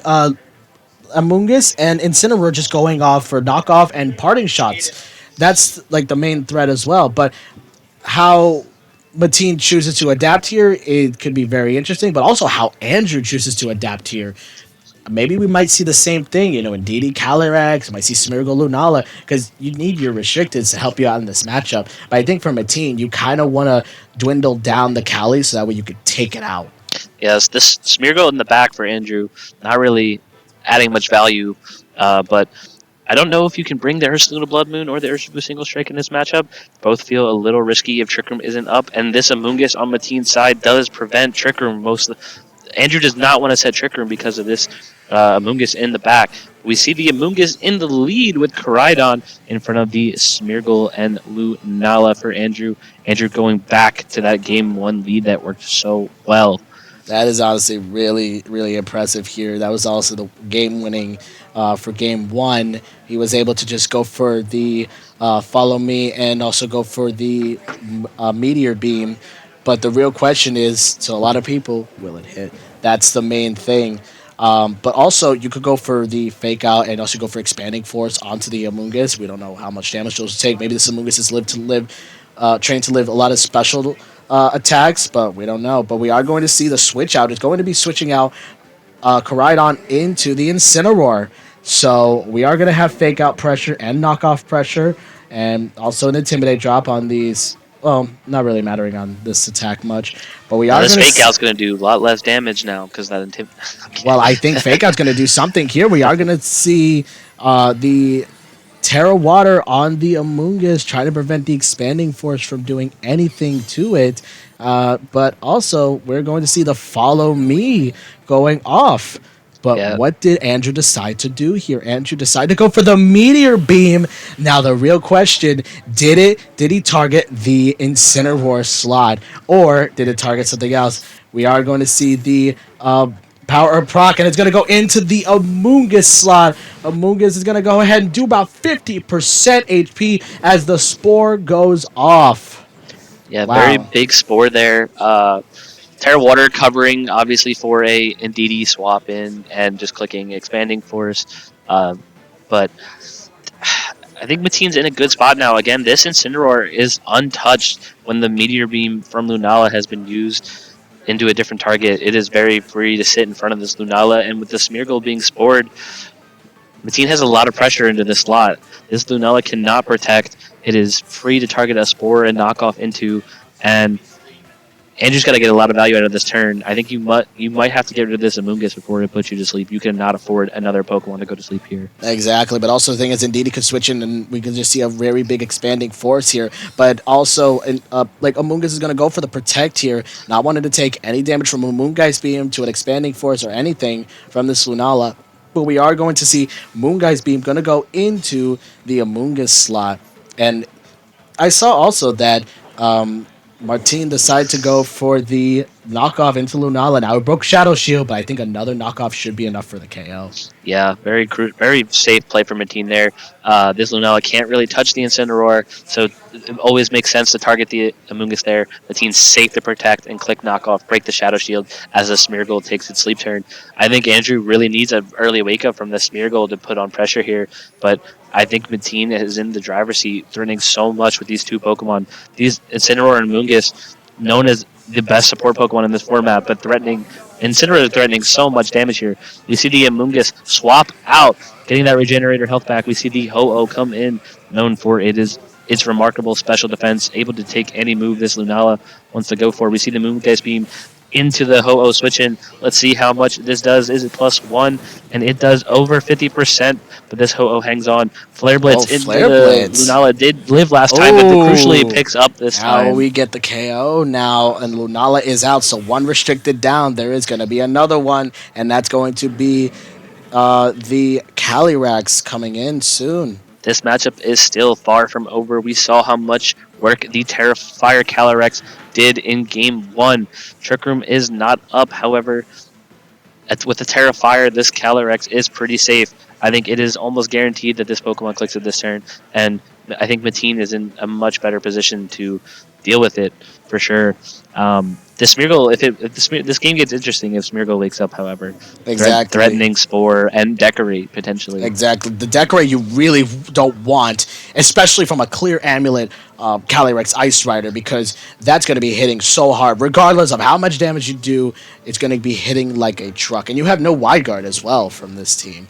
But looking at this position now, I think you have to also hopefully make sure that Smeargle stays asleep for another turn, as we are going to see the horse itself going to go for the Protect, And we are going to see the Brave Bird going to go into the protecting slot. Well, it makes sense from Andrew trying to stall a turn. Maybe your Smeargle gets a wake up here. Maybe goes for a big spore here into a target. The Ho-Oh does get put to sleep. Andrew making a good defensive play, expecting to target into the Calyrex Ice Rider and taking advantage and putting this Ho-Oh to sleep. The double up went into the protect, so huge protect from Andrew here. Saving a turn where you don't have the Terra, and more importantly, putting Mateen's restricted to sleep.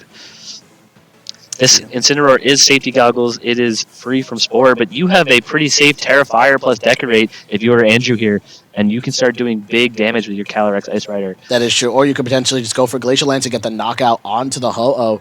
But also you have to worry about this, is that if you set up Trick Room, the Amoonguss is still in the back. But also Amoonguss did Terra into a Water type, so that means it's going to be affected by the Spores. We see the swap out from the Sleeping Ho-Oh into the Terra Water Amoonguss. We have the Terrestrialization. Terra Fire is very safe here from Andrew. Makes so much sense and is so good in this matchup. This is Andrew's win con. This is his most important piece. We'll see if he supports it with a Decorate on this turn. It'll be very crucial. Or he can just protect it. You guys see the Decorate. Now this is at +2. Let's see what move this Calyrex Ice Rider locks into. We see the Incineroar go for a knockoff, getting rid of the Clear Amulet, doing a good chip into this Calyrex Ice Rider. What move does it click? We see the Glacial Lance going into both targets that resist, but it is +2. Ooh. Both are in range of another one. The Harsh Sunlight fades, and this Smeargle can go for Follow Me. This Calyrex Ice Rider can click Glacial Lance, and I don't know if there's much Mateen can do about it. Well, the thing is that you have to put Calyrex Ice Rider into a position where it could be KO'd by Ho-Oh or the Koraidon in the back. But the thing is, you don't want to get the knockout, like, you don't want your Amoonguss to get KO'd, so you might have to switch it.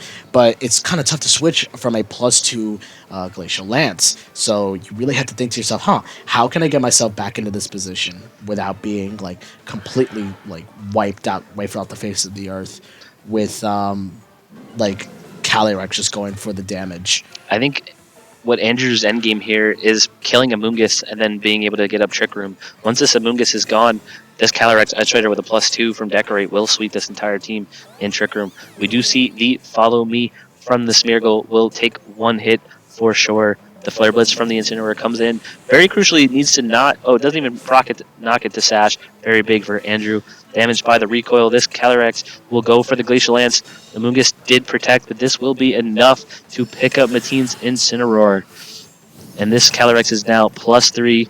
Trick Room is not up. However, this Calyrex Ice Rider being faster than Amoonguss here is super important. This Smeargle can redirect the hit from the Koraidon coming in, if that is the choice, and then get up Trick Room. That's the thing as well. Like, also, the Ho-Oh is still asleep. It didn't take a mandatory turn of... it took one mandatory turn of sleep, I believe. Oh, it never took any? It swapped on turn 1. Wow, that's insane. Well, right now, like, you have a Koraidon that's very healthy, but the thing is, there's still redirection, and there's still a Glacial Lance going to be coming out and just sweeping through this team, and I don't know how Mateen can actually come back from this. This is tough. Yeah, I actually don't think you can set up Trick Room here. Amoonguss is still on the board. I think another redirect... I mean, if you're bringing out Ho-Oh here means you're doing no damage into this team. Ho-Oh must take a turn of sleep. You can very safely... I don't even know if you need to Follow Me. You can Decorate and Glacial Lance, and it is, like... I think you'll just pick up a double knockout here. I don't even know if you need to redirect because this Ho-Oh is guaranteed a turn of sleep. But Andrew playing it safe, opting for the Follow Me. Nothing on the board protects. The Ho-Oh takes its mandatory turn of sleep, and this is a +3 Glacial Lance from Calyrex Ice Rider going into both targets, and it will pick up a double knockout. Wow. That is honestly very, very, like, it's absolutely insane. They both played absolutely amazing, but now this is going to be +5 Glacial Lance, and you still have Smeargle on the field, just going to be doing a ton of damage. Oh, man. This Koraidon is full health, but it very crucially has no spread damage. This Smeargle no can breaking safely... swipe, no nothing.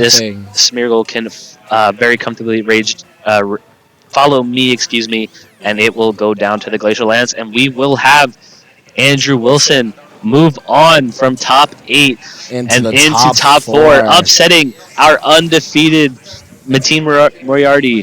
That is Insane absolutely game. The insane. 5-0 curse is real.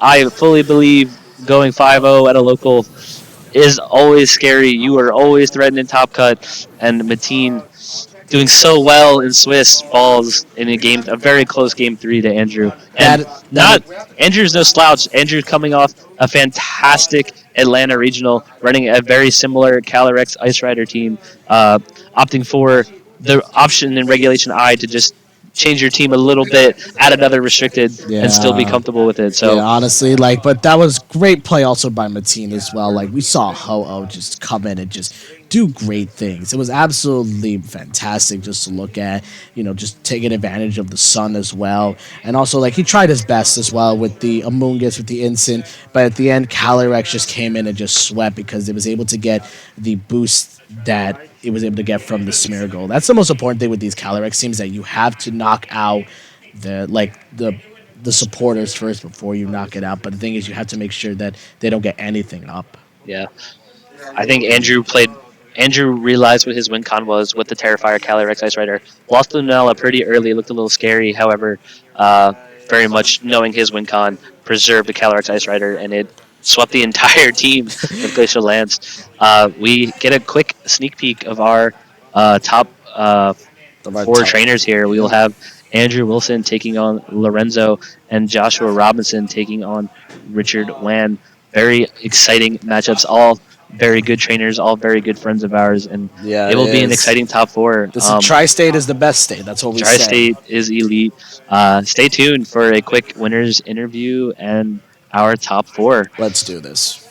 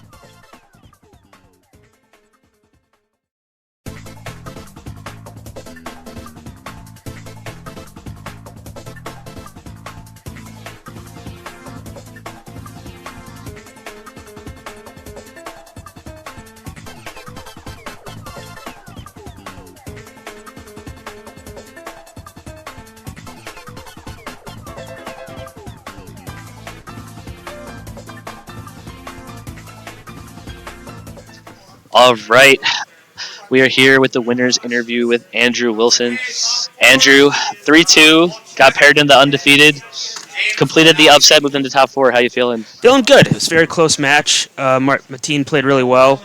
I was scared when that Meteor Beam missed that it was all going to go downhill. But it's always like you want to click the Meteor Beam so you lose your item, so you take less damage from knockoff. Yeah. But it has that 90% accuracy that's always... Exactly. It's always interesting. No, it was... Yeah, it's a big risk reward. Yeah. Obviously.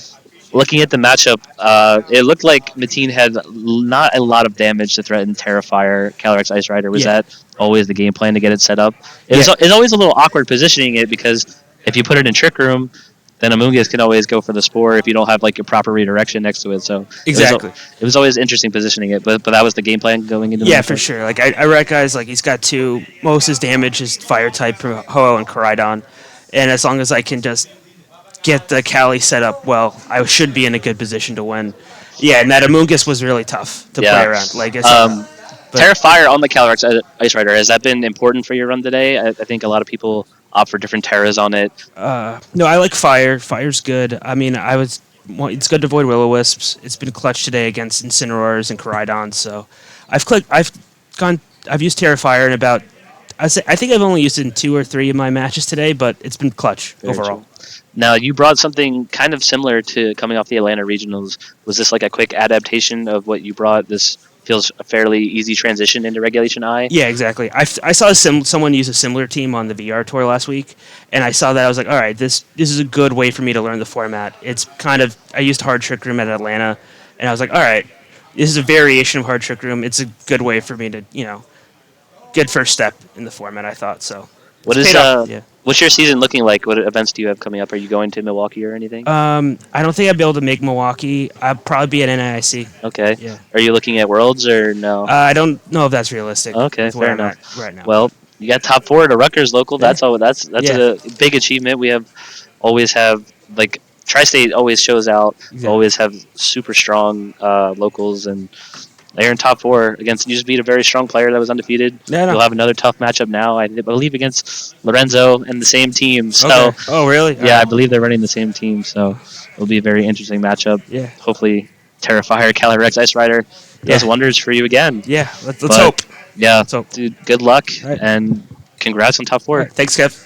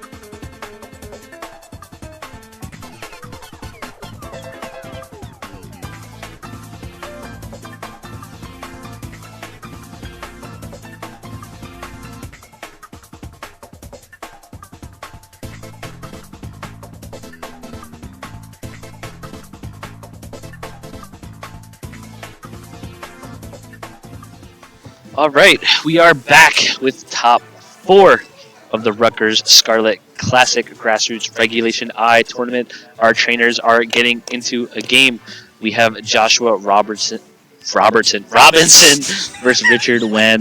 Two very, very good friends. This game will be interesting to say the least. I am joined once again by Chef Rich. Chef, what are we saying about this matchup? Well, Mr. Robertson. Yeah, Mr. Robertson. Well, we saw Josh on stream, and we saw Rich on stream. Josh is running the classic Indeedee, Miraidon, Calyrex Ice, Iron Bundle, Urshifu Rapid, and Smeargle. And on Richard's side, we're seeing Miraidon, Lunala, Whimsicott, Chi-Yu, Urshifu Rapid, and Iron Hand. So it's Cali Ice versus, versus Miraidon. So basically, classic little. Will be interesting to see the speed interactions these trainers go for. Josh having a hard Trick Room mode with the Cali Ice, but also may have the faster Miraidon. We don't know yet. Will be interesting to see if Richard goes for the Whimsicott mode or is too scared of the hard Trick Room and doesn't think Whimsicott can come. So we'll see what these trainers lock into for our game top 4. That's right. We are going to see it. Let's see what's going to go on for your top 4 match. We're going to see Iron Bundle and the Miraidon versus the Miraidon and Urshifu. This Iron Bundle set is an interesting one. It is. Chef. It is a Life Orb Iron Bundle with the classic Icy Wind, Freeze Dry, and Hydro Pump. Fun fact, Joshua Robinson brought this same Iron Bundle to one of his first regionals, and it missed 7 Hydro Pumps in a row. You heard it here first, folks. We missed 7 Hydro Pump. Not saying anything at all, but that's very, very tough for Mr. Robertson. But we gotta stop. But also the thing is, this Iron Bundle is Terra Stellar, so it's going to be doing a ton of damage with either Freeze Dry, Hydro Pump, Icy Wind, and also with the Life Orb as well. Now the thing is as well is that the thing is also Iron Bundle outspeeds both of these mons. But also the thing is that Josh's Urshifu is Iron Ball, so it's not going to do that much in speed as well. Well, this is the Sash Urshifu from Richie's side. From on lead, we have the Stellar Urshifu. We have both of these Miraidons, R-Specs, Terra Fairy. We will see the speed interaction between them here, unless we see an Icy Wind from the bundle. We have a classic Turn 1, Game 1, Terrasolization. It's going to be on the Miraidon. Will both these trainers simply click Terra Fairy Miraidon on turn 1? We got to see what we're going to do. We could see Icy Wind going on here and a Dazzling Gleam, but did Richie call it another Terra? Is this going to be Terra Fairy onto the Miraidon? And it is. Now the real question is this, Electro Drift or Dazzling Gleam? We don't know. And we will see what these Miraidons lock into, but the Iron Bundle will be the one going first on this turn. We see Detect from the Urshifu is a pretty safe play from Richard's side.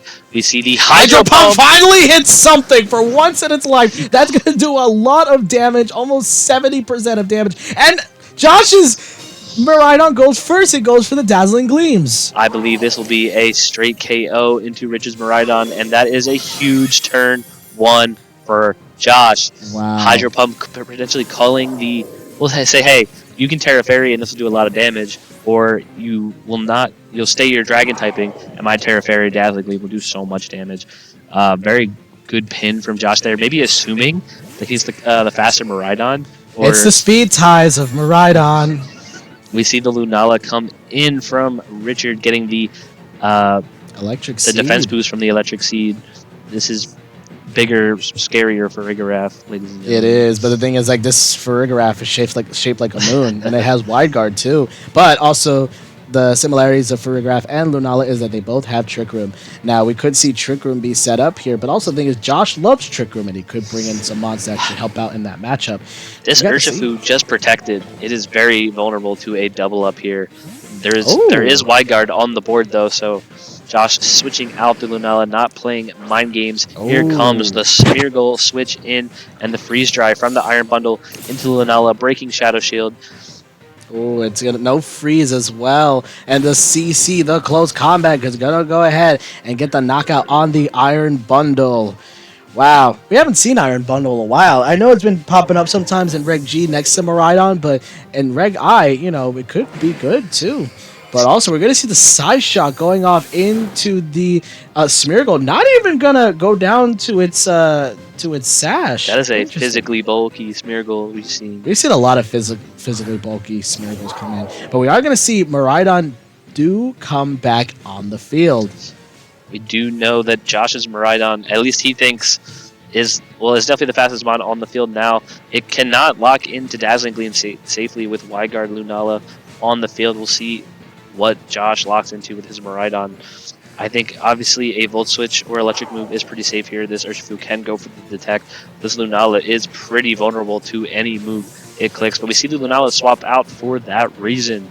We see Mr. Brian Iron Hands come onto the field, very ready to take any electric move from this Miraidon, getting the attack boost from the Quark Drive. This Urshifu going for the Protect, seeing what Miraidon clicks here.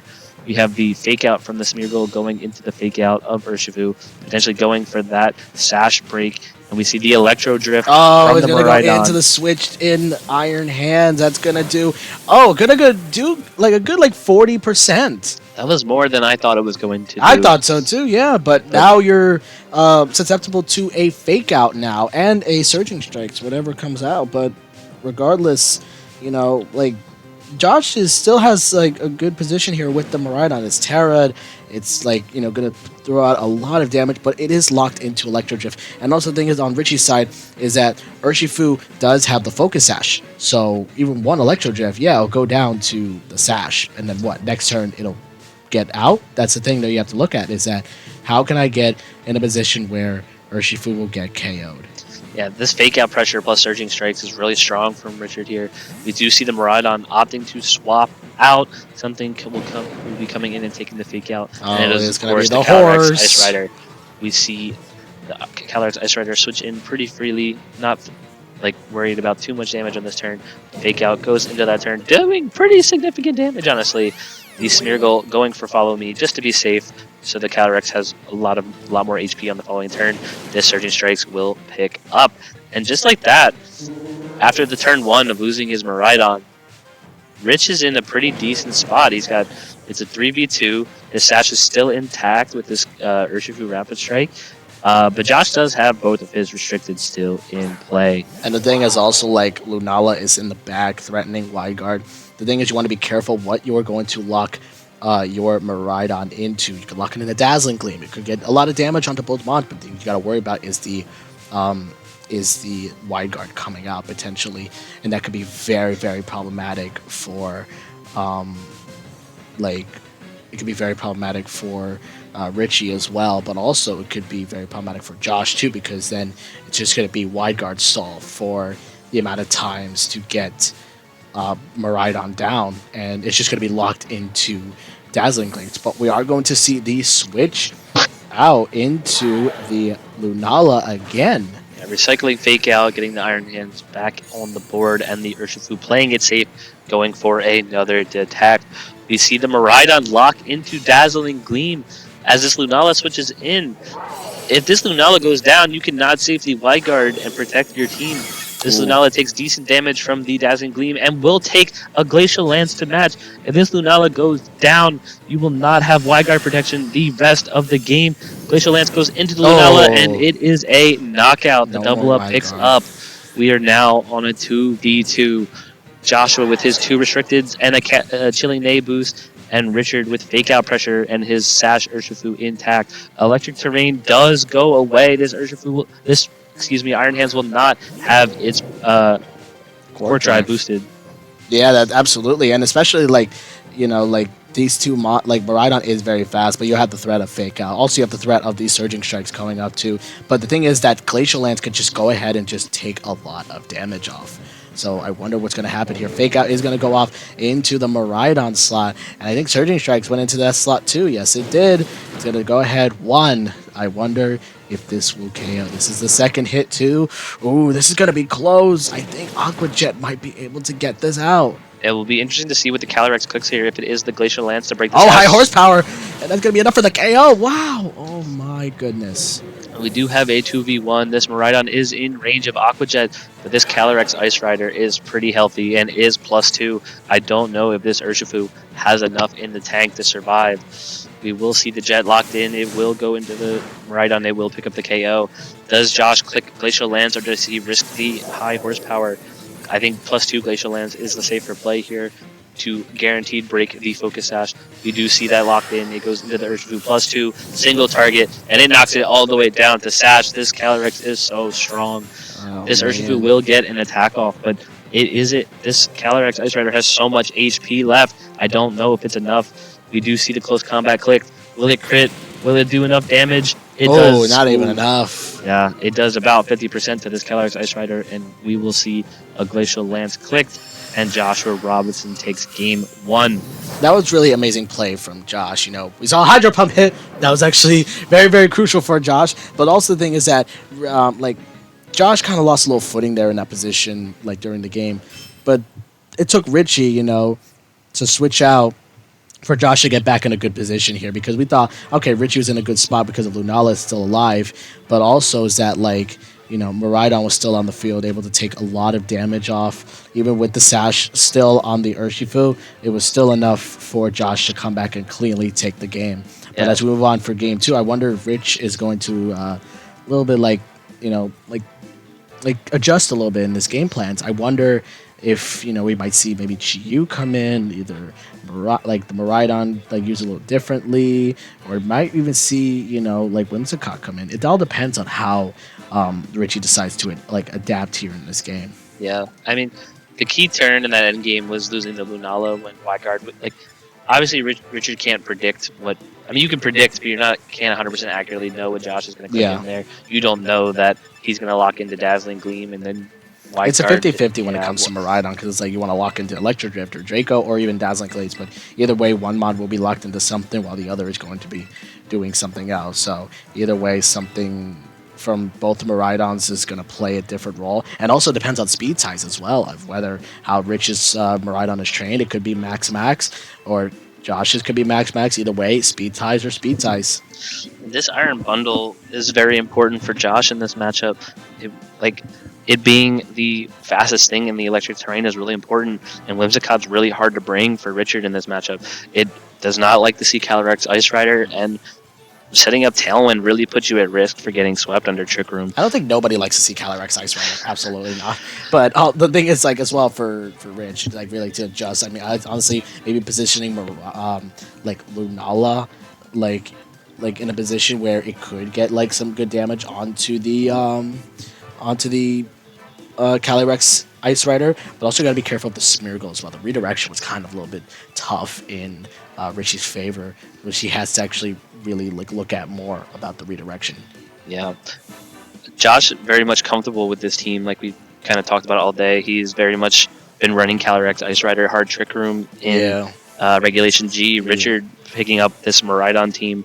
I mean, it's our Omega, but not something he's the most comfortable with. So but when we see if Josh's comfortability team, prevails in this game too. When we see Josh's team, we did see it in in Vancouver, in Vancouver Regional, he did get top 16 with Calyrex Ice Rider, and I think that's his comfort. I always say comfort in a reg, that's the most important thing. But we're gonna move on now and gonna see Indeedee Calyrex up against the Lunala and Iron Hand. So 4 Trick Room mods at the moment right now. I think Miraidons are in the back right now, but I think for Josh, he kind of wants to set up Trick Room. This Indeedee female is running no attacks, Chef Rich. It is Follow Me, Imprison, Trick Room, and Helping Hand. I've seen those before. Is complete support. It is here to support this Calyrex Ice Rider. I think Richard has a lot more offensive pressure on this turn. I think this Indeedee might just become a Follow Me machine on this turn, and you get a nice big Glacial Lance off here from Josh's side. Very going to be interested to see the speed interactions on this turn. If Josh maybe goes for something like the Trick Room on this turn, it could be interesting to see. That is true. Especially, and also the thing is that if Trick Room is set up, there is another thing that also could be troubling, is that Iron Hands could be faster, and then Miraida could come in and activate the Court Drive, and low kicks or drain punches are going to do a ton of damage to Josh's side. So Josh has to think about positioning Trick Room in a way where Iron Hands is not going to be on the field. Yeah, we see the Terra Water from the Iron Hands here, expecting a Glacial Lance. We see a Side Shock from the Lunala into the Indeedee, doing decent chip damage. Drain Punch also going into it, not picking up the double KO. We see a Glacial Lance from the Calyrex Ice Rider into this Shadow Shield line. Lunala and the Terra Water Iron Hands both taking it very well. And the Indeedee going for Trick Room. Josh has opted for Trick Room in this game too as the adjustment. I think in this case now, like Trick Room for Josh is kind of good for him. But the one thing is that like now the Iron Hands might go first. Iron Hands will go first, go for Drain Punch, get the knockout on Indeedee, and then you also have Moongeist Beam go ahead and do a ton of damage onto the Calyrex Ice Rider. It all depends on how Josh can really manage going around Trick Room when Rich has Trick Room Mons available, and Rich is like, oh, you set up Trick Room for me. I think my Iron Hands could do something here.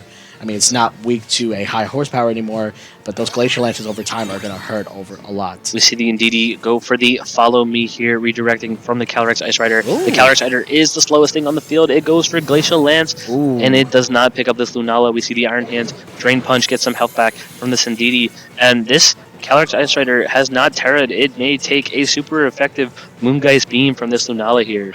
Wow, that is honestly really, really good for Rich. Get the knockout on Indeedee, so that's one redirector off the table. Moongeist Beam is going to go ahead and hit the Calyrex. Oh my goodness, going to hit the Calyrex for super effective damage. Now the real question is this: it depends on how Iron Hands is trained, on how slow it could be.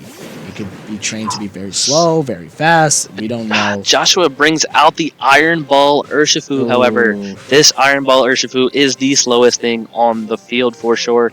It can coaching up this Calyrex Ice Rider, or it can go for damage. Now, this Lunala does have Wide Guard. Glacial Lance is always risky.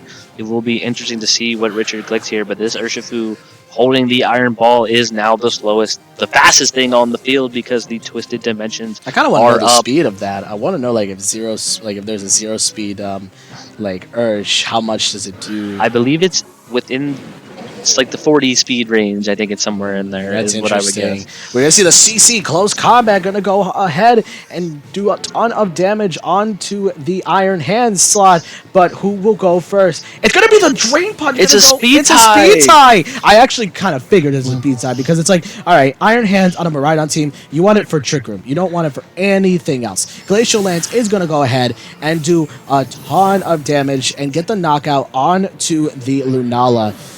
Wow, very interesting turn here for Rich. Yeah, very interesting turn. Joshua just clicking Glacial Lance when Wide Guard is on the field. That is a lot of what this format is. You have to be aggressive with your spread attacking restricteds. Joshua Robinson not scared to click Glacial Lance there. And we do see the crucial speed tie between Iron Hands and Calyrex Ice Rider. Both these Pokemon, I would imagine, are trained with minimal speed investment. Yes, exactly. With minimal speed, at zero speed, they're both hitting 49, so it comes down to whether or not whatever Iron Hands or Cali Ice goes first. That's why some of them are trained to speed tie with each other or just outspeed by one hit point, even out of Trick Room. But in this case, they're both trained with mint speed. And we are going to see Urshifu come on in now and is threatening a knockout onto both Mons, actually. But it also depends on if Iron Hands can live another hit. Okay, we do see the Aqua Jet lock in. You have to swap in the Miraidon to get rid of this Psychic Terrain in order to click it. I believe this Calyrex Ice Rider is in Aqua Jet range. If Richard gets this off, this could be a very crucial turn of events.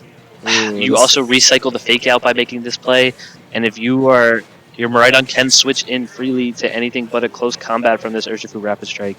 So if Joshua calls this and clicks close combat into this Miraidon swap in, it could be a very good turn for him.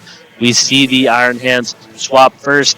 The Miraidon comes in and changes this terrain. The electric terrain will be set on the field, allowing this Urshifu to go for the Aqua Jet.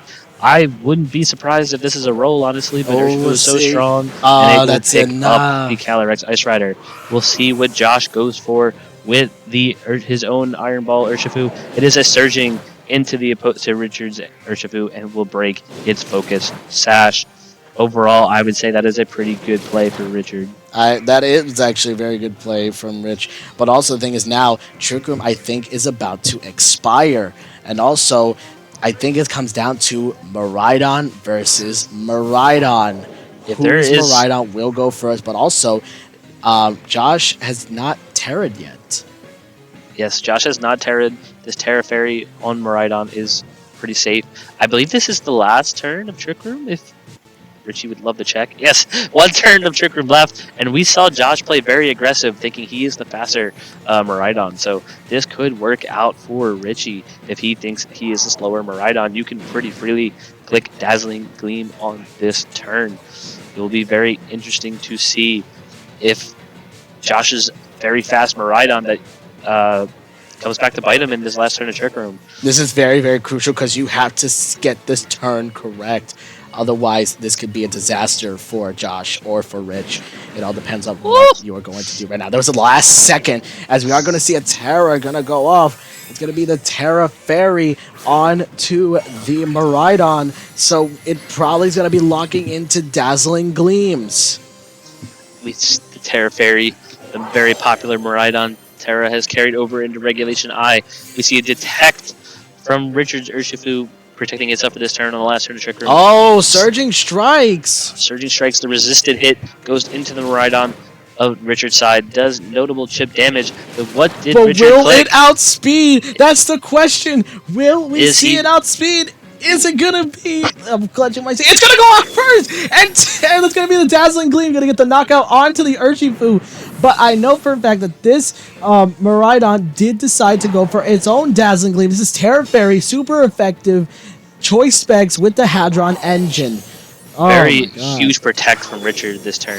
His Urshifu had lost its sash. If it didn't protect, that Dazzling Gleam would have taken it out. Now he can bring in his Iron Hands with Fake Out pressure, get the Fake Out plus Surging Strikes into Josh's Miraidon. And this Terra Fairy might come back to bite Josh a little bit here. Obviously, it had to do it to live the opposing Dazzling Gleam.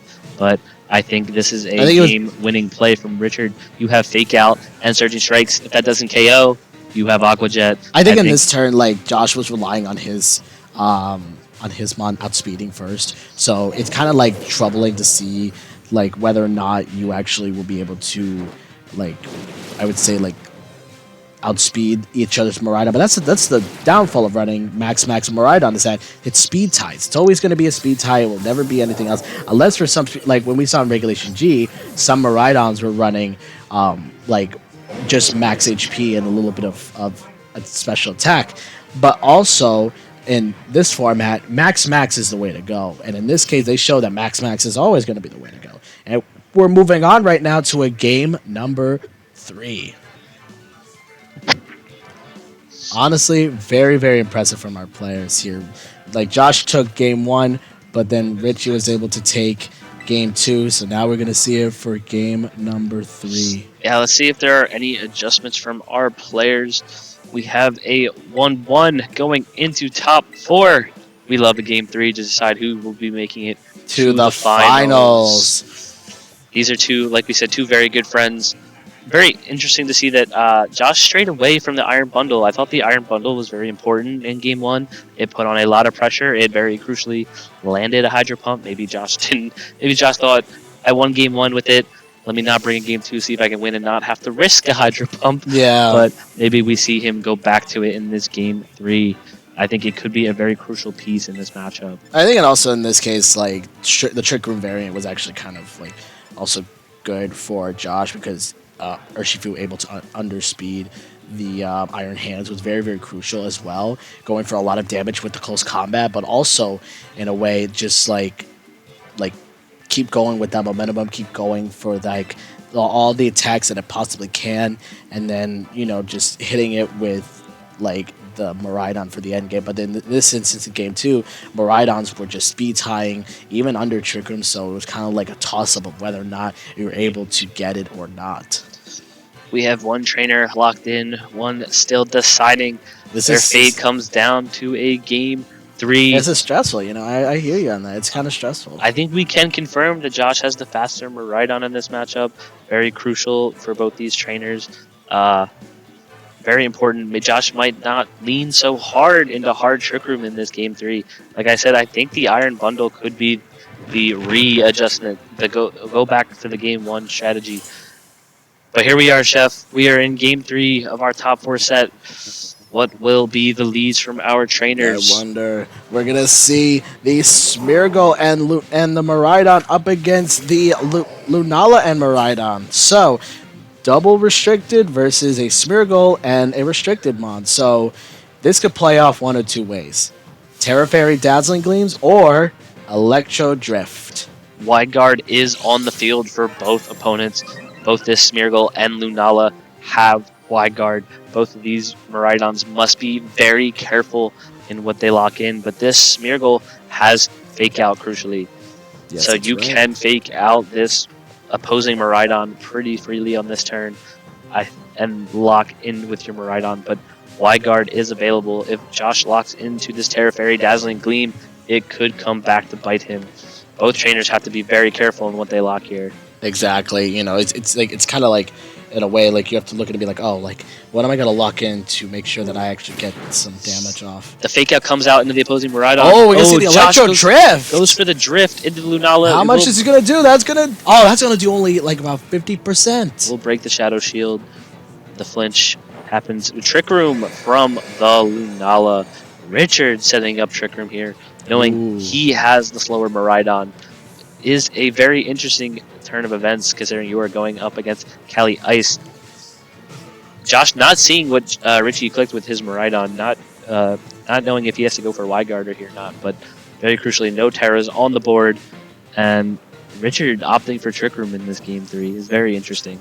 Honestly, right now, like it's anyone's game at this point. But there's also the thing is Josh knows Trick Room like the back of his mind. He knows the speed tiers, and I think for him, like having the faster Miraidon is fine and all, but also having a slower Miraidon is also more important too, because it's like you could outspeed everything else on the opposing side of the team. So I wonder what Josh decides to lock in here. Wide Guard is gonna be coming out here, but did Rich go for Dazzling Gleam? He did in fact go for the Dazzling Gleams, but the thing is that Josh's Miraidon is locked into Electro Drift. We saw how much that did to the Iron Hands, so we wonder how much it's gonna do. Electro Drift. Choice Specs, Hadron Engine, that is going to do about a good 40% as well, but Iron Hands is now on the field. Fake Out plus Dazzling Gleam is on the board for Rich here. You technically got that turn wrong, but still not in a bad place. You have Fake Out pressure. You can go for the Dazzling Gleam. You are not Wide Guard trapped here. You have pressure this turn. Exactly. For at least one turn while Fake Out is on the board. Will be interesting to see how Josh plays defensively into this. What also is very interesting too is that Josh's Miraidon is faster than Richie's Miraidon, but also things you got to worry about is that low kick. We saw over the years how much low kick does to a Miraidon in a passive Reg G. That does a lot, but we are going to see the bundle come in. So Trick Room is set up, but bundle is going to be coming in and taking the Cork Drive for speed. But in Trick Room, that's not something you want to see actually. Very interesting swap from Rich as well. He swaps out his Miraidon. We see. Oh, we're switching everything out today. Everything is swapping except this Iron Hands. We see the bundle and Ice Rider switch in for Josh. And this Iron Hands, did it click Fake Out? Did it click an attack this turn? We will see. We see the Drain Punch into the Iron Bundle, and that will go down. Quark Drive boosted. Drain Punch does so much damage there. And this Iron Hands does a ton of damage and gets a bunch of HP back. Trick Room is still up, and we know the speed tie between these two Pokemon are speed tying. So, very interesting turn on approaching. Honestly, very interesting to see Richie swap out his Miraidon that turn. He knew it was slower. He had Fake Out pressure. I think in this instance you don't want to keep going, like you don't want to get stalled by Wide Guard. So for Richie, I think it's like, well, I don't mind. Well, it's like Richie's like, well, I don't mind switching out if you go for this. Okay, then. But also for Josh, it's like I don't want to take a low kick or I don't want to take a Drain Punch. So I'm like, I might as well sacrifice the one mon that I know will go down in one hit, and that's going to be the Iron Bundle. But Smeargle does come back in here now, and it's going to be susceptible to basically a Surging Strikes, but it could go for Fake Out. Fake Out pressure is only back on one on mon.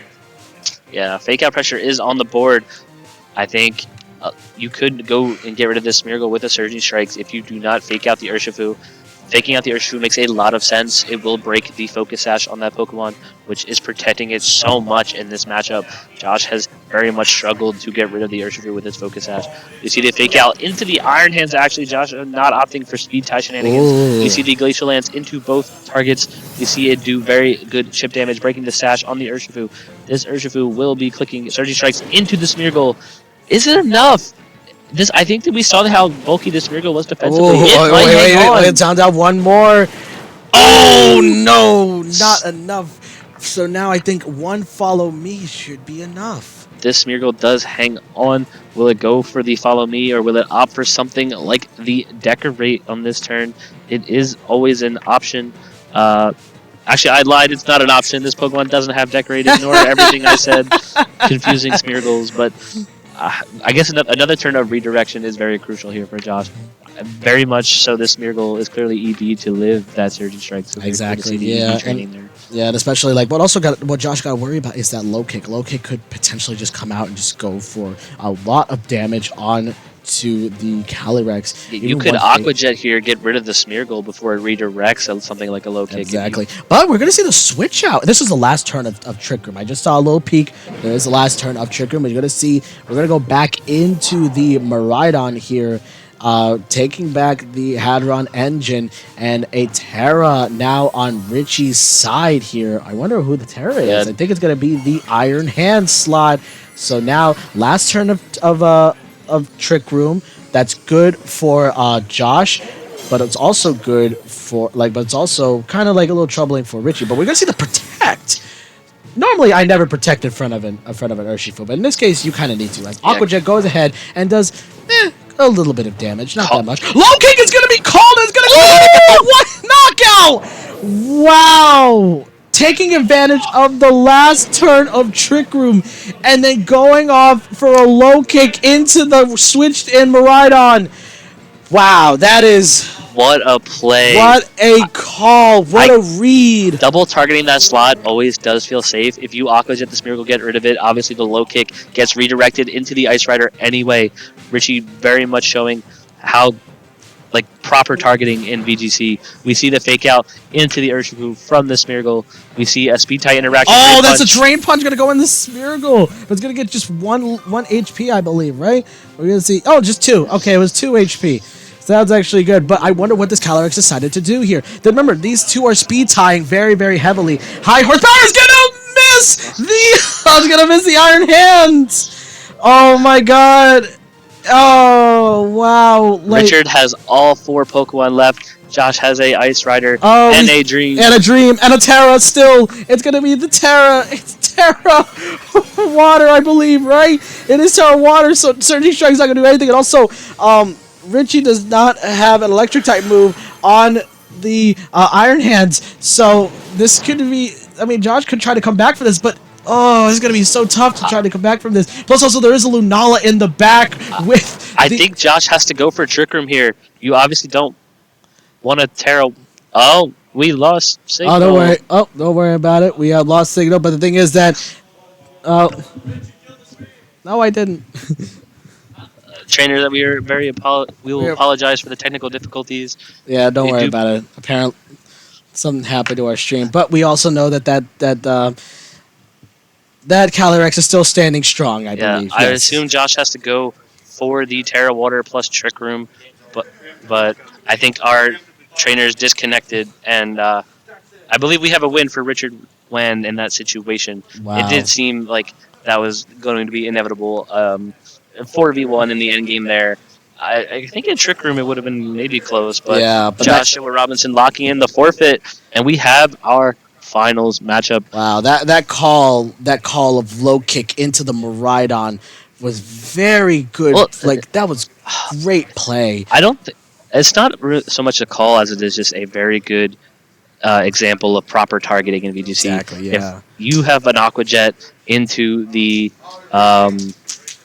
the Smeargle, that low kick will always be redirected into the Ice Yeah. Rider. So Yeah. getting the knockout into Miraidon there, showing proper targeting, and really punishing a protect from the Calyrex Ice Rider. It was honestly very insane to see, but it was great play. Like shout outs to both of these players. They played absolutely well. Went down to a game three, but honestly, Rich came in with the haymaker and started swinging, especially with the Lunala and especially with the Yes. Miraidon. But that was a game for the history books, guys. Yeah. That top four is now in history books.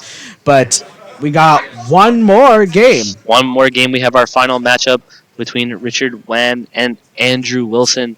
Andrew getting the win over Lorenzo in top four. Playing the same matchup back to back, showing how good Terrafire Calyrex Ice Rider is again. And we have our 3 seed versus our 8 seed in finals. Wow, this is going to be insane. Andrew's 3-2, and now making it here to the finals. It just shows that like you could do anything when it comes to this game. You could actually prove yourself to actually be a great player. There are great players out there, but you could actually do good in the game, especially in a new format. Adapt to it and learn from everyone else trying to help. Indeed. We will be back momentarily with the winner's interview and also our final matchup of the day. Stay tuned. Let's do it.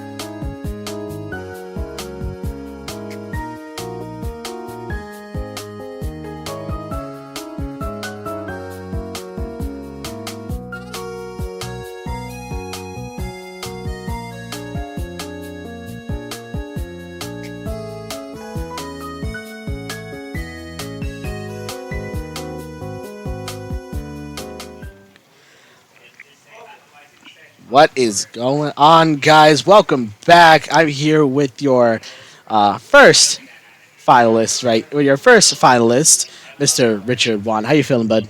I'm feeling good. Definitely a really stressful game. Josh is my friend, and then we were just like even talking like between every game, like every game it ends, we are just like, oh, we should have done that, we should have done that. It was a And- very interesting match. Like Yeah. both of y'all were like thinking like, oh, is this a speed tie with Miraidons? Yeah.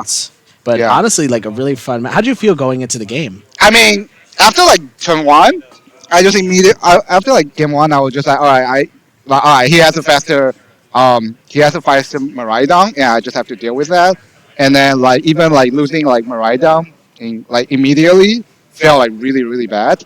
So I was just like, all right, let's how to make sure that doesn't happen again. Mhm. I think that was like my adjustment and stuff. Well, we also saw like Calyrax setting up the trick room and then going for just like follow me, going for fake out from the Smeargle, but also Glacial Lance. You having the wide guard and Josh is getting the knockout on your end. How did you go about each matchup?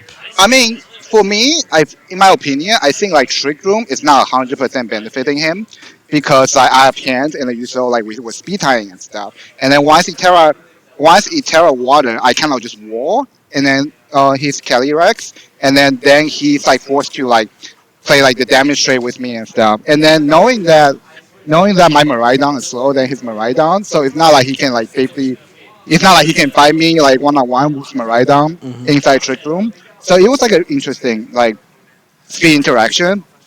Yeah, so definitely there was like it was just like I mean we both like know each other really well and stuff. So it just like a lot of stuff. It's just like a lot 50-50, and then kind of just have to play my way out and stuff like that. It was honestly really like fun to watch both of Uh-huh. you guys. I know you guys like personally. You guys are like our closest friends, Mhm. and you know just seeing that gameplay was absolute masterclass. And then when game 3 you targeted like perfect targeting into the Miraidon. What was going through your head? You were like, I mean, I was going to click like I don't I'm pretty sure you saw I was going for a low kick into the thing, but I was like, wait a second, if it's like Aqua Jet there, so Aqua Jet obviously go first. So if once I do that, there's no like I just wanted to make sure like Miraidon is not switching in because Aqua Jet into that slot seems pretty obvious. Yeah.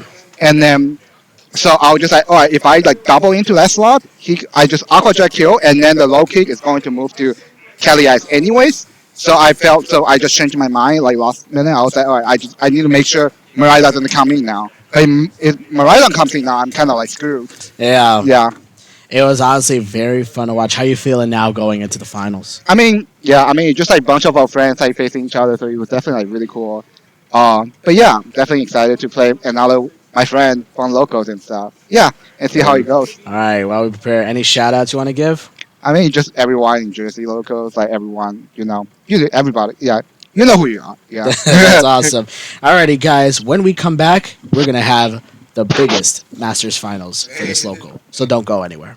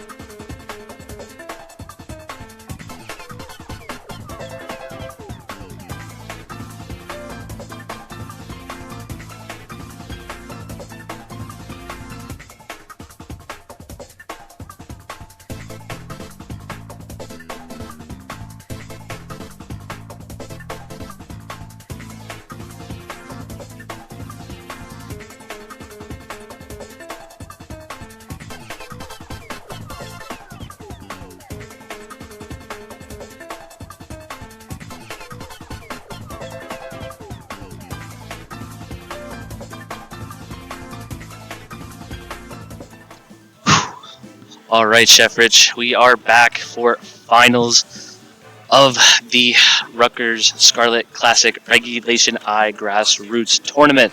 We have two trainers standing amongst, like, I think we had about 30 participants Yeah, about today. like 30 participants. Yeah, this is actually a very stacked, like grassroots. Everyone's like, oh, like I won't go just because not like for points. But the thing is, like, it's for Reg I. It's good to get a little early start in the format so that people know like what to run ahead of time. Make something like comfortable for themselves in order for them to run it. But it's also good practice for you, and also to hang out with your friends, hang out with us. We just chilling out, commentating some really great games that we had today. Whew, I'm also out of breath because, literally, the amount of games that we had today just were astonishing. They were amazing. But today we are here now for the finals, which is Richard Wan versus Andrew Wilson.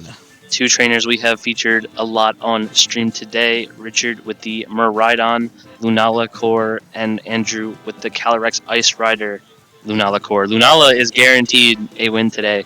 I think to no one's surprise, Lunala had a great end to Regulation G, winning a regional, doing very well, and now I think it's even stronger in Regulation I.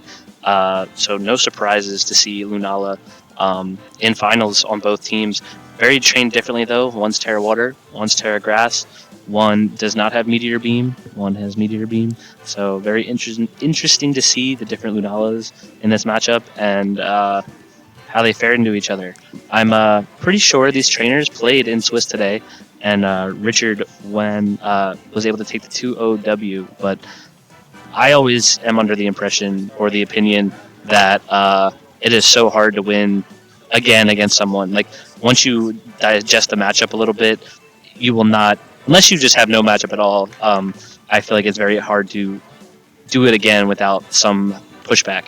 Yeah, exactly. And, especially when it comes to, some certain matchups, you have to think to yourself, I need to have, a game plan, or I need to make sure that I have something to counteract this team, when really we don't have no meta just yet. We're just in the testing phase still. When Reg I was just announced, we actually just had Atlanta Regionals just a couple of weeks ago, and now people are still adjusting to different comps, different teams. Some are taking their Reg G team and just adding something for Reg I, but it's all about the consistency on how you do as well for game plans and gameplay. We have Andrew here rocking it looks like a hard Trick Room team, but with the Lunala. And then we also got an Arbubega core with the Miraidon team, but we have a Lunala on it as well. Lunala is actually, like I said, been taking a lot of names. And honestly, I'm surprised, actually. Lunala hasn't been seen much doing really well since Sword and Shield, but it did take Vancouver Regionals, and hopefully maybe we'll see it in Milwaukee or in Portland, or better yet, at the North American International Championship. Interesting between these two trainers, Richard has the Rapid Strike Urshifu, Andrew has the Choice Banded Terra Dark single strike Urshifu. Richie has to watch out for those single target wicked blows coming his way, doing big damage. But Richard has to just beware of Hard Trick Room. He apparently did win their set earlier 2-0, but I think Hard Trick Room can be Andrew's way through this set. We will see. Here we go. We're in finals. Our trainers have locked in. Guys. Chad, if you're seeing this, we are in the finals right now. Show some love to these trainers, and we get on to game one of the finals here. Who will be your Rutgers champion here? We're going to see the Indeedee and the Calyrex up against the Miraidon and the Urshifu. Yes, we have Andrew winning the Terrain War on turn one, having his slower Indeedee set the Psychic Terrain, definitely opting for redirection for this Calyrex Ice Rider. This Indeedee on Andrew's side is the safety goggles, is not something like the Rocky Helmet that would stop this Urshifu from wanting to click Surging Strikes. I think a Volt Switch and Surging Strikes from Richard here is pretty safe to go for. Exactly here too. Like it's a simple play because of the redirection, and then you want Calyrex to set up Trick Room. However, in an instance that Richie could have Iron Hands in the back, and we did see the matchup with Josh, a speed tie here could be very detrimental here. But we're gonna see Volt Switch gonna do 50% to the Indeedee. That's a lot of damage too.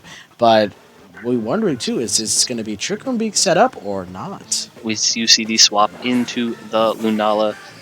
No Electric Seed quite yet for this Lunala. We see the Surging Strikes go into the Indeedee, and this will pick up the knockout. But this Calyrex is fully protected and can opt for the Glacial Lance, get some damage on the board, break his Focus Ash, or gets Trick Room up very safely. We see the Surging Strikes go into, and no Trick Room is clicked. Glacial Lance goes into both targets, will break the Shadow Shield and the stash of this Water Urshifu. And I feel like for Richard, you kind of are happy to not see Trick Room here. You obviously would love to have your Shadow Shield and your Sash intact, but no Trick Room is very good for you here. This will be interesting to see the speed interaction, though, between the Lunalas. This Urshifu is probably the fastest thing on the field, but these Lunalas and their speed interaction will be very important to how this matchup goes. And especially on how each Lunala is trained. One could be fast, one could be slow, or one could be incredibly bulky, or one could be really hyper-offensive. It all depends on how each Lunala is trained. But we are going to see a Terra. It's going to be Terra Water coming from Oh, no, actually, it's Andrew's going to be Terraing into Grass type, but I also did see Richie Terra into Water for his Lunala. These Lunalas are sharing Terras on this field. Makes a lot of sense. Neither want to take the opposing Moongeist Beam from each Lunala. Makes a lot of sense. Both, and by going for Terra Grass as well, you are now resisting Surging Strikes as well from Richard's Urshifu very keenly. But the Surging Strikes will go into the Calyrex Ice Rider, getting some pretty good chip damage, doing about 40, a little less than 40. Like 45%, yeah. But also the difference is that Andrew's Lunala does have the Power Herb. We're going to see Expanding Forces. He is going to get the knockout on to the Urshifu, but what did this Lunala decide to do? It does go for the Moongeist Beam and is going to be targeting, I think it's going to be targeting the Calyrex. It is, and that should be enough for the KO. So, Calyrex is off the field, but both Lunalas are still on the field. They both have Expanding Force, but one has Meteor Beam. Oh, wait, no, I'm sorry, I lied. One has Psyshock, the other has Expanding Force. But we do see the Miraidon come in, and Ursaluna finally making an appearance today. Ursaluna hits the board with no Trick Room available. Very importantly, Andrew's Lunala was the Lunala that attacked first last turn. It very crucially clicked Expanding Force in front of this Lunala, clicking Terra Water, which otherwise would have been resisted. So really key for Andrew there. His Lunala went first, but now this Miraidon is the fastest thing on the field. But you're in front of a Grass Terra and a Ground type, something you're not doing immense damage into. Something like the Draco Meteor might have to be locked into here for Richard to get the most advantage out of this turn. Yeah. This Trick Room is not on the field. Yeah, something you don't want to be looking at is a Ground type and a Terra Grass type if you're a Miraidon. But, something like this, he could make it work. But we're going to see the Volt Switch going to go off, break the Shadow Shield, which is perfectly contempt of that. And it's going to go back, and I wonder what Richie's going to send out. It is probably going to be the Iron Hands. If Andrew decides to set up Trick Room, that's honestly good for Richie. Iron Hands could come in and just go for a lot of damage. We see the Iron Hands get the Quark Drive booster attack boost. The Moongeist Beam from Andrew's Lunala goes into the opposing Lunala. Andrew's Lunala has attacked first twice and will pick up the KO. Richard's Terra Lunala has been spent, and this Ursaluna Blood Moon is clicking a very strong move into this swapped in Iron Hands. Wow, this is honestly very, very Earth Power goes into the Iron Hands swap in. Isn't enough? Oh, no, that's not enough, but that is a ton of damage. It will take the Life Orb recoil, and it is a 2v2. The Lunala, crucially on Andrew's side, did lose its Shadow Shield with the Volt Switch, and you have to lock into a move here with Miraidon from Richie. It might have to be something like the Draco Meteor to pick up a KO, but as we've seen today on stream, these moves are risky to go for. They are risky moves. It's kind of tough to click those moves, but you're just like, I had to get the damage off. But, the electric terrain is still on the field, and above all else, Fake Out is now available. We could see Ursaluna go for Protect, but everything else here. Fake out, gonna go into the Ursaluna. That's a good chip damage. Draco misses the attack! Oh my goodness! As Moonguy's Beam is gonna go ahead and get a lot of damage. Gonna get the knockout onto the Iron Hands. That is what I said. We said risky move. That is a very risky move to get. We have seen it on stream all day today. Play rough misses. These Heatwave 90% misses. moves Meteor tonight, Beam misses. They do not like landing on stream. They That is don't, a apparently. huge miss. A huge miss for Richie's Miraidon. And Draco does connect onto the Ursaluna, but now I wonder what does Lunala do. You have to go for the Moongeist Beam to try to get some damage off on this Mon. Moongeist Beam does go off from the Lunala onto the Miraidon. How much does this do? This is at full health. It's going to do about a good 40%. Richard very much needs a critical hit from this Draco Meteor. I have seen Stranger Things all day. But the thing is, our Draco Meteor does connect. How much is it going to do? That's going to do... Oh, he needs... Okay, does Andrew get the KO or does he set Trick Room? Let's see. Moongeist Beam does go ahead. Is this enough for the KO? Is this enough? It's not enough for the knockout. Okay, is it in Richie has range of one another Draco? more chance to get the KO. Draco Meteor goes off and it is going to connect. It's enough for the knockout. Oh my goodness, that's enough for the KO. And Lunala goes down and Richie with a clutch takes game 1. Oh my god.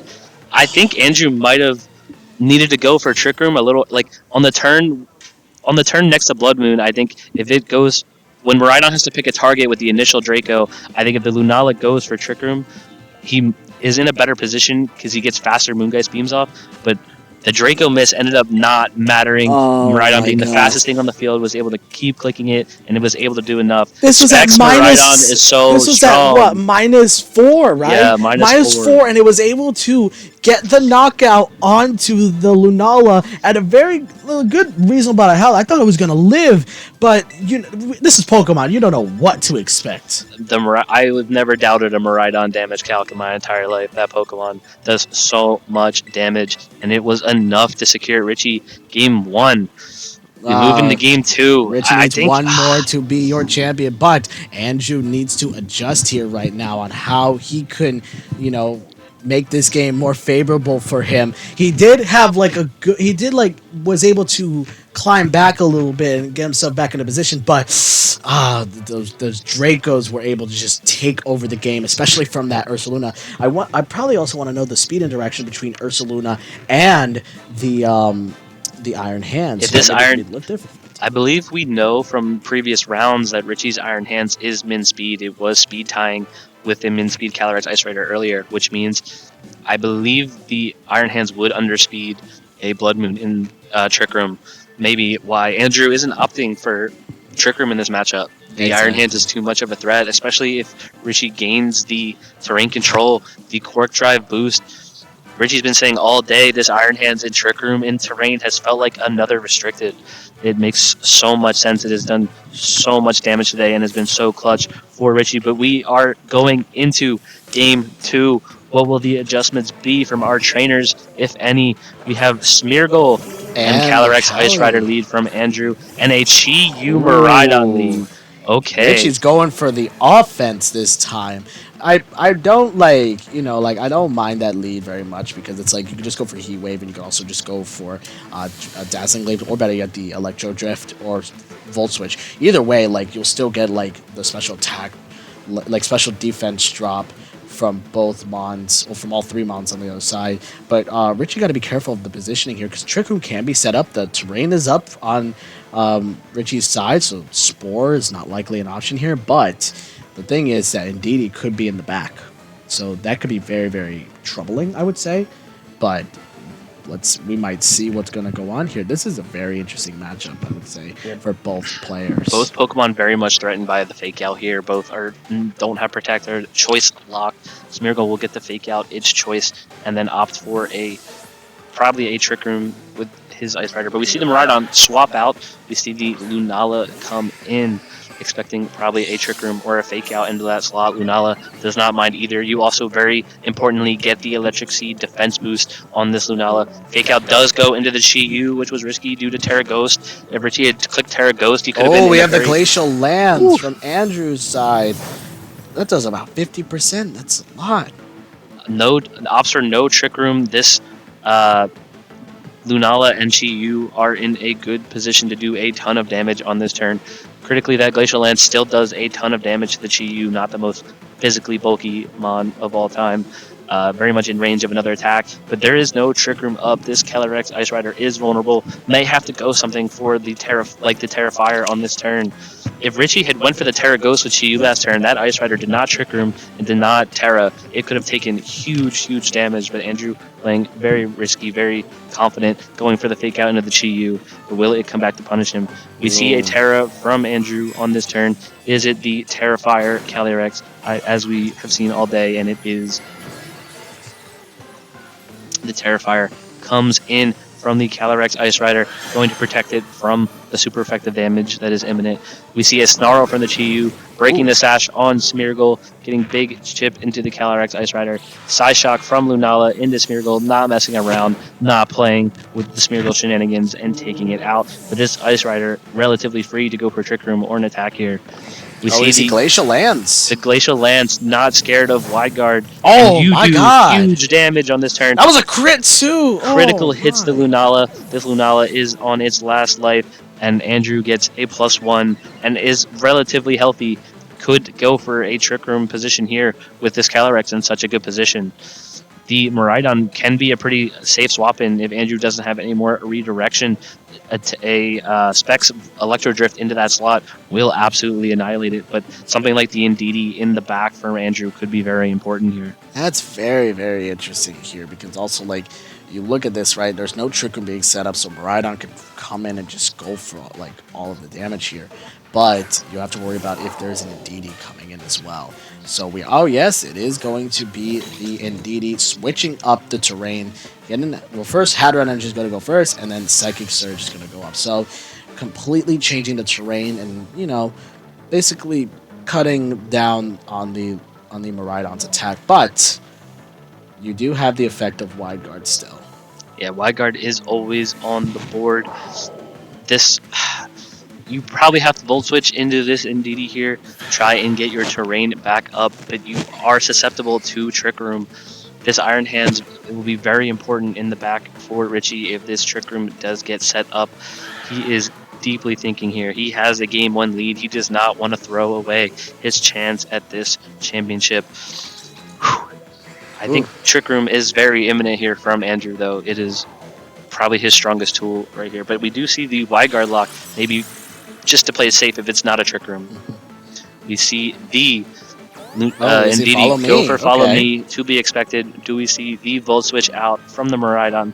And we do. This Miraidon playing it safe. That did like 50%. It's still going to do 50% even without the terrain. Still a good chunk of damage. And its last mon is going to be the Iron Hand. So I wonder if Andrew went for the Glacial Lance, or did he go for Trick Room? Because then it would have been, it's going to be a mind game. Oh, a Glacial Lance into the Wide Guard. We see the Glacial Lance come out. I think that's a pretty safe turn. You can still kind of freely get up Trick Room if you so desire.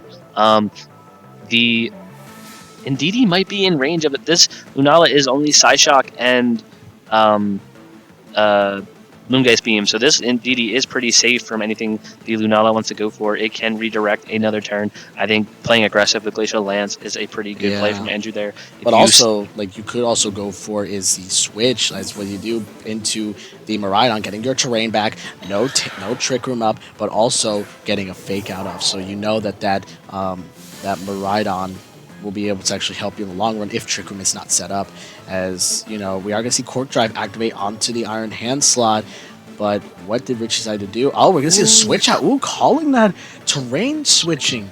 That is interesting. And Lunala comes in.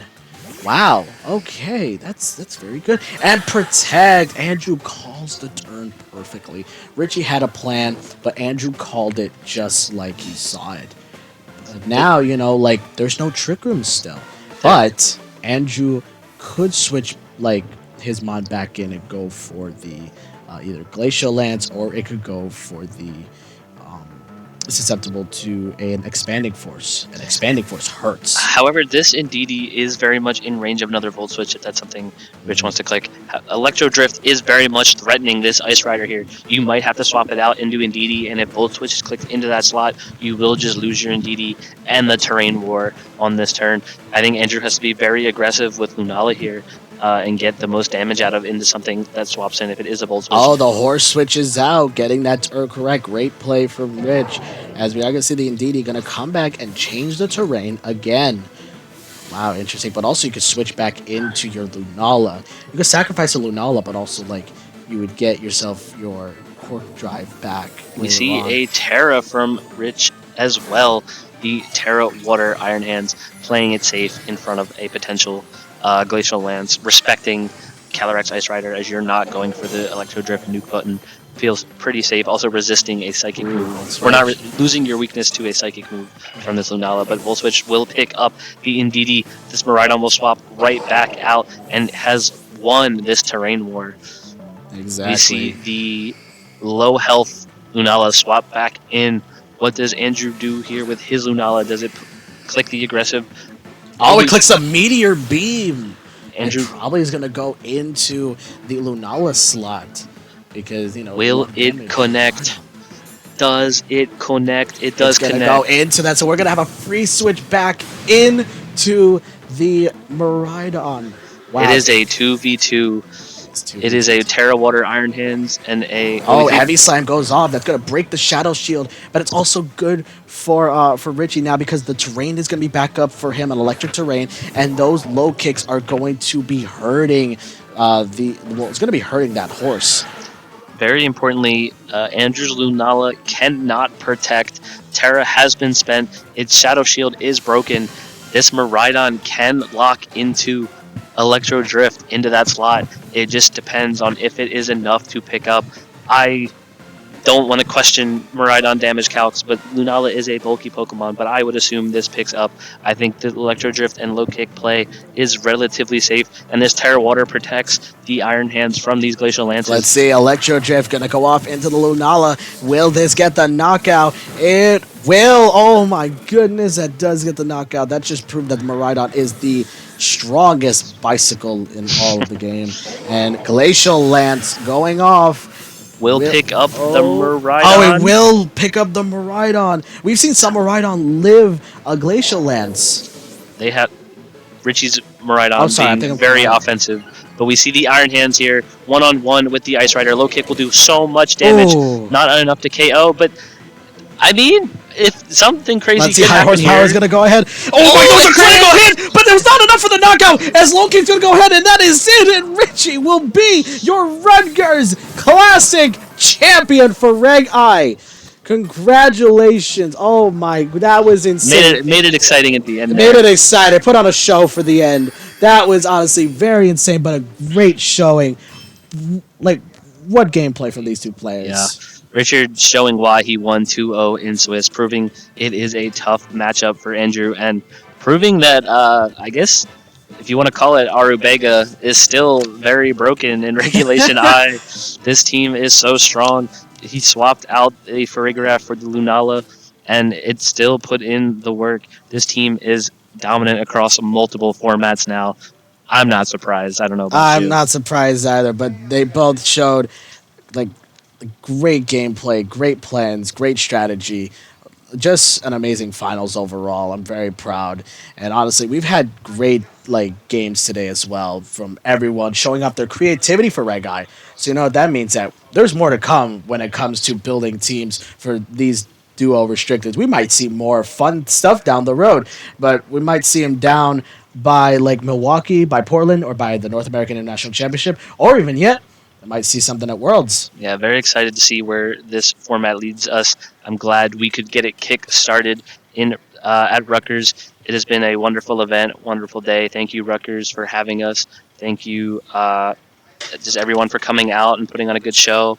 Congratulations to Richard Wan, your tournament winner. Who would have thought? Exactly. Not me. That'd be amazing, man. Love Richie. Congratulations. Shout outs to my boy Kevin Miller for being a really good commentator next to me. And honestly, we did a great job today. I agree. And I believe that is all we have. I believe we have to leave our venue. Yeah, So, exactly. So catch us on the flip side. We'll be seeing you soon. yes, thank you and goodbye.